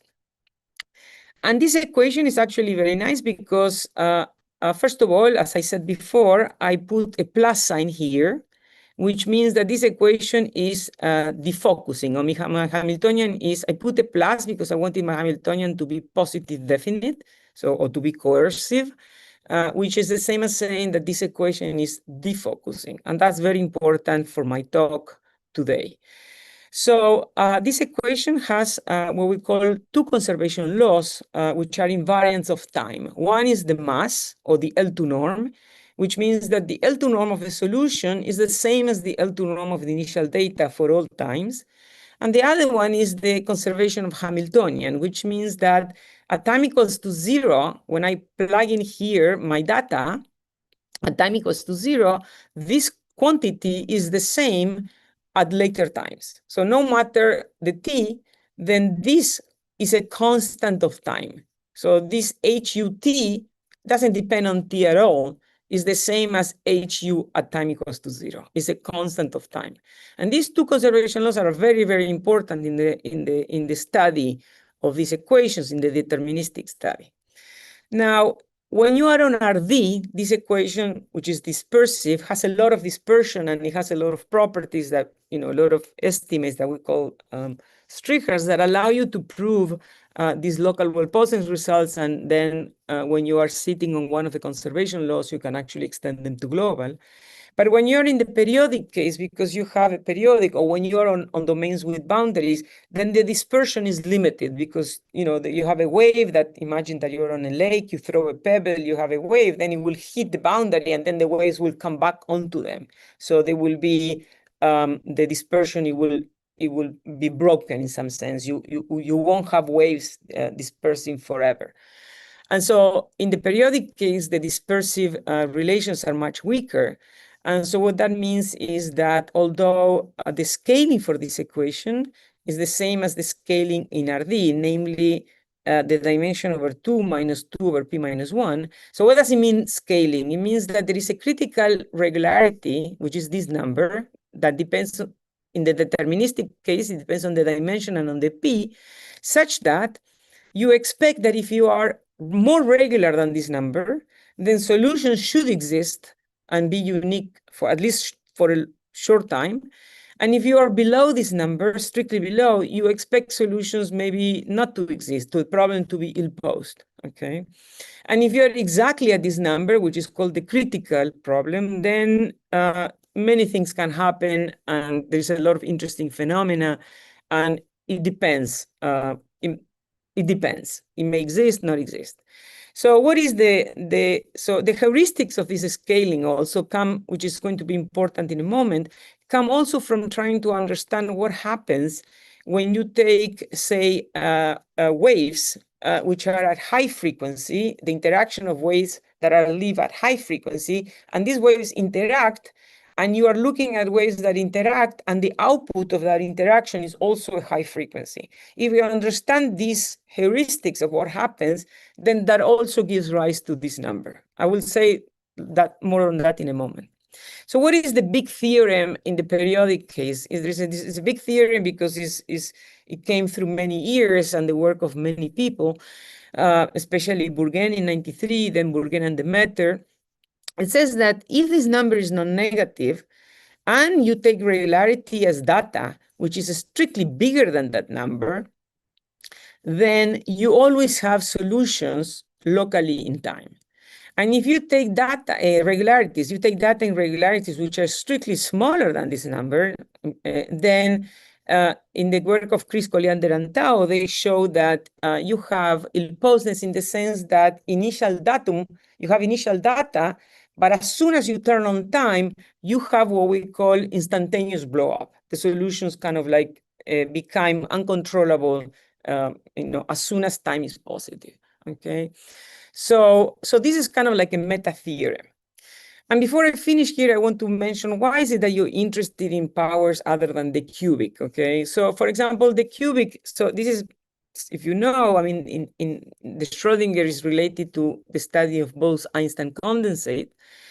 And in Bose-Einstein condensates, when you take binary collisions of bosons, then the equation that arises in the study of this is exactly the cubic equation. But you can also take not binary collision of bosons, you can take ternary collision of bosons. And if you study Bose-Einstein condensates for ternary collisions of bosons, then the equation that it gives rise to is not the cubic, but the quintic equation. And I put some references here. The cubic is Erdős-Lanz-Yau, and then for the quintic, you have work of Chen Pavlovic, Hong Taliaferro-Xie, and Chen and Holmer. Okay, so powers other than 3 are natural and are physical. So you are interested in that. So let me tell you what is the random problem. So the random data theory means that instead of taking any deterministic function in a function space, you're going to take well-prepared random data. So how do you are periodic, so you express that as in terms of a Fourier series, where your Fourier coefficients are 1 over, this is Japanese bracket, is square root of 1 plus k squared. So I avoid the frequency k equals to 0. So you have k to some alpha. Alpha is going to be defined as the same S as before plus the dimension over 2. And then here you are putting some random variables, which I'm going to take as Gaussians, complex Gaussians, which are centered. That means they have mean 0, expectation 0. They are like normalized to be 1. Or you could take, for example, random variables which are uniformly distributed on the unit circle of anything you want. I mean, the easiest case is like, you have a Fourier series and you take the Fourier coefficients and you randomly change them with signs plus or minus 1. This is what people know as the Rademacher system. And it goes back to Zygmunt and Rademacher and work of many people that somehow a random Fourier series behave much better than regular Fourier series. And that's what you exploit here, okay? And so I'm going to show you in a moment.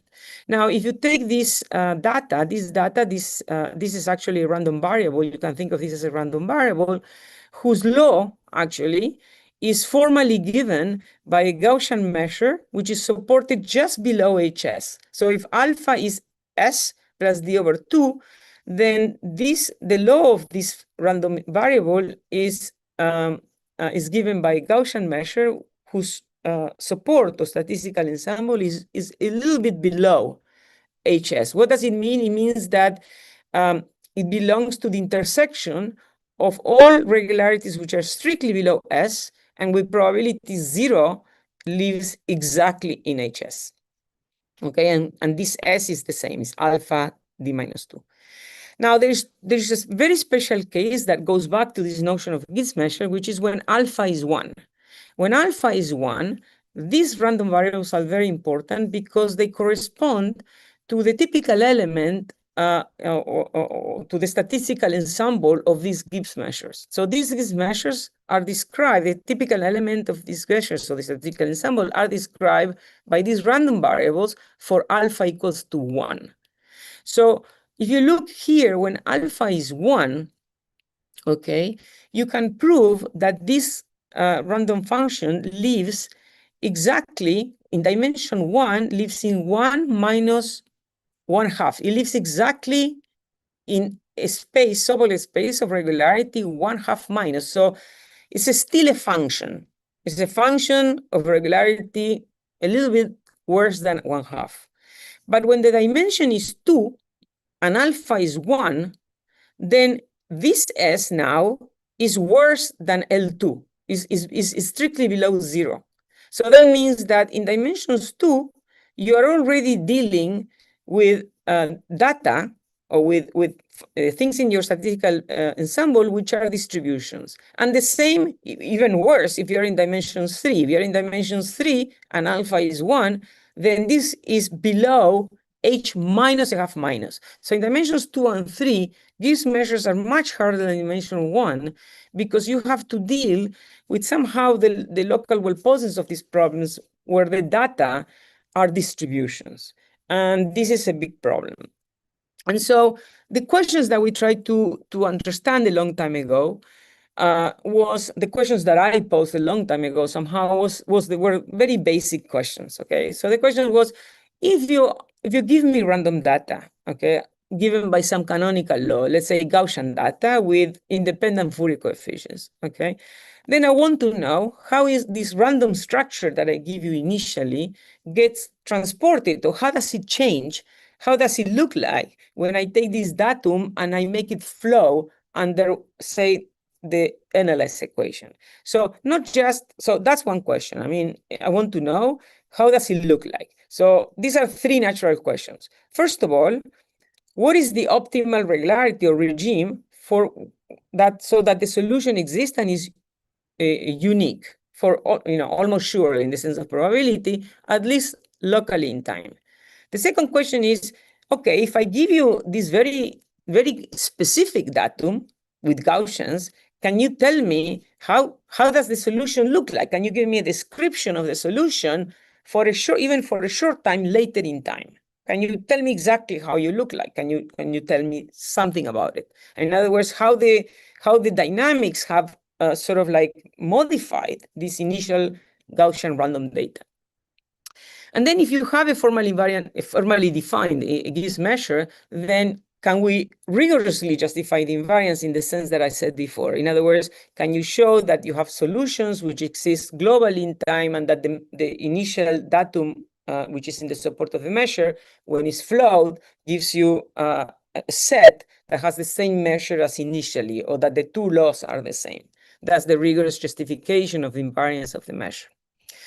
So I was going to explain you this, but I'm going too slow. So I'm not going to explain you this. I'm just going to give you the punchline. The punchline is that, okay, forget about all of this. I was going to explain you how we came up with this. What I want to say is that what we realized early on is that trying to understand these questions guided by the deterministic scalings is wrong.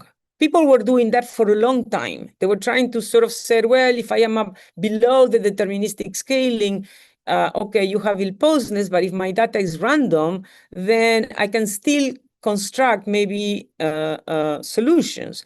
Or if my data is not random, the only thing that people knew were the existence of maybe weak solutions, but not strong solutions. And what we realized early on that this deterministic scaling was the wrong lens through which we should try to understand this problem. And the reason is because the deterministic scaling does not see the fact that here you have random variables. And the fact that you have random variables here is very important because it gives you large deviation estimates, or it gives you the central limit theorem. And the central limit theorem, if you do some calculation, which I cannot explain because I'm looking at my clock and I'm going too slow, is what it tells you is that the central limit theorem gives you a square root gain over the deterministic scaling and tells you that the actual scaling for the equation in the Schrödinger case is not, say, for the cubic equation, the deterministic scaling is L2 in 2 dimensions, but actually for the cubic equation, the probabilistic scaling, no matter the dimension, is actually -1/2. It's much rougher. So this is a number that is much below the deterministic scaling, and you can, and so the conjecture that it will pose is, okay, if you have random data, can you give me solutions to the equation not up to the deterministic scaling? I know that below that, deterministically where it poses, but can you give me existence or more surely of solutions all the way up to the probabilistic scaling, which is -1/2 if you're cubic. And it's independent of the dimension. That's also quite striking. And I cannot explain you this, I'm sorry, because I was going to explain you, but essentially what I want to say is that you can do similar calculations in the context of a stochastic heat, and then you recover the number that Martin Herer did, which is that for the stochastic heat equation, this is some space-time Gaussian noise, maybe it's white in time and color in space, then the scaling is -2/p-1. So this is much lower than the Schrödinger one. And if you take the wave equation, you get the number -3/2 which is a number, this number is in between the heat and the Schrödinger. And the reason is very much because in the Schrödinger case, the semigroup does not give you any regularization. In the heat case, the semigroup gives you 2 gains of derivatives, and in the wave, it gives you 1. And so that tells you that in the heat, you can go, say, for the cubic equation, you can go all the way to -1.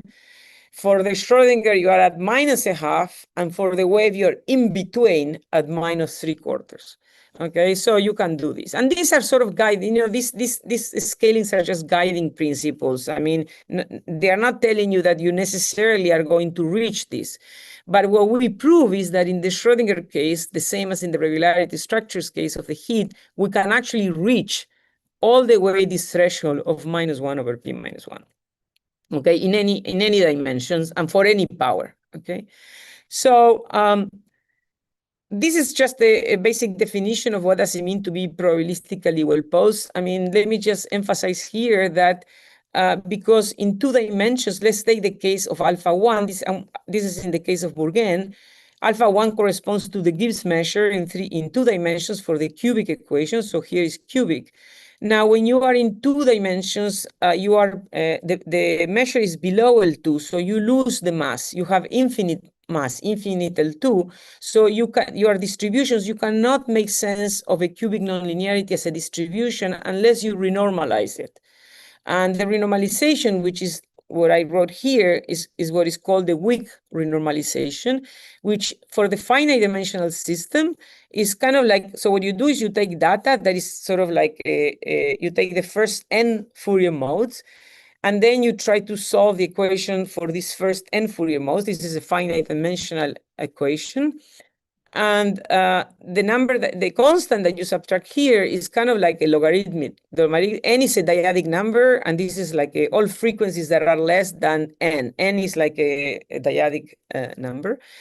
And that's kind of like it's a logarithmic constant. So you see as n goes to infinity, this goes to infinity. But the thrust of what does it mean to be locally well posing means that, okay, if you give me small time, then, okay, except for a set of very small probability, then for every realization of omega, you can show that this sequence of solutions to the finite dimensional system, renormalized, converge to a unique limit in the continuous functions strongly. This is a strong limit in the continuous functions with values in the Sobolev space that you need.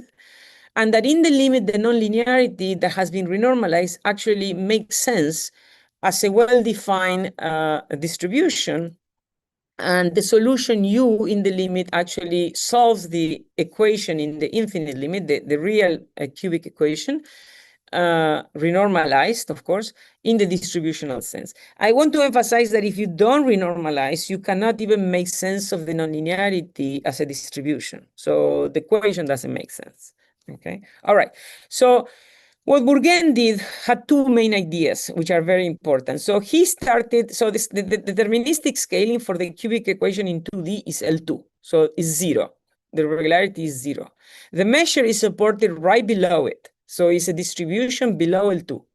But from what I told you of the probabilistic scaling is -1/2 for the cubic. So you are far away from the probabilistic. So you are subcritical relative to the probabilistic scaling, but you are supercritical relative to the deterministic. So before Bourgain, nobody knew that you had strong solutions.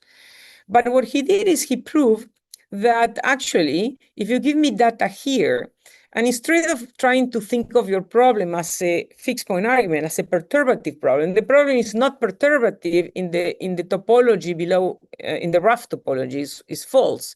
But if you look for solutions that have this form, which are written as the linear evolution of your random data plus a remainder, this is what is known as the linear nonlinear decomposition, then he was able to prove that you have indeed local in time solutions where, okay, the solution has this form, then this object, if you start below L2, this object will remain below L2, but the remainder, V, is going to lie above L2. So the way that he does that, he writes the equation for V he looks at the difference equation for U minus that, then the datum is 0. And so then he has to analyze essentially this equation where the C means that it's cubic, where the nonlinearity has interactions of all terms, which are linear evolutions of randoms, all terms that have 3 cubic interactions of V. So you have to be smoother than L2 because these are, he treats all of these as deterministic. They are random, but he treats them as deterministic. So you have to know that you are above L2, that you are subcritical. And then you have very difficult terms that come from interactions or products of these 2 things. And what happens is that when you are all random, when you take 3 functions that are random, you can use multilinear large deviation estimate to control these terms. When you are all deterministic, because you are above L2, you can use the deterministic theory to control these terms. But when you have mixed terms, then it's very difficult because you cannot do some sort of like, you look at this cubic term, you cannot sort of treat it by doing some sort of Helder where you separate the random from the rest. It doesn't work. You cannot do any sort of large deviations. You have to actually rely on something that is a random matrix estimate, which Bourgain calls a TT star argument. And you have to rely on very subtle integer lattice counting estimates that are related in the context of Schrödinger to results in sort of like a analytic number theory. And so I don't have time to show you more details of this, although I had written them. But essentially, this idea of these TT star, these random matrix estimates, are absolutely crucial in Schrödinger, and is what we actually later exploit in steroids. In other words, we exploit this argument repeatedly, many times. Okay, so here I have a slide, and I'm happy to share with you, and I give you example of what is the random matrix that Bourgain studies and how does he do it. But unfortunately, I don't have time to explain you this. But the point of this is that, okay, this is the picture. So what is it that Bourgain, so if you are above 0, the deterministic result tells you that you always have local solutions. What Bourgain managed to do was that if you go below L2 and you have random data, the Schrödinger semigroup doesn't regularize at all. So he has to gain from the randomness and from these random matrix estimates, he had to somehow gain enough regularity to actually put the remainder above L2. And this is a miracle because you have no help from the Schrödinger semigroup. Okay, so he started here, and he was actually put the remainder here and close his estimates. And so Bourgain showed that, you see, if you are below this number, deterministically you have ill-posedness, but probabilistically you have well-posedness. You have the existence of local strong solutions. This is the first result in the deterministic supercritical regime that people show, that Bourgain show, the existence of strong solutions. Before that, only people knew only weak solutions. The problem is that if you move away from this number, I told you that in 2D for the cubic, the probabilistic scaling is -0.5. But if I go a little bit below the support of the measure, Bourgain's method fails completely. Why does it fail? Because when you do this decomposition of linear nonlinear, it's impossible to put this function v in any smoother space, in any deterministically smooth space, so that you can close the estimates. So in other words, Bourgain, when he starts here, is able to gain a little bit of regularity so that this v is better. But if you start below the support of the measure, even in this case, you can never make this v better. You stay always supercritical. And so it's impossible to close. And the same happens if instead of taking a cubic equation in 2D, you take a quintic equation in 2D.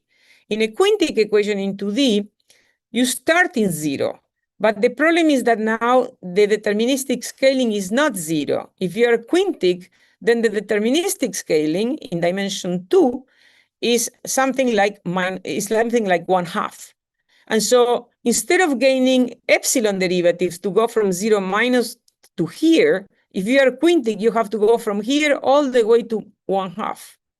And if you do the same type of argument, you fail. You can never make this function v to be smoother than h/2. You always remain below, which is supercritical. So it doesn't work, okay? And so here is what I'm trying to, this is what I just mentioned, that somehow, you see, for the quintic, you need to go to the right of 1. Bourgain had to go to the right of 0. If you are quintic, you have to go to the right of 1/2 with the remainder.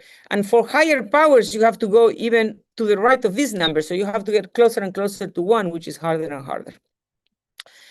So how did we overcame this? So we overcame this as follows. So the first thing is you have to understand, why is it that the poor regularity of V comes from? Why is it that this is not better? And so you have to get your hands dirty, and you cannot treat this V anymore as a deterministic function. You really need to understand the random structure of this V. And you have to understand where the random where the bad terms come from. And what happens is that the poor regularity of this V come from interactions of your nonlinearity where you take a high frequency of the random in linear evolution against low frequencies of the other terms. So when you have high-low, in the context of harmonic analysis, when you have high-low interactions where the high are in the rough random linear evolution and the low is in the remainder, those interactions are very bad and are what prevents you from gaining regularity. In the theory of regularity structures, there was a parallel theory due to Gobinelli, Imkeler, and Perkowski called the paracontrol calculus, in which they actually said, okay, if you remove, they had similar problems, but in the heat, you only have these problems in the first Picard iterate. So if you remove these terms from the first Picard iterate, so your ansatz is essentially linear evolution. So instead of being linear nonlinear, it's linear evolution plus a paraproduct plus a remainder. Your paraproduct is exactly this term is high and low. If you remove that, then the remainder is indeed smooth. The problem in Schrödinger is that in their case, the remainder is smooth very quickly after you remove it once, because the heat semigroup gains you two derivatives, so you can immediately put the remainder in a smooth space. But in the case of Schrödinger, you cannot do that, and you need to remove these terms, not just in the first iterate, but you have to remove them from all Picard iterates. And so that's what gave rise to this method of random averaging operators, which, let me give you a simple idea in the cubic case. So in the cubic case, this is I is the Duhamel operator. This Feynman diagram tree means that I'm taking the Duhamel operator of the interaction of linear evolution, blue is high frequency of linear evolution, and pink is low evolution of some remainder or nonlinear term. So if you take this kind of like interaction, this is the only thing that you need to remove in the heat. But in the Schrödinger, you have to remove it in the first iterate. You have to remove it in the second iterate. This is the second iterate. You have to remove it in the third iterate, and so on. You have to remove them from all. So how do you do that? Well, the way to do that is by saying, well, you have to remove somehow this sum, but to remove that is essentially solving this. You have to do an induction in frequency, which means that if you have information of this, you have information on a high frequency. So you think of this as a given by the inductive argument, and then you solve this as what we call a paralinear equation. You can solve explicitly, and what it gives you that essentially the solution of that, what you need to remove on the Fourier side, is a color Gaussian. It's a matrix, it's a random matrix applied to a Gaussian. And so this is what we call the random averaging operator, and we think of this matrix as a tensor, as a trivial tensor, as a 1-1 tensor. Okay, so K is the output frequency, K1 is the input frequency, and time here is treated as a parameter.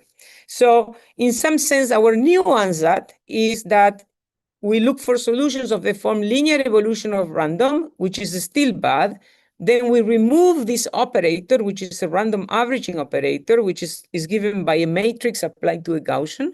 And then we have this remainder that is already almost H1, so it's very smooth. But you have to remove them all. Okay, and in order to do that, of course, you have to understand this operator and how to estimate this operator via an inductive argument.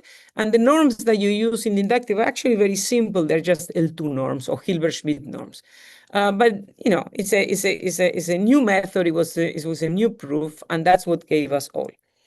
And so the question is, how do we do this in general? How do we forget now about the Gibbs measure? Suppose that I want to reach the probabilistic scaling. I want to reach -1/p-1 for any p and any dimension. I want to prove that I have local solutions all the way, say in the cubic case, up to here. The problem is that now you start here, and the random averaging operator is not enough because somehow you lose regularity in the remainder the closer you get to this number. If you're here, the random averaging operator are enough, but as you get closer to the probabilistic scaling, you need to remove more terms. You need to understand you need to understand the not just the randomness of peeling one random averaging operator, but you need to peel off many more terms. So you need to understand into a much finer detail the random structure of the remainder. And I'm already over time, but may I have a couple more minutes? Yes, Professor, Thank please. you. Thank you. So what we did was this theory of random tensor theory, which is kind of like a much broader theory. So the random averaging operator was the first step. In other words, was first order. But now we developed this theory that in some sense answers also the question about giving a very precise description of what happens with some Gaussian initial random variable as you flow it under this nonlinear Schrodinger equation. And we do this for any dimension bigger or equal than 2 and any power p that is odd. We do it in a uniform fashion, in the same way that in 2D we treated all powers p bigger or equal than 5 with the same random averaging operator. And this is what is called, and this gives us this detailed information on the randomness. As I said, you have to understand the random structures of this.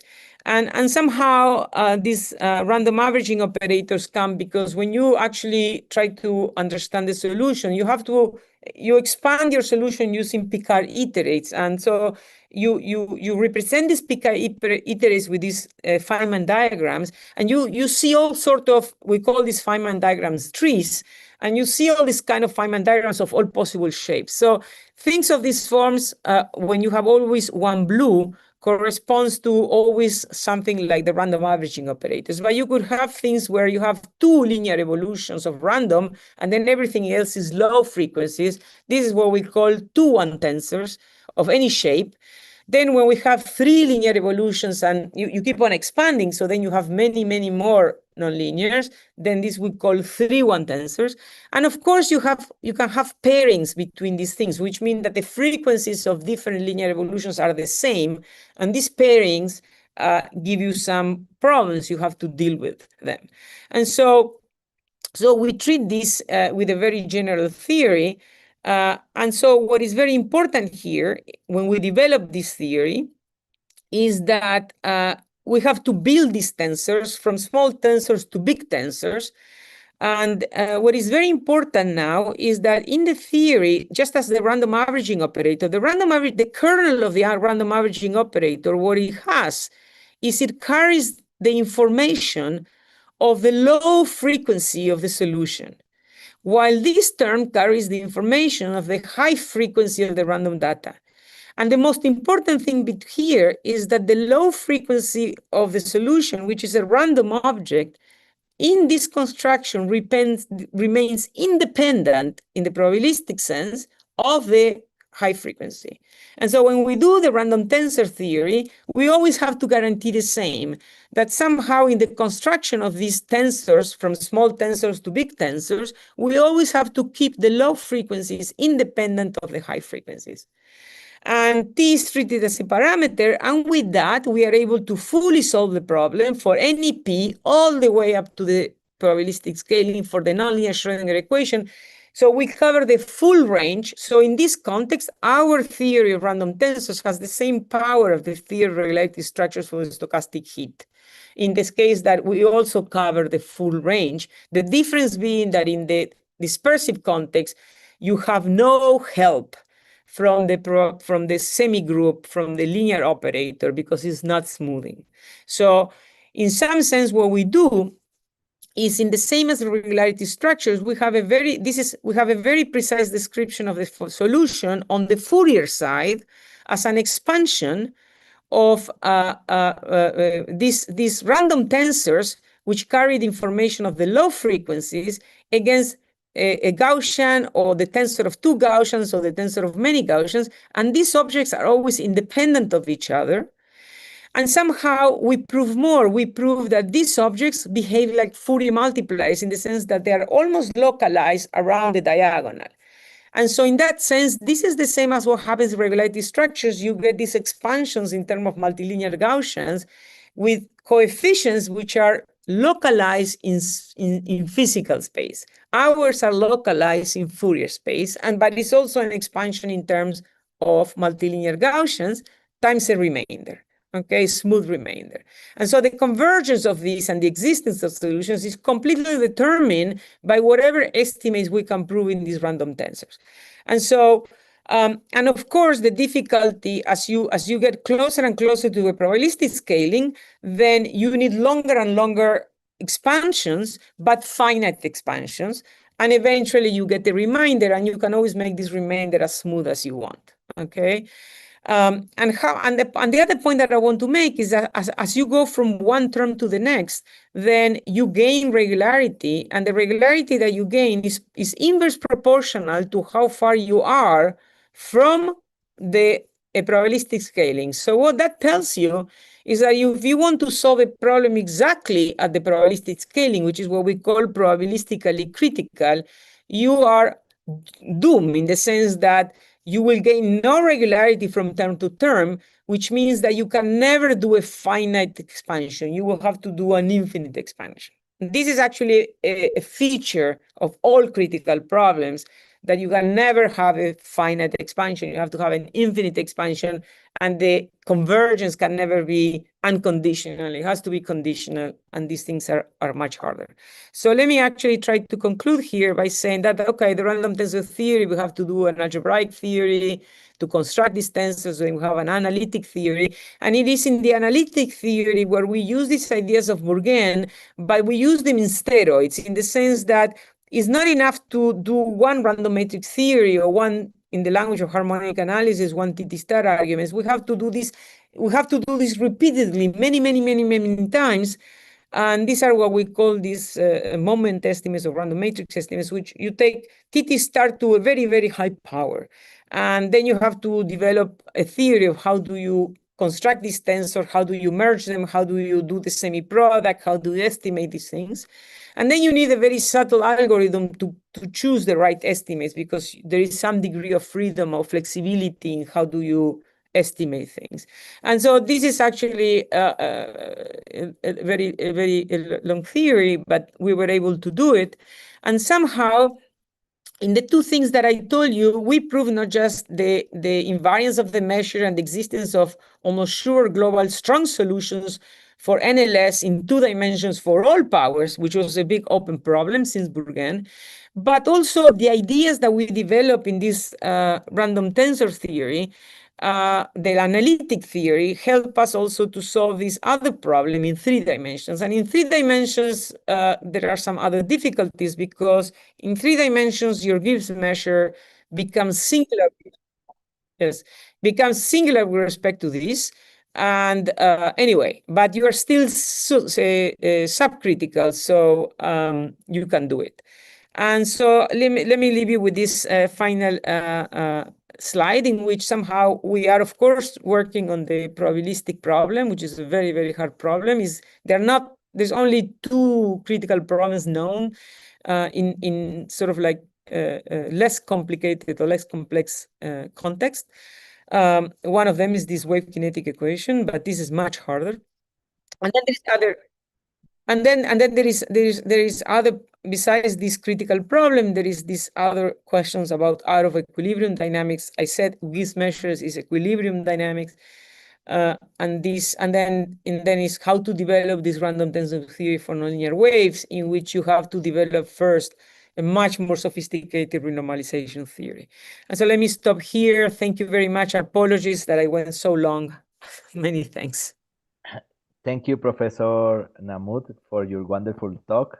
And I think we have now time for just some questions. So if you have any question, please post them in the YouTube chat, and I will be very happy to read them for Professor Namut. I think we have one here. Just let me read one of these. Yes, Andrea said that in page 5, in the 2D case, is the Gibbs measure support on L power 2 Tn, since there is suppose on the sub-level space? Sorry, 1 second. Page 5. Sorry, let me go to. What was the question again? Yes, page It's 5. page 5 Sorry, one in the more page here. Yes, what was the question? No, page 5. Sorry, I'm going the page wrong direction. 5. Here. Yes, go ahead.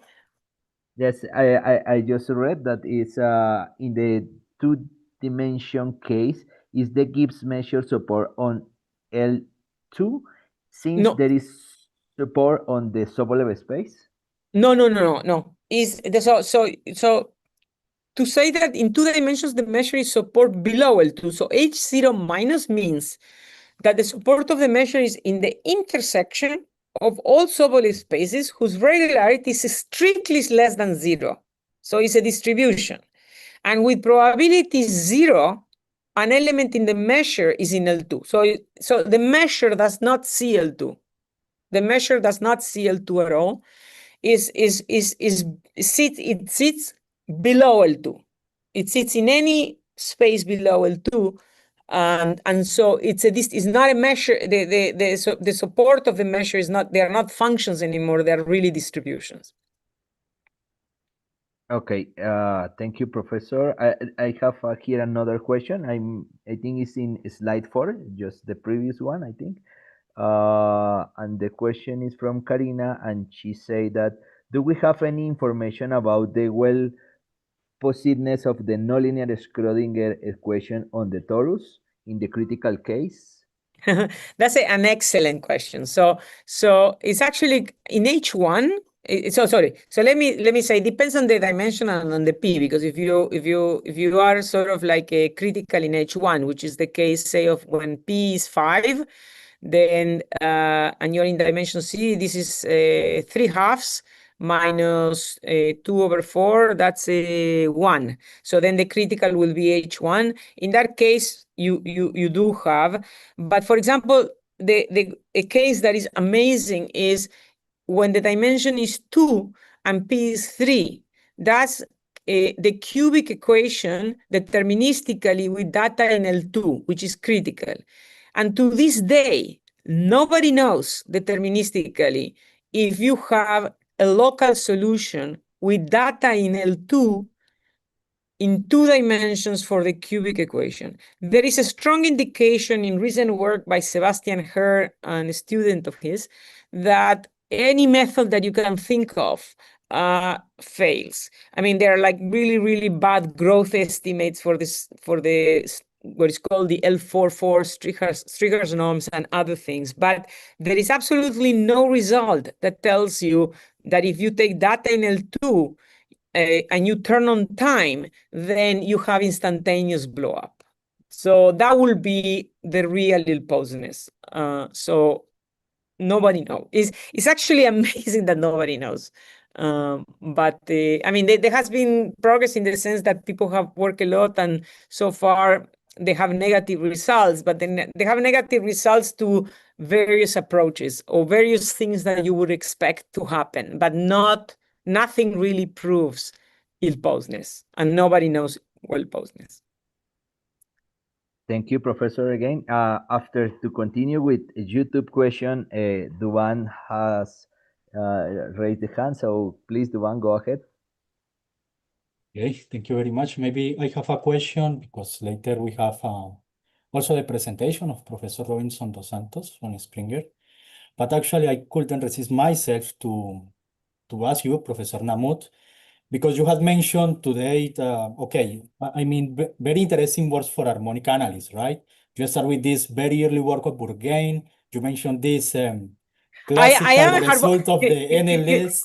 You know that I am a harmonic analyst at birth. I was a student of Cora Sadowski. I took courses with Calderon in Argentina, and then I was a student of Koifan. So I am a harmonic analyst first. And I can feel that, because you have mentioned this very interesting works. Actually, it's the theorem that you showed in this slide, right? These classical theorems by Bourgain. And you mentioned here I suppose is the work of analyzing mathematics of 2015 of the proof of the coupling conjecture. Exactly. Bourgain and Demeter. Exactly. Right. Exactly. This is very interesting because Bourgain in 93 proved many of the Stricher's estimates. This is about Stricher's estimates, which is what usually allows you in even in RD to prove the local well postness. So in 1993, in this GAFA paper, Bourgain proved some Stricher's estimates for the torus, and then there were many others that were conjectures. And then people also were trying to prove these Stricher's estimates for irrational torus, because if you're irrational, you expect to have better dispersion. But nobody could prove it because the results of Bourgain in 93 were based on analytic number theory. And say if you're in an irrational torus, nobody knows any analytic number theory or very little. And if you're in higher dimensions, the analytic number theory is very hard. And so what Bourgain and Demeter, the great breakthrough here was that they were able to forget analytic number theory, use the L2 decoupling method to prove the full range of expected Stricher's estimates in the periodic case for rational tori and irrational tori. And the L2 decoupling methods do not distinguish whether you're rational or irrational. So they are like extremely powerful. Excellent. Actually, then my question is about, because you mentioned your breakthrough result, right? After Bourgain's result. And you also mentioned that you have to deal with paraproducts, right? I suppose I remember this Kaufman-Beyer paraproducts. Which kind of, toolkit from harmonic analysis you are going to use when dealing with these paraproducts? I just as a curiosity. So well, in some sense, it's kind of like, it's very important that, okay, so in the what I mentioned is, there was a parallel theory to the regularity structures. Where was that? Maybe it was earlier. There was a parallel theory to the regularity structures that was done by Massimiliano Gubinelli, Kelly, and Perkowski, which they call paracontrol calculus. And the idea is that then you look for solutions, you make an ansatz in which your solution is the linear evolution of random, then plus a paraproduct of the high frequency. This is important, is the high frequency of the rough data, which is what kills you, against the low frequency of the remainder. That paraproduct is the one that is problematic. And they separate one paraproduct, and then immediately in the heat case, the remainder is good. Now, what happens is that, and that was for the stochastic heat equation, the Gibbs measure for the stochastic heat equation. Now, if you want to go below the measure, you have to somehow iterate these paraproducts in the paracontrol approach, and that's very hard. And so what we do is, in the context of Schrodinger, we do that. But you see, these are all paraproducts because this is high, n means that you're high frequency in the random data, and the cubic means that you're multiplying against two low frequencies in the, say, nonlinear. So you're high, low, and the problematic paraproduct is high, low into high. So the output of this is a high frequency, and the very important thing is that the problem is when the high is in the rough function. Like in the stochastic case, the rough function is the Duhamel of the noise. And the problem that you have in there is when you have two rough noises against a low frequency, because you cannot even make sense of the product of two rough noises. So the paraproducts are these. We don't immediately, we use just L2 estimates. That's the beauty of this method, is that we don't need to go into any sophisticated norms. We just use operator norms and Hilbert-Schmidt norms, which are all L2 based for these objects, for this. But somehow here you have the sum of many paraproducts. These are all paraproducts, right? I mean, and we have to somehow estimate them all together as a sum. Okay. Thank you, Professor, for your answer. I think we have two questions more, but due of the time, we invite to Andrea and also Professor Wolfgang from YouTube to contact directly to Professor Namut, if you agree.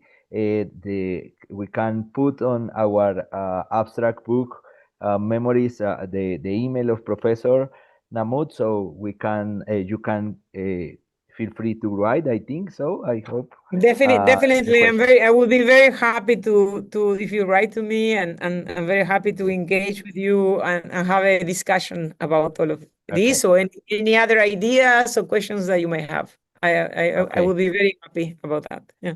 Thank you, Professor, for your nice presentation. Thank you, everybody, for continue with us.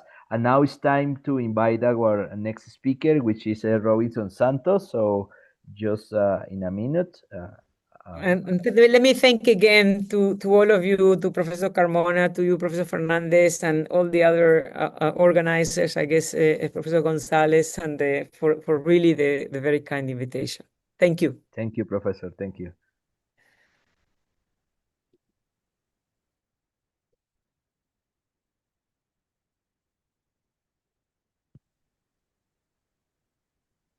Hello, Hello, Professor Pedro. Hello, Robinson. everyone. Santos. Hi, Hello. Andrea. Hi, Robinson. So sorry for our delay today. Oh, no problem. No, I can see that you were having a very productive conference with a very interesting participants. Yes, we were. Actually, I had a question that I have to write to her later because it got too many ideas at the same time, actually. Yeah, it's a good opportunity to meet people. Yes, Yeah, to that's discuss true. these ideas. Yeah. Professor, can you share your screen? Now you are a co-host, so we can try to Yeah, share yeah, the sure. screen. Are we ready to start? Yes, Can yes. we start immediately? Okay. Yeah, I will. You can show your screen, and then after that, I will make a short, brief presentation, and then you can start for sure. Fine. Okay.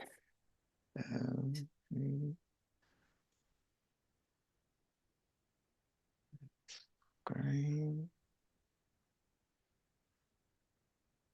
Oh, just a minute.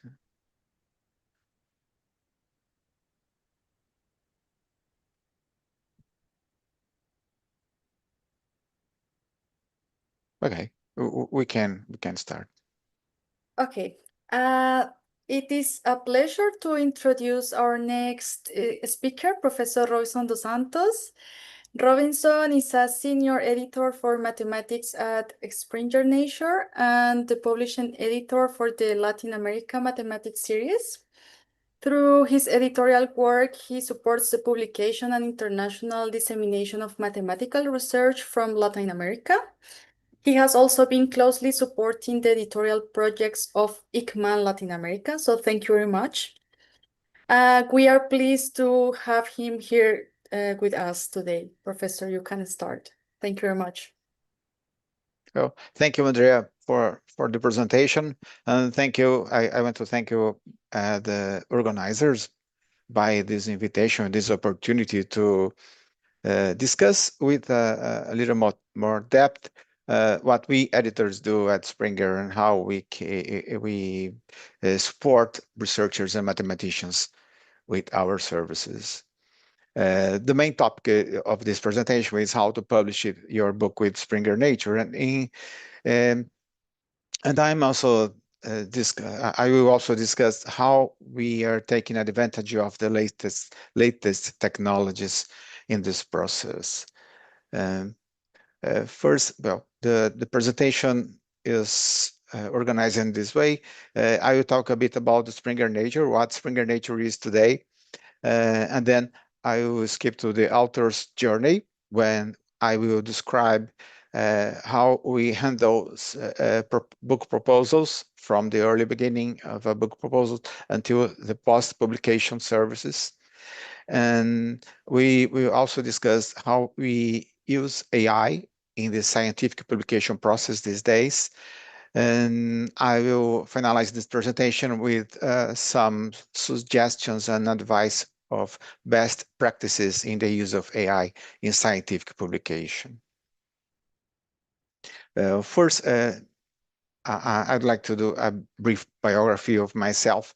I have a degree in journalism and also in mathematics, and a master's degree in education. And this this is a very fruitful combination. So since I can also I have a lot of familiarity with publications in general and also with mathematics. Until 2018, I was responsible for some journals, including the Computational and Applied Mathematics, which is published by the Brazilian Mathematics of Computational and Applied Mathematics, as a Brazilian Society of Computational and Applied Mathematics, the Bulletin of the Brazilian Mathematical Society, published by the Brazilian Society for Mathematics, and also the São Paulo Journal of Mathematical Sciences, published by the Institute of Mathematics and Statistics at the University of São Paulo.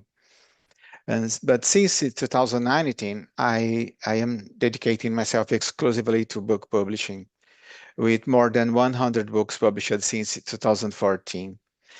Some series under my responsibility include Mathematics of Planet Earth, Mathematics for Sustainable Developments, Latin American Mathematics Series, which is kind of an umbrella for sub-series. So we are in close cooperation with institutions and universities that are interested in publishing books under this series, and also IPA monographs. The Springer Nature Group was formed in 2015 after the merge that happened between the Springer Group and Nature Group, and including the Macmillan part. And we have a main portal where everybody can find our publications. And here are some brands that are part of Springer Nature. Perhaps you don't know all these brands and imprints. For instance, Springer and Birkhäuser are very famous, at least in mathematics. Of course, the Nature portfolio of journals and publications. BMC, which is dedicated to open access publications in medicine. A-Press, which is an imprint for computer science, applied computer science. Palgrave Macmillan, which is another imprint for human and social sciences. And finally, Macmillan Education, which serves books and material for second language teaching for any kind of schools, elementary schools and high schools. And what we publish, we have a very diverse portfolio that includes, of course, journals that you are aware of, many of you are aware of. We also publish monographs, textbooks. We have very famous series in this sense, edited volumes, conference proceedings, handbooks, and even encyclopedias. Of course, all of these options are available under the open access agreements, like articles, for instance, and books, and even book chapters can be published under an open access license.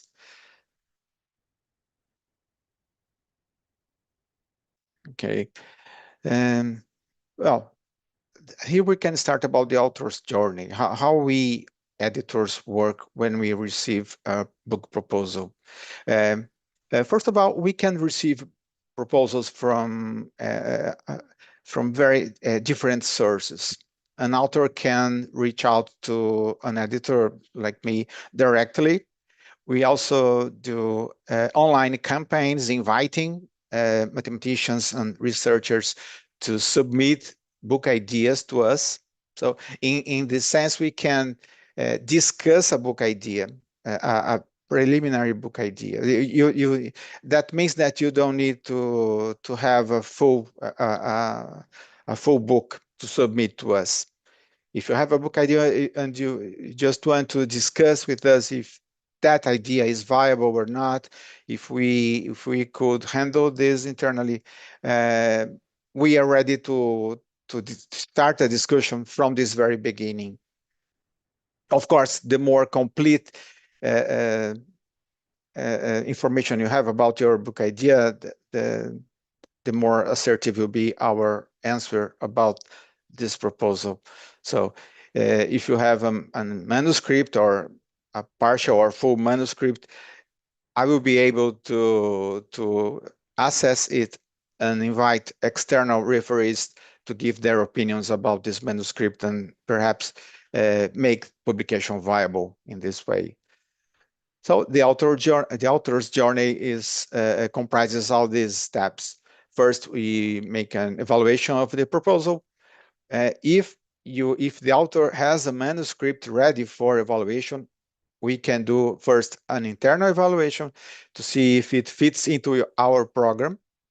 If this step is okay, we can move forward to an external evaluation by inviting external referees who will give their opinion to us. And then at this point, our decision can be accept the manuscript as is, ask for a revision, minor or major revision, or reject the manuscript. By the way, this rejection can be based on not only on quality. The first thing that we think about our rejection is, oh, my manuscript wasn't good enough for this publisher. But in some cases, it has to do with the scope, the intended audience. So there are many aspects of a manuscript that we evaluate and that can lead to a rejection. Well, if we accept it for publication, then we can discuss the production. So the production means that if you have a textbook, we can discuss alternative layouts for the book, cover, things like that.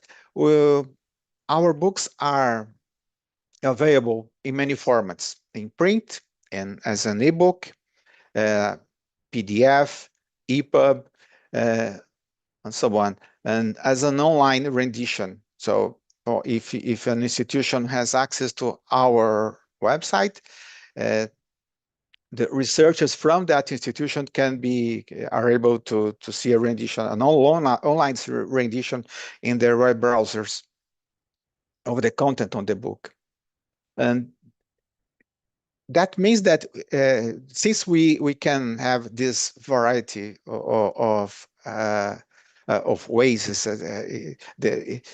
the way we produce books are very diverse these days, so not only print. So it also means that we have some constraints on the way the book can be done.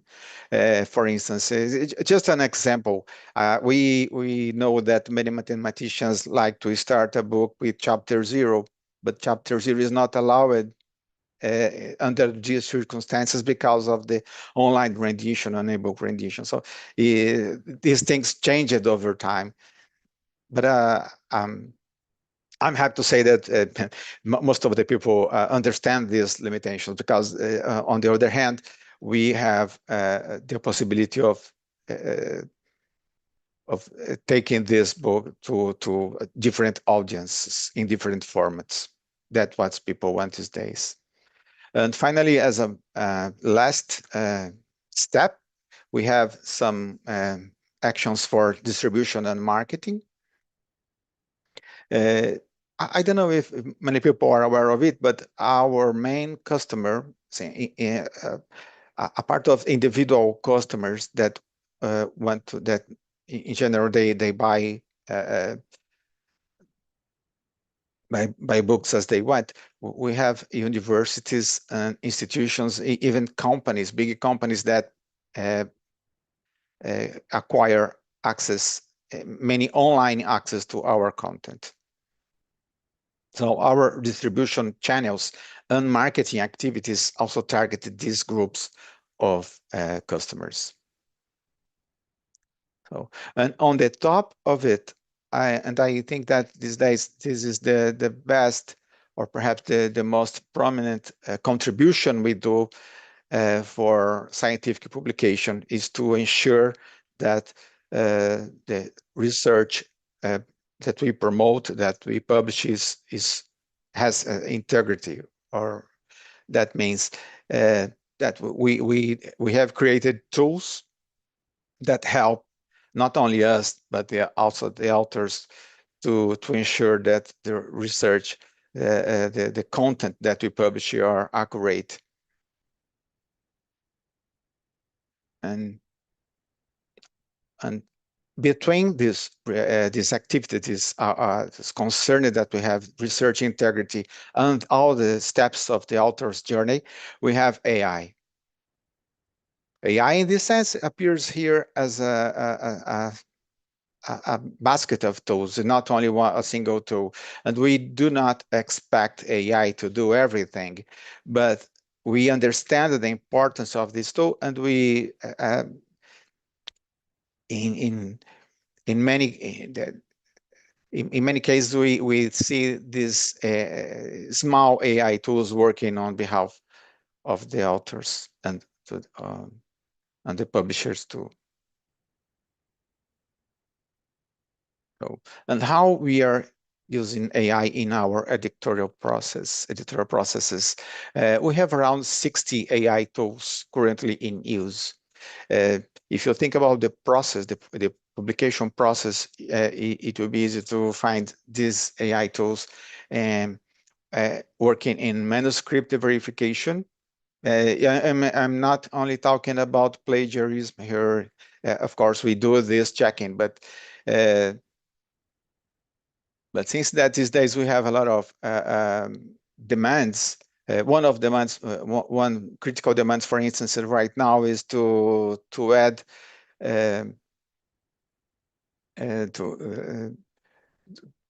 tools for accessibility.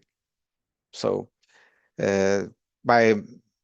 mainly because of legal requirements, we publishers we are required to create books that has accessibility features for impaired persons. So AI tools do a lot in this sense. Also for editorial review, of course, we have policies and constraints about the use of AI in reviewing articles and books. However, we can suggest reviewers. AI can do that, and also do this research integrity check.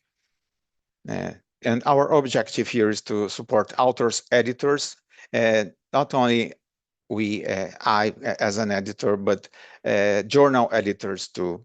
So we understand that everybody has a lot of things to do these days. And the journals are publishing hundreds of papers, and it's very challenging for journal editors and even book editors to handle all these submissions. So AI also support them at this level. And we have a human oversight at all times because it's not only a requirement, it's an ethical requirement.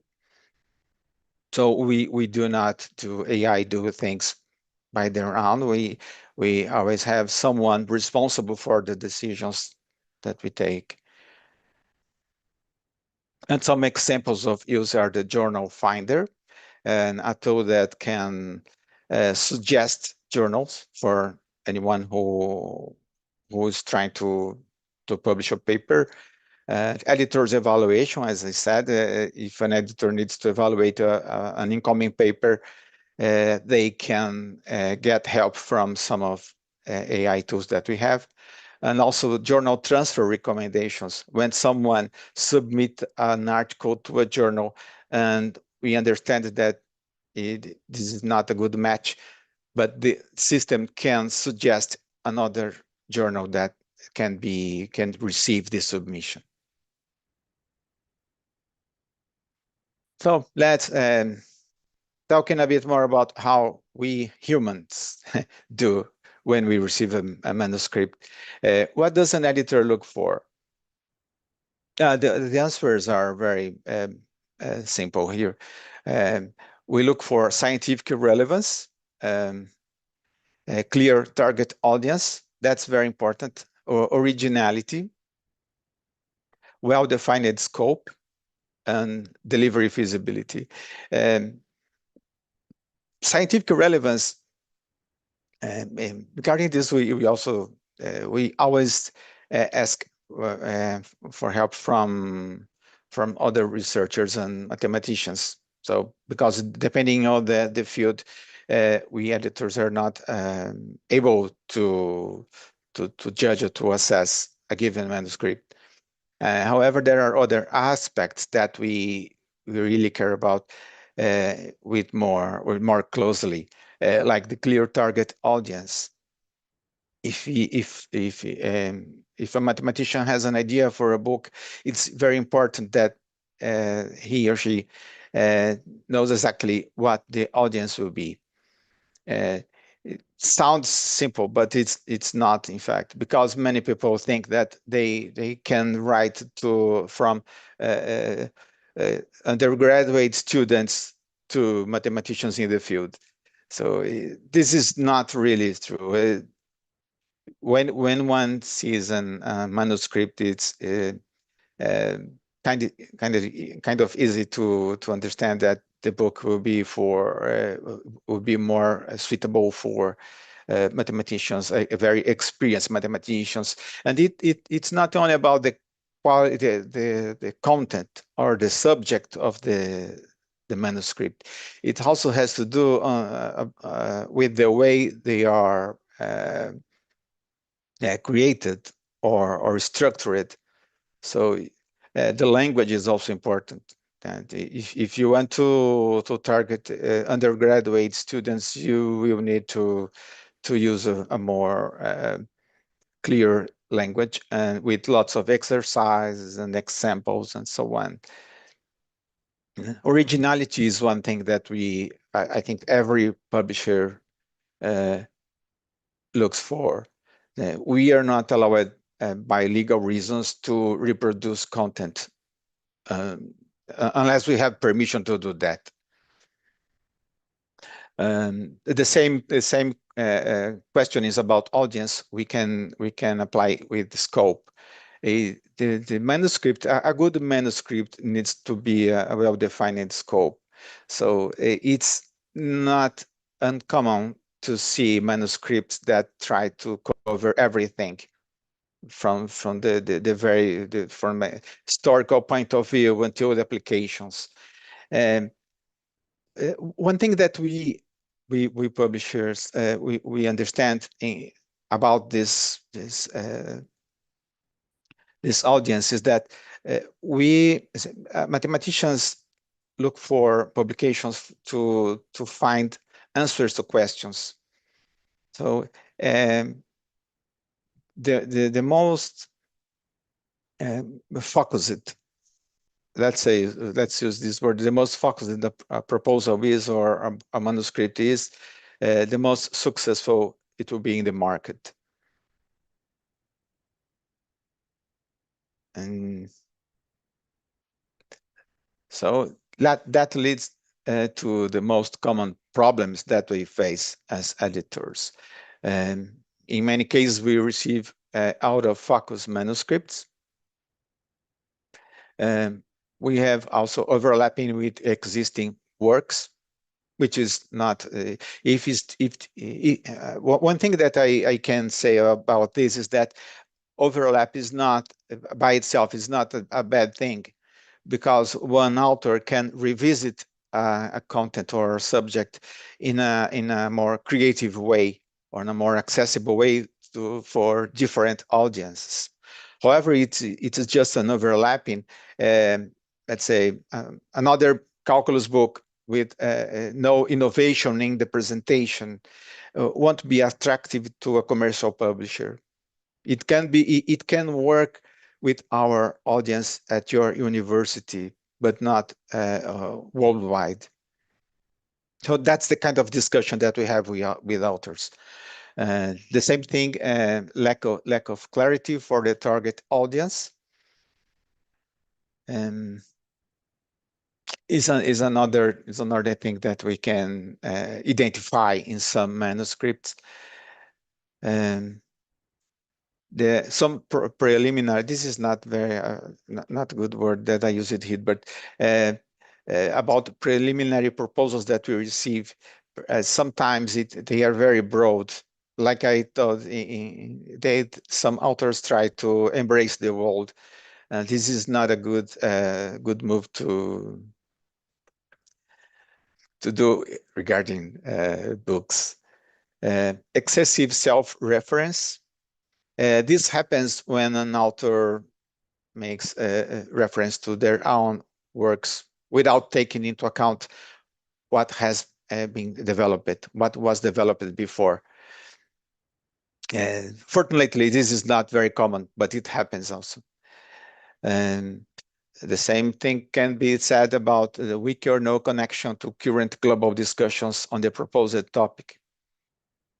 There are some authors that are like kind of isolated in their own department, and they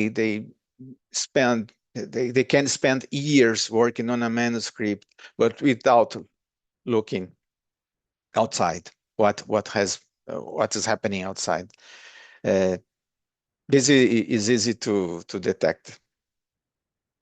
And exclusively local themes with no global appeal. It's also important for a global publisher. This is we don't say that a manuscript is not accurate or not good. In this case, we say that the work is not ready for global dissemination. It can be interesting for a narrow audience. It can be even interesting for a national audience, but for global publishers, it can't work. And the last item, writing for oneself rather than for the reader. It's also very common when someone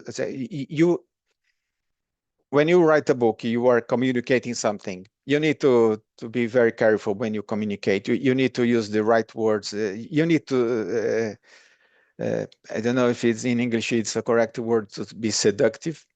You need to attract people to our work and not the other way around. If you pay attention to all these pitfalls when developing a manuscript, you will follow a good path towards approval. And what helps a manuscript get accepted by a publisher? Speaking of Springer Nature, of course, we need to see a clear motivation about the book. So why you wrote that book? So you were answering a question, you were filling a gap in the. If you know exactly what it is, I ask you to tell me what's your view about it. Why do you think your book fills a gap? So if you were a teacher, if you work as a lecturer, and you understand that you were using lots of books, but none of them are good in your opinion. So you decided to contribute a new book. There is a clear reason for you to do this and a clear reason for us to understand why you did it. And another motivation could be you are talking about a state of the art in a given subject. And objectivity and organization of topics. That's one thing that those aspects that where we can find innovation regarding books. So that can be used to justify a new book from a very known subject. In terms of edited books, what we look for, cohesion of contributions. Well, if you allow me to make some criticism here, locally, in every country, we see some edited books as an organization of papers with a loose organization, with loose connection between them. This is not very uncommon to see. Even I work and live in Brazil. In Brazil, it's easy to see this. But when we receive a manuscript or a proposal for edited books, we ask the volume editors to work to give their best efforts in determining that all contributions are coherent or has to do with each other. A good preface also helps, because when we talk about edited books, we want them to be indexed in indexing services. Prefaces are documents that these indexing services use to understand what the book is about. Some people really don't really care about preface, but they are very important especially for this reason. It's a presentation of the work. Clear writing for obvious reasons. Language for language review. And use templates recommended by the publisher. Regarding language review, in my case, I receive many submissions from non-English speakers. So in these cases, we also recommend authors to do a language review or to do a language checking before submitting their manuscripts. Springer Nature has some services that are part of our publication process to correct and to fix many language issues. However, in this very early phase, when we receive a manuscript and we want to seek referees to give their opinions about this manuscript, they will note if there are many serious serious problems with language, which counts against the manuscript and against the acceptance of them. And finally, we recommend, it's just a recommendation. Springer has some templates for anyone to develop a manuscript. These templates are available on our website, on Overleaf, and many other platforms. Very easy. They are very easy to be found. However, it's not mandatory. It's just recommended. In fact, these templates are not used for. They don't give you the final layout of the book. It just used for us to understand the structure of the book. That's all. Regarding submissions of proposals, what we request from authors.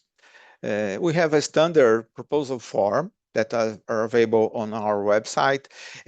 For every book series in our website, you will find a link where you can download this proposal form. We also need a CV, can be a short CV, not an extensive one, of the authors and editors, in case of edited books, of course, and a copy of the manuscript, which can be partial or complete. In case of edited volumes, it's recommended to send us an abstract for every chapter that you plan to accept.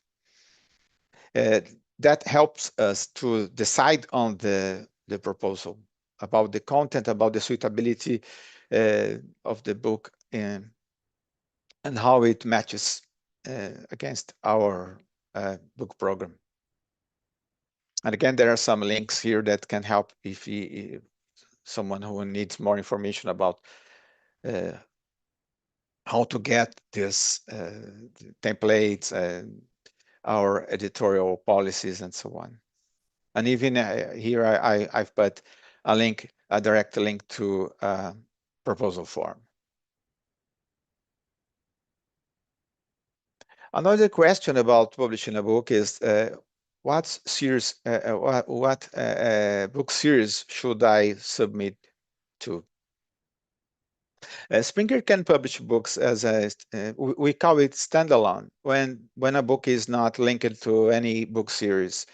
In many cases, it's done because the book is so innovative, so different from the others that they can't, the book can't find a place in the existing series. When it happens, it also makes us to pay more closer attention to topics and subjects that are not fully covered by our series program.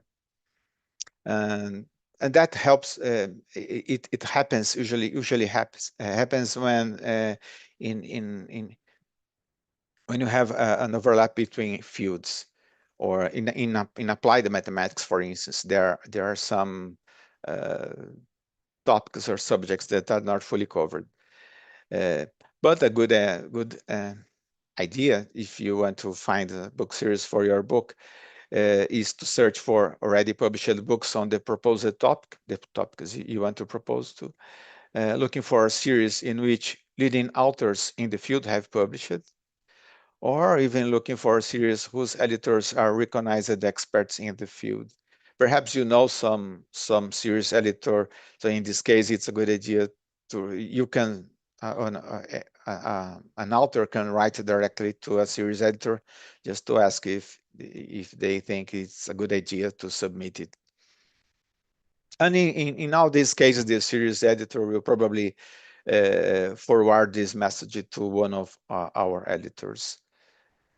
Like I mentioned, we can, the author and I can help the author to do this, to explore new interdisciplinary series.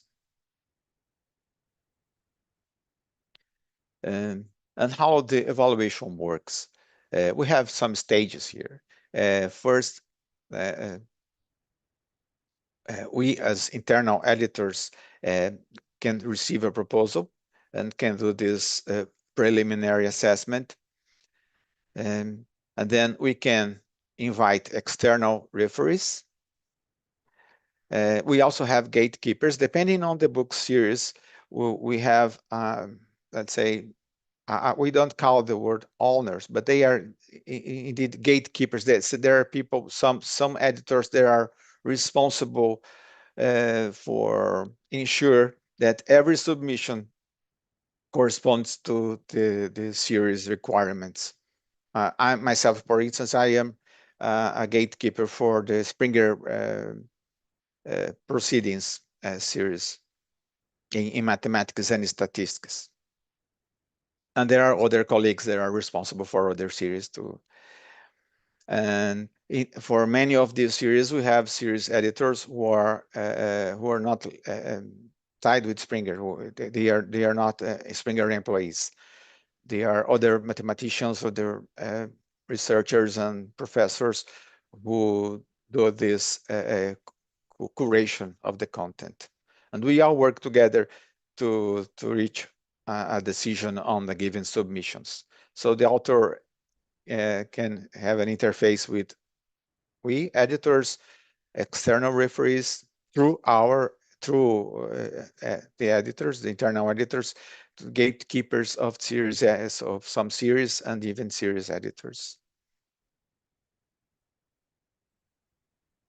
The reviewers, as you probably know, they are chosen from peers affiliated with universities and research centers around the world.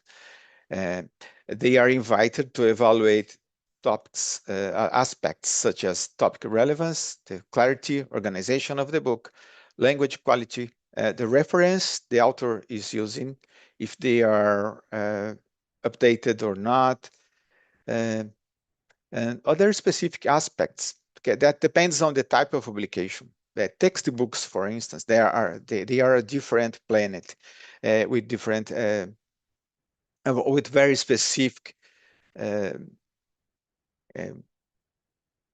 topics that we evaluate. So the quality of the exercise, the questions, if the book has answers or not, if the author is using external media for example, videos and 3D animations, things like that. All this is possible with textbooks. but we need to evaluate how it integrates into the product and how we can make it happen. So this is all these aspects are discussed with the authors. And for edited volumes, we can conduct an evaluation of the proposal. However, the peer review process is conducted by the volume editors. Here are some common questions that I collected that perhaps some of them are put in advance here. For instance, are preprint servers allowed, like archive? They are, of course, but in the past it was not part of the contract. Now it is. So we ask authors to disclose if they have some part of the entire manuscript available on a preprint server like archive. So in this case, I need to do a change in the contract to make it more visible for all parts. Another a sub question here is we know that some preprint servers they allow or they even ask authors to publish it as under a Creative Commons license. These licenses are very important to us. If a content has been published before under a Creative Commons license, perhaps it can make it inviable for us to publish it with Springer. Is there a cost for publishing? It may be. It may have some costs if the author decides to opt for open access publication. Otherwise, no. For monographs, for textbooks, we remunerate authors for their rights to publish the book. And can I publish a book abroad that has already been published locally? And the answer is yes, but once again, we need to discuss carefully the terms of the contract. But yeah, it's possible. I do this on a monthly basis, perhaps, because most of the authors I talk with, they have a book published in Spanish or Portuguese, so we can make I can help them to get an English version or English edition published worldwide. And he or she, the author, can retain rights for local language. Do I need to write the entire book for submission? I told before, no, you don't need to get a whole book ready for submission. However, like I told you, if I send a referee a few chapters, the referee may not be able to give a strong opinion on the manuscript. In this case, we will have two different steps of reviewing. The first will be a preliminary review. And then once the manuscript is ready and delivered, I will resubmit it to the same referee for a second opinion. How much does it cost to publish a book in open access? The costs for open access publication is freely available on our website.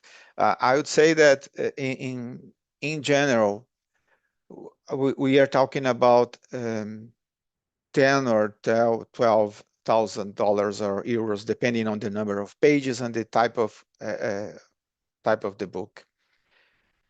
For book chapters, the amount can be around $2,000 or euros, or from 2,000 to 3,000. Again, it also depends on the number of pages, but nowadays there are many institutions and even countries that have partnerships with Springer, and when they can get lower prices, or even they can authors from these countries can publish for free in some journals In books, no, but for journals, it works well.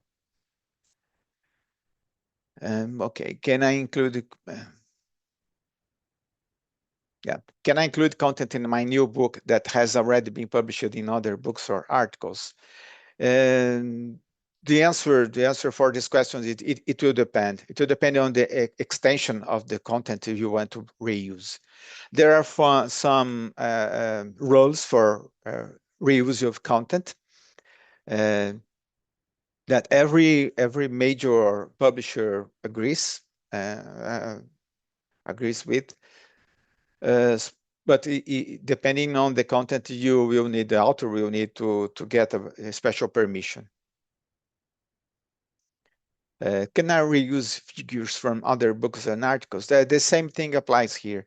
For a few figures, it's allowed. There's a limitation about the number of figures and images. But in any other case, the author will need to get permission for that. Can I include the illustrations obtained from the internet? This is a very sensitive question, because some authors understand that any image that is licensed on the internet under Creative Commons can be used in a commercial book. That's not true. So in this case, I help the author to evaluate the case by case, on a case by case basis, to see if it can be done or not. Does the publisher do language editing? We do at a given level. But the problem here is that our production, I think that it happens in every other publisher, we do not change the meaning of the manuscript. In other words, we do not want to change the message that the author wants to send. We can do many things. We can correct and find typos. We can reformat things. We are more specialized in the layout, the way the things are grouped or put on in a given page. However, since we are dealing with scientific information, it's very complicated for us to change words in a manuscript. So we understand that the author needs to be responsible for that. And finally, the big question these days is the use of AI permitted? In last year, the answer was a bit different, but nowadays we can see many institutions and universities and even governments with clear policies about in which cases AI can be used and what cases AI cannot be used or shouldn't be. Springer Nature also has a guideline regarding the use of AI.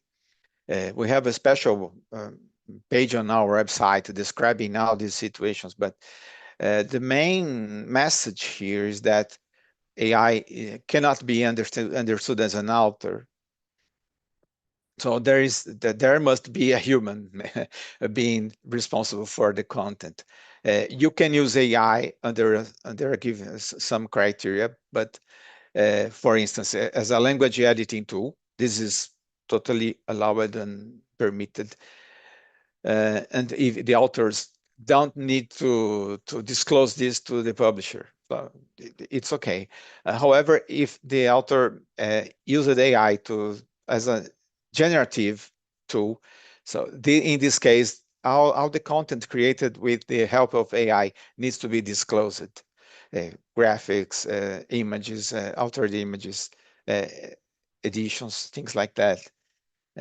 Even images and videos generated by AI, we understand that it should not be used for legal reasons, except when the author or the researcher is studying video change use of AI in generating videos itself. Because if this is a topic, then it can be justified. Otherwise, we don't allow it because of legal reasons.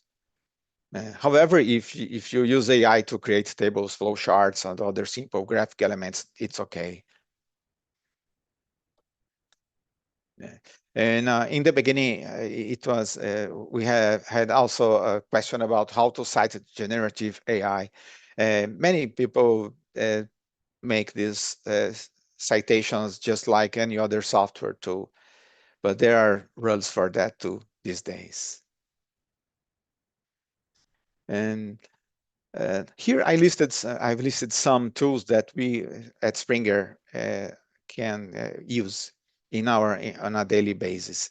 You see that they are very focused. For instance, for journals, we have Kohi that improves the textual presentation of an article.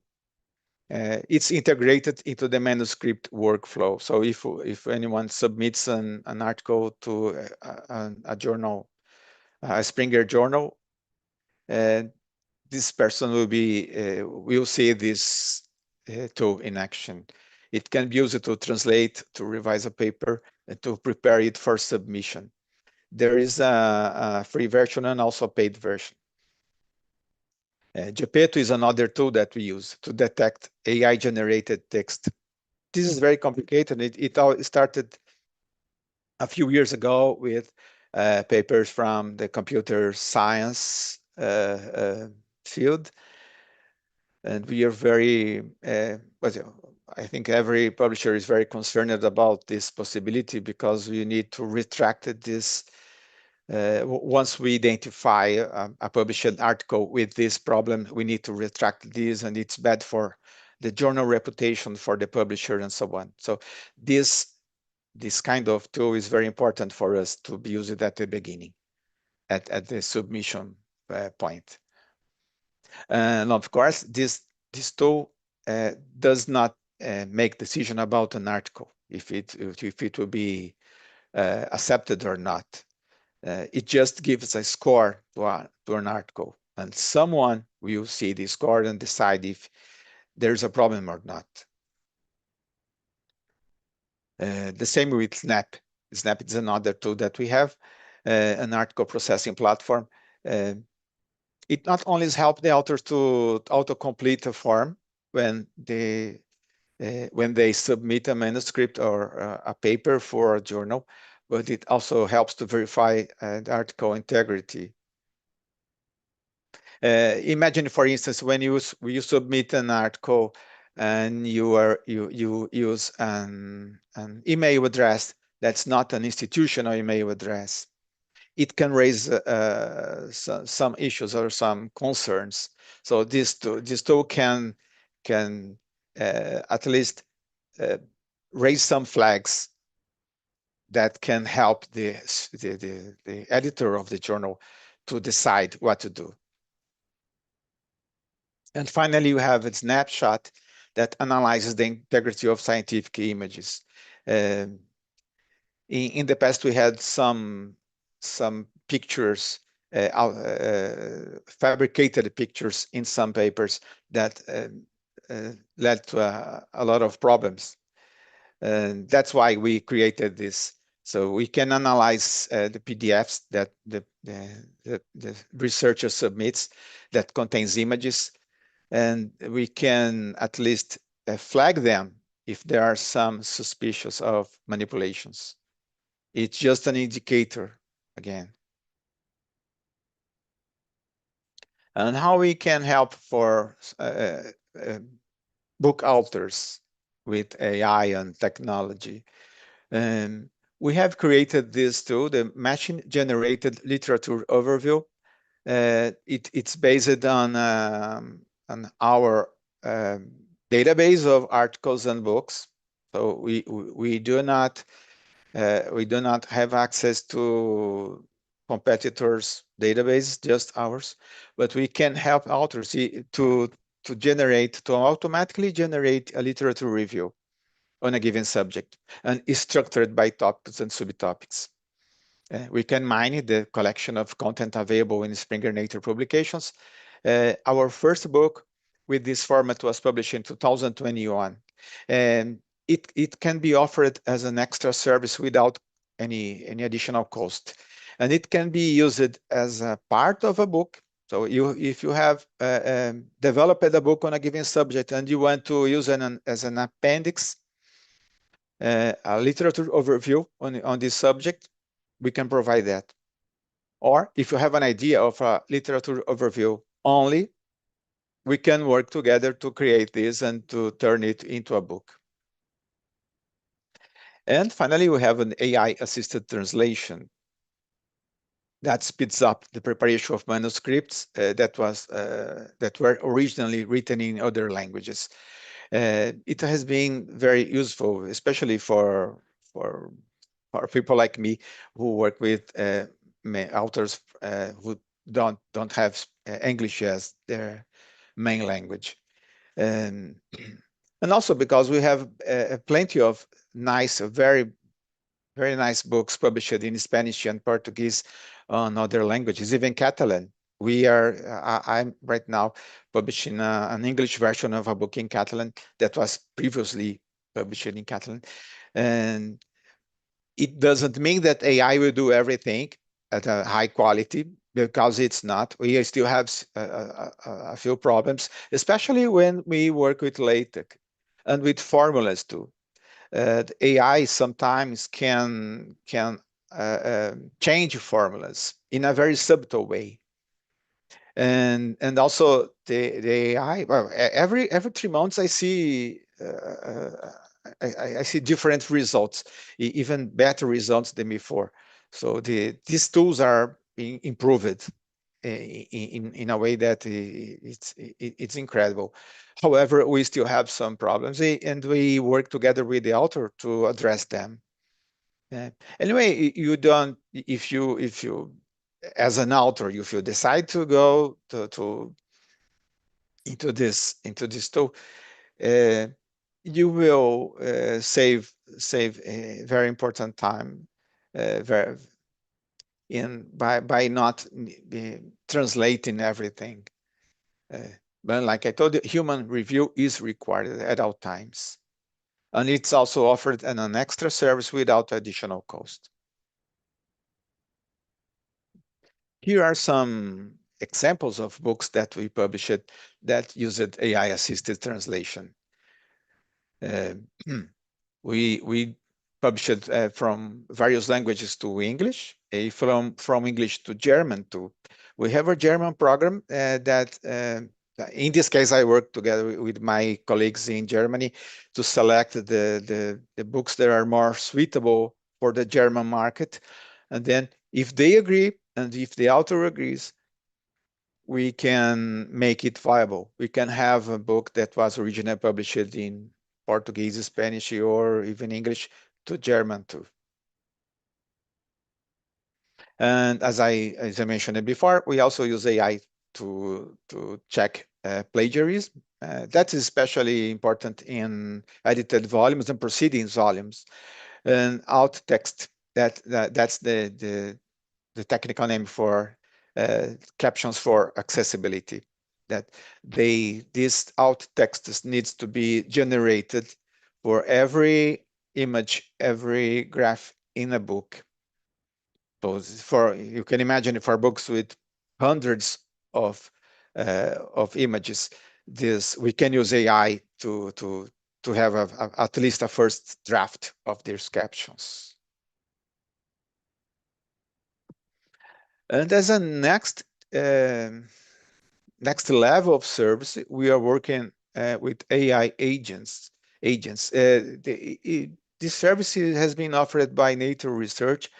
That is a subdivision under the Nature Group. It's still in the beta version, but can be kind of an assistant research for someone who is developing not only research but papers too, and even books. So you can use these agents to organize the manuscripts that you have access to. You can outline the structure of your document. You can discuss research questions with this AI tool. In this case, in this sense, you can refine your questions. You can pose a question, a big question, or an open question, and you can receive some feedback. And from this feedback, you can go ahead with this discussion. The difference between this AI agent and an open AI tool that's available outside is that nature is ensures that the references are real. So with this tool, we are mitigating the chance of hallucinations that we can see in other services out there. And as a last topic that I mentioned here, these tools do not use the researcher's material for LLM training. That's another point that some people don't pay attention to.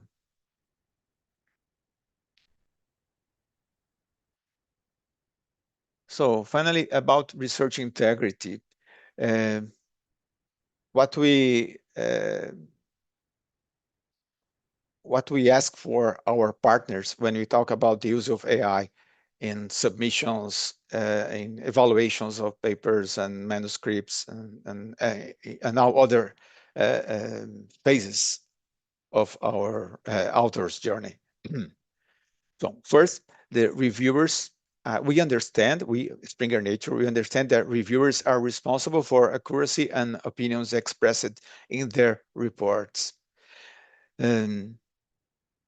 Generative AI tools may offer access to outdated content or provide nonsense, false or biased content. That's one that happens frequently. Manuscripts contain confidential information that should not circulate outside the review process. And for all these reasons, we ask reviewers not to load manuscripts in generative AI tools because we don't know how this content will be used. When we receive manuscript, there is an understanding of we receiving trust. And this is very important to us, very important to the author, and the referees are also asked to understand this, how we handle these manuscripts, and to be careful about the ways they can share this content to AI tools. However, if any AI tool has been used, we ask reviewers to disclose its use transparently in their reports. This is part of our Springer Nature code of conduct for book peer reviewers. And finally, still about the author's journey, the last part of the journey is post-publication. Once the book is published, what Springer does. For libraries, we have newsletters and Springer alerts that can make libraries aware of any new announcements. For authors, we offer a book webpage. We also can add to this webpage selected excerpts from the book, from reviews that we can find on the internet.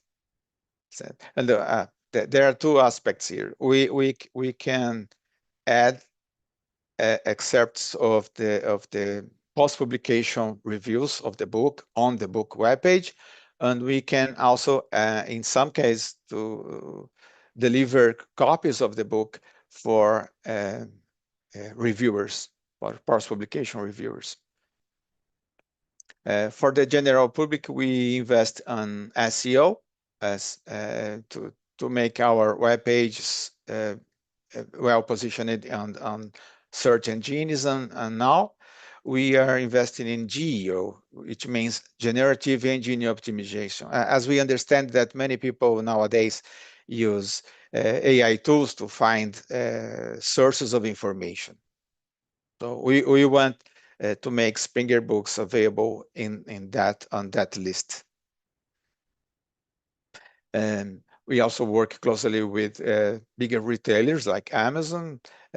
Google Books is a huge window for our books too, and other retailers around the world. I believe that in South America and even in the Americas, or even North America, Amazon is very prominent. But in other parts of the world, in Asia, Europe, we have other retailers, and we work closely with them to distribute our books. We also have use of social media to promote our books. And of course, when we have some specific actions, like the SDG initiatives of the United Nations, we make use of it. This is an example when we created a special website for dedicated to the content related to the SDGs. That includes journal articles and books chapters too. And in summary, the pillars of good practice for the use of AI in the publication process is based on responsibility. Who is responsible for that content? Not AI. Authorship, the same. The AI is not an author. Research integrity. So we understand that AI can be used in many steps of the publication process to ensure research integrity. Ethics all the time, and equity too, to make sure that AI has not been used in a way it enforces bias of any kind. And that's why we have this list of values here and how it relates to the way we use AI.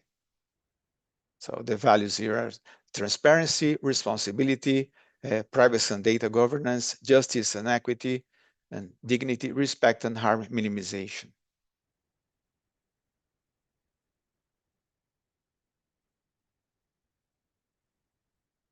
And again, here I used the content of the last slide, turned it into questions that everybody can make regarding authorship. Before you think of submitting content or manuscript to us, we invite the author to think of this. Have I used images, figures, or any content obtained with the use of generative AI? That's one question. About responsibility, have I verified the consistency and accuracy of the content obtained with the use of generative AI without introducing fabricated results? Transparency, and that's very important. If you have used generative AI in any aspect, we ask editors and authors to be transparent to us. Data privacy and built-in bias. In case of mathematics, it's not that common, but in other fields, it can be a serious problem. On the other hand, we have examples of safe and responsible use of AI. For instance, a literature review, like I mentioned it before. Brainstorming, if you use AI to discuss about a given topic that you want to write about. Language editing and media. Many people use AI to create content for social media, for instance, with the use of AI. And as a preparation for a presentation. That's how legitimate uses of AI. And the cases that can that you can use AI and put your research at risk is also related to privacy and data security.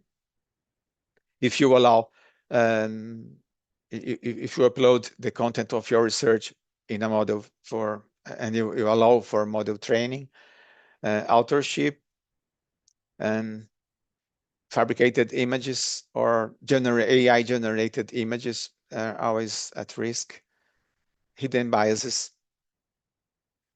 And again, if you create literature reviews generated by AI, it can point to inaccurate or non-existent references.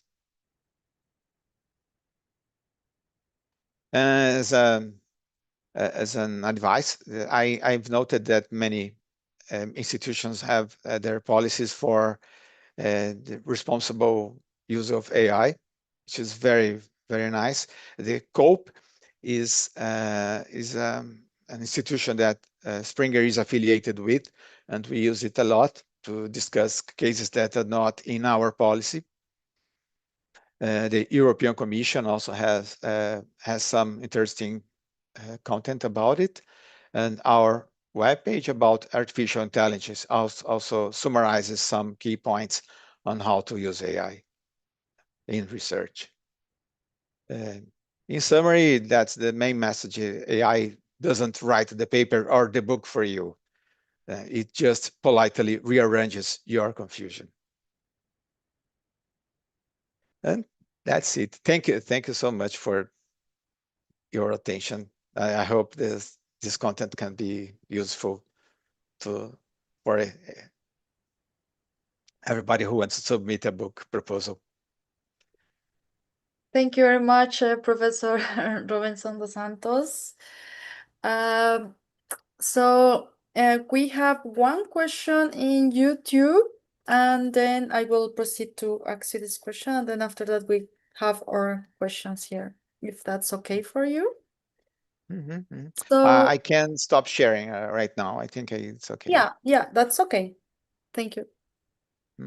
They ask what is the average time for a scientific paper to be published after being submitted? A paper or They ask a paper, a scientific paper, indeed.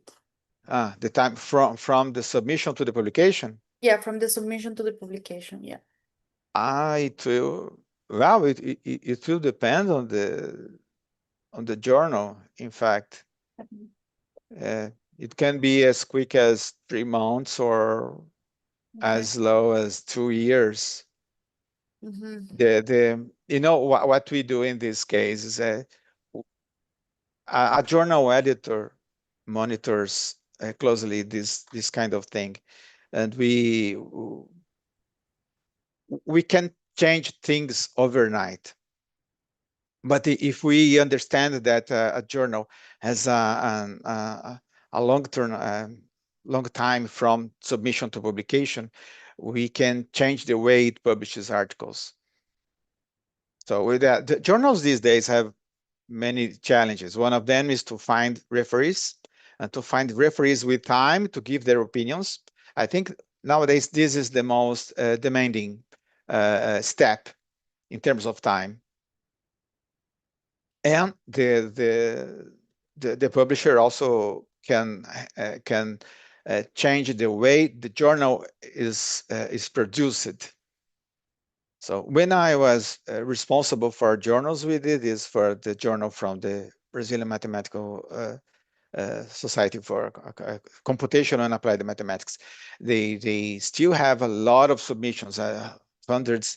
I think nowadays it's kind of thousands per year, thousands articles per year, and we changed the way it publishes articles to become so in a way that the author doesn't need to wait until a new volume arrives. Okay. So, but the short answer is it varies from 3 months to 2 years, not more than 2 years. It's too long. Okay, thank you very much. Now I would like to ask you something personal, actually, because I am still, well, I am doing my PhD. I will finish next year, hopefully. And is it possible to publish a thesis, a PhD thesis with Springer? Is there an option that one, yeah, is there an option to publish a thesis with the Springer? It is, but when one wants to publish a PhD thesis, that's one thing here. You will need to deposit, or you need to deliver a copy of your thesis to the library of your institution. Yes. And this copy is made available for free on the internet. That's how it happens. Yeah. Usually. In my case, I had my dissertation at the university, and it's available for everyone to see. That means that you are not allowed to sign a contract with a publisher and to give the rights, because a publisher, it's not only with Springer Nature, but every publisher will ask for exclusive rights for distribution. Okay. You will have the copyrights as an author. Your name will be there, copyright your name. However, you will sign an agreement for exclusive distribution with the publisher. For PhD thesis, this is not possible. However, you can expand your thesis in a way that it becomes a new book. Okay.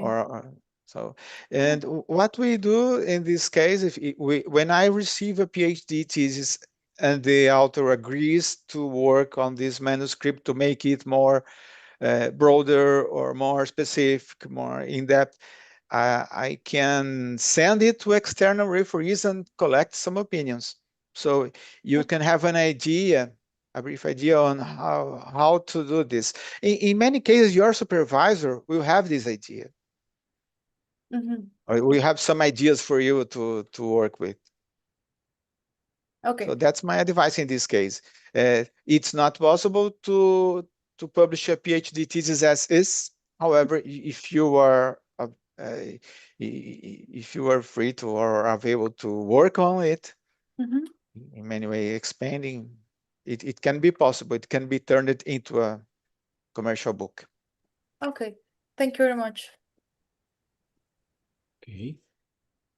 I also have a question for Robinson, if I may, because you mentioned at some point, Robinson, right, that, and I think it's my case also at some point, right, to try to cover for the future in a book, maybe a state of the art of a discipline of the discipline, right, that is based on articles that actually one has published before. Let's say that one wants to make the revision or one wants to analyze the state of the art of the discipline, where one actually have contributed a lot.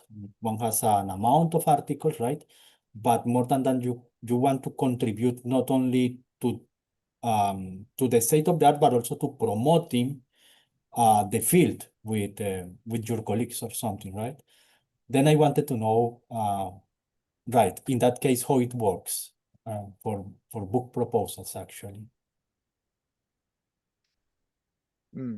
So if I understand, well, this content has been developed by other mathematicians. Right. Essentially, let's say if one but by oneself also, one has some contributions in the field, but one wants to make the revision of the state of the art, also including contributions of other persons, right? Of other people, sorry, and to yeah, to create let's say a book that in some part is very much based on articles that actually one has published, right? I see. Well, then the challenge here is to develop this manuscript without replicating the original content. Of course, all this content that have been published in papers in papers in journals, you can reference them.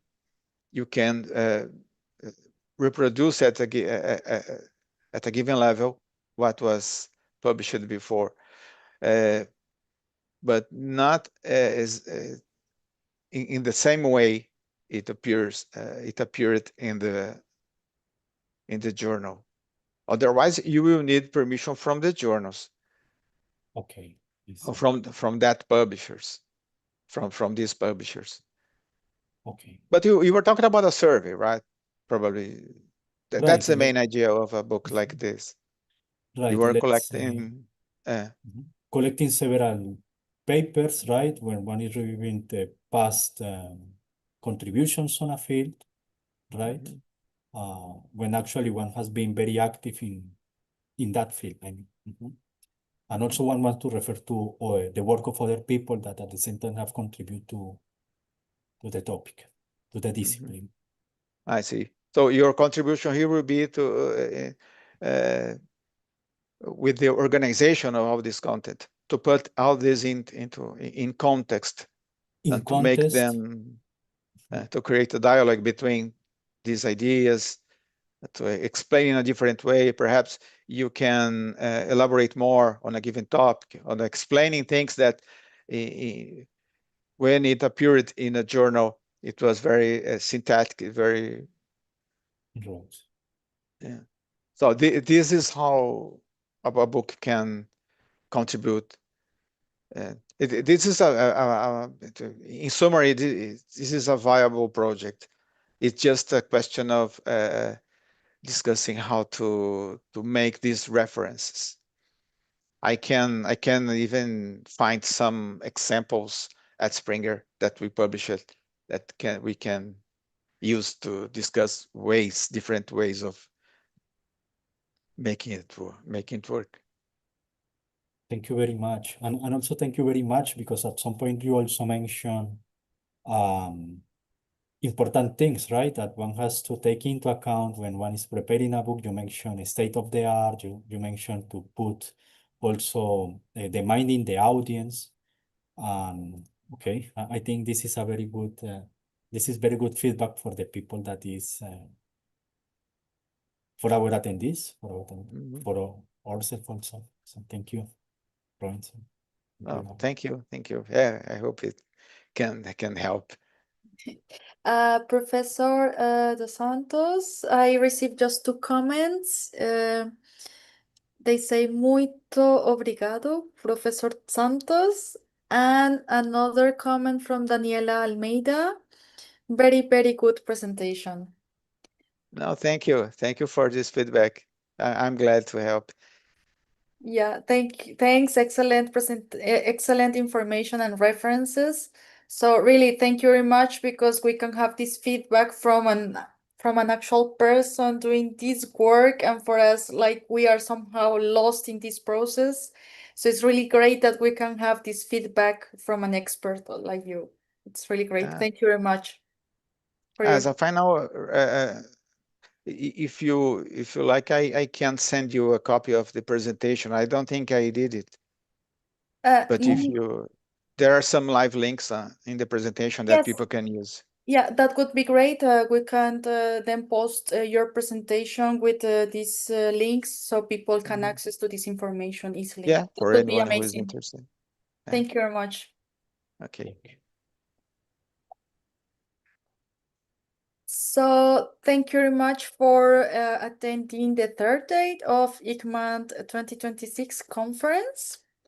Tomorrow we will start at 7 a.m. Colombian time and 14 Central European time with the talk of Professor Monica Conti. So we will see you all tomorrow, and thank you very much for your attention and for your time. So see you tomorrow, all of you. Thank you very much. See you tomorrow. Bye. Bye.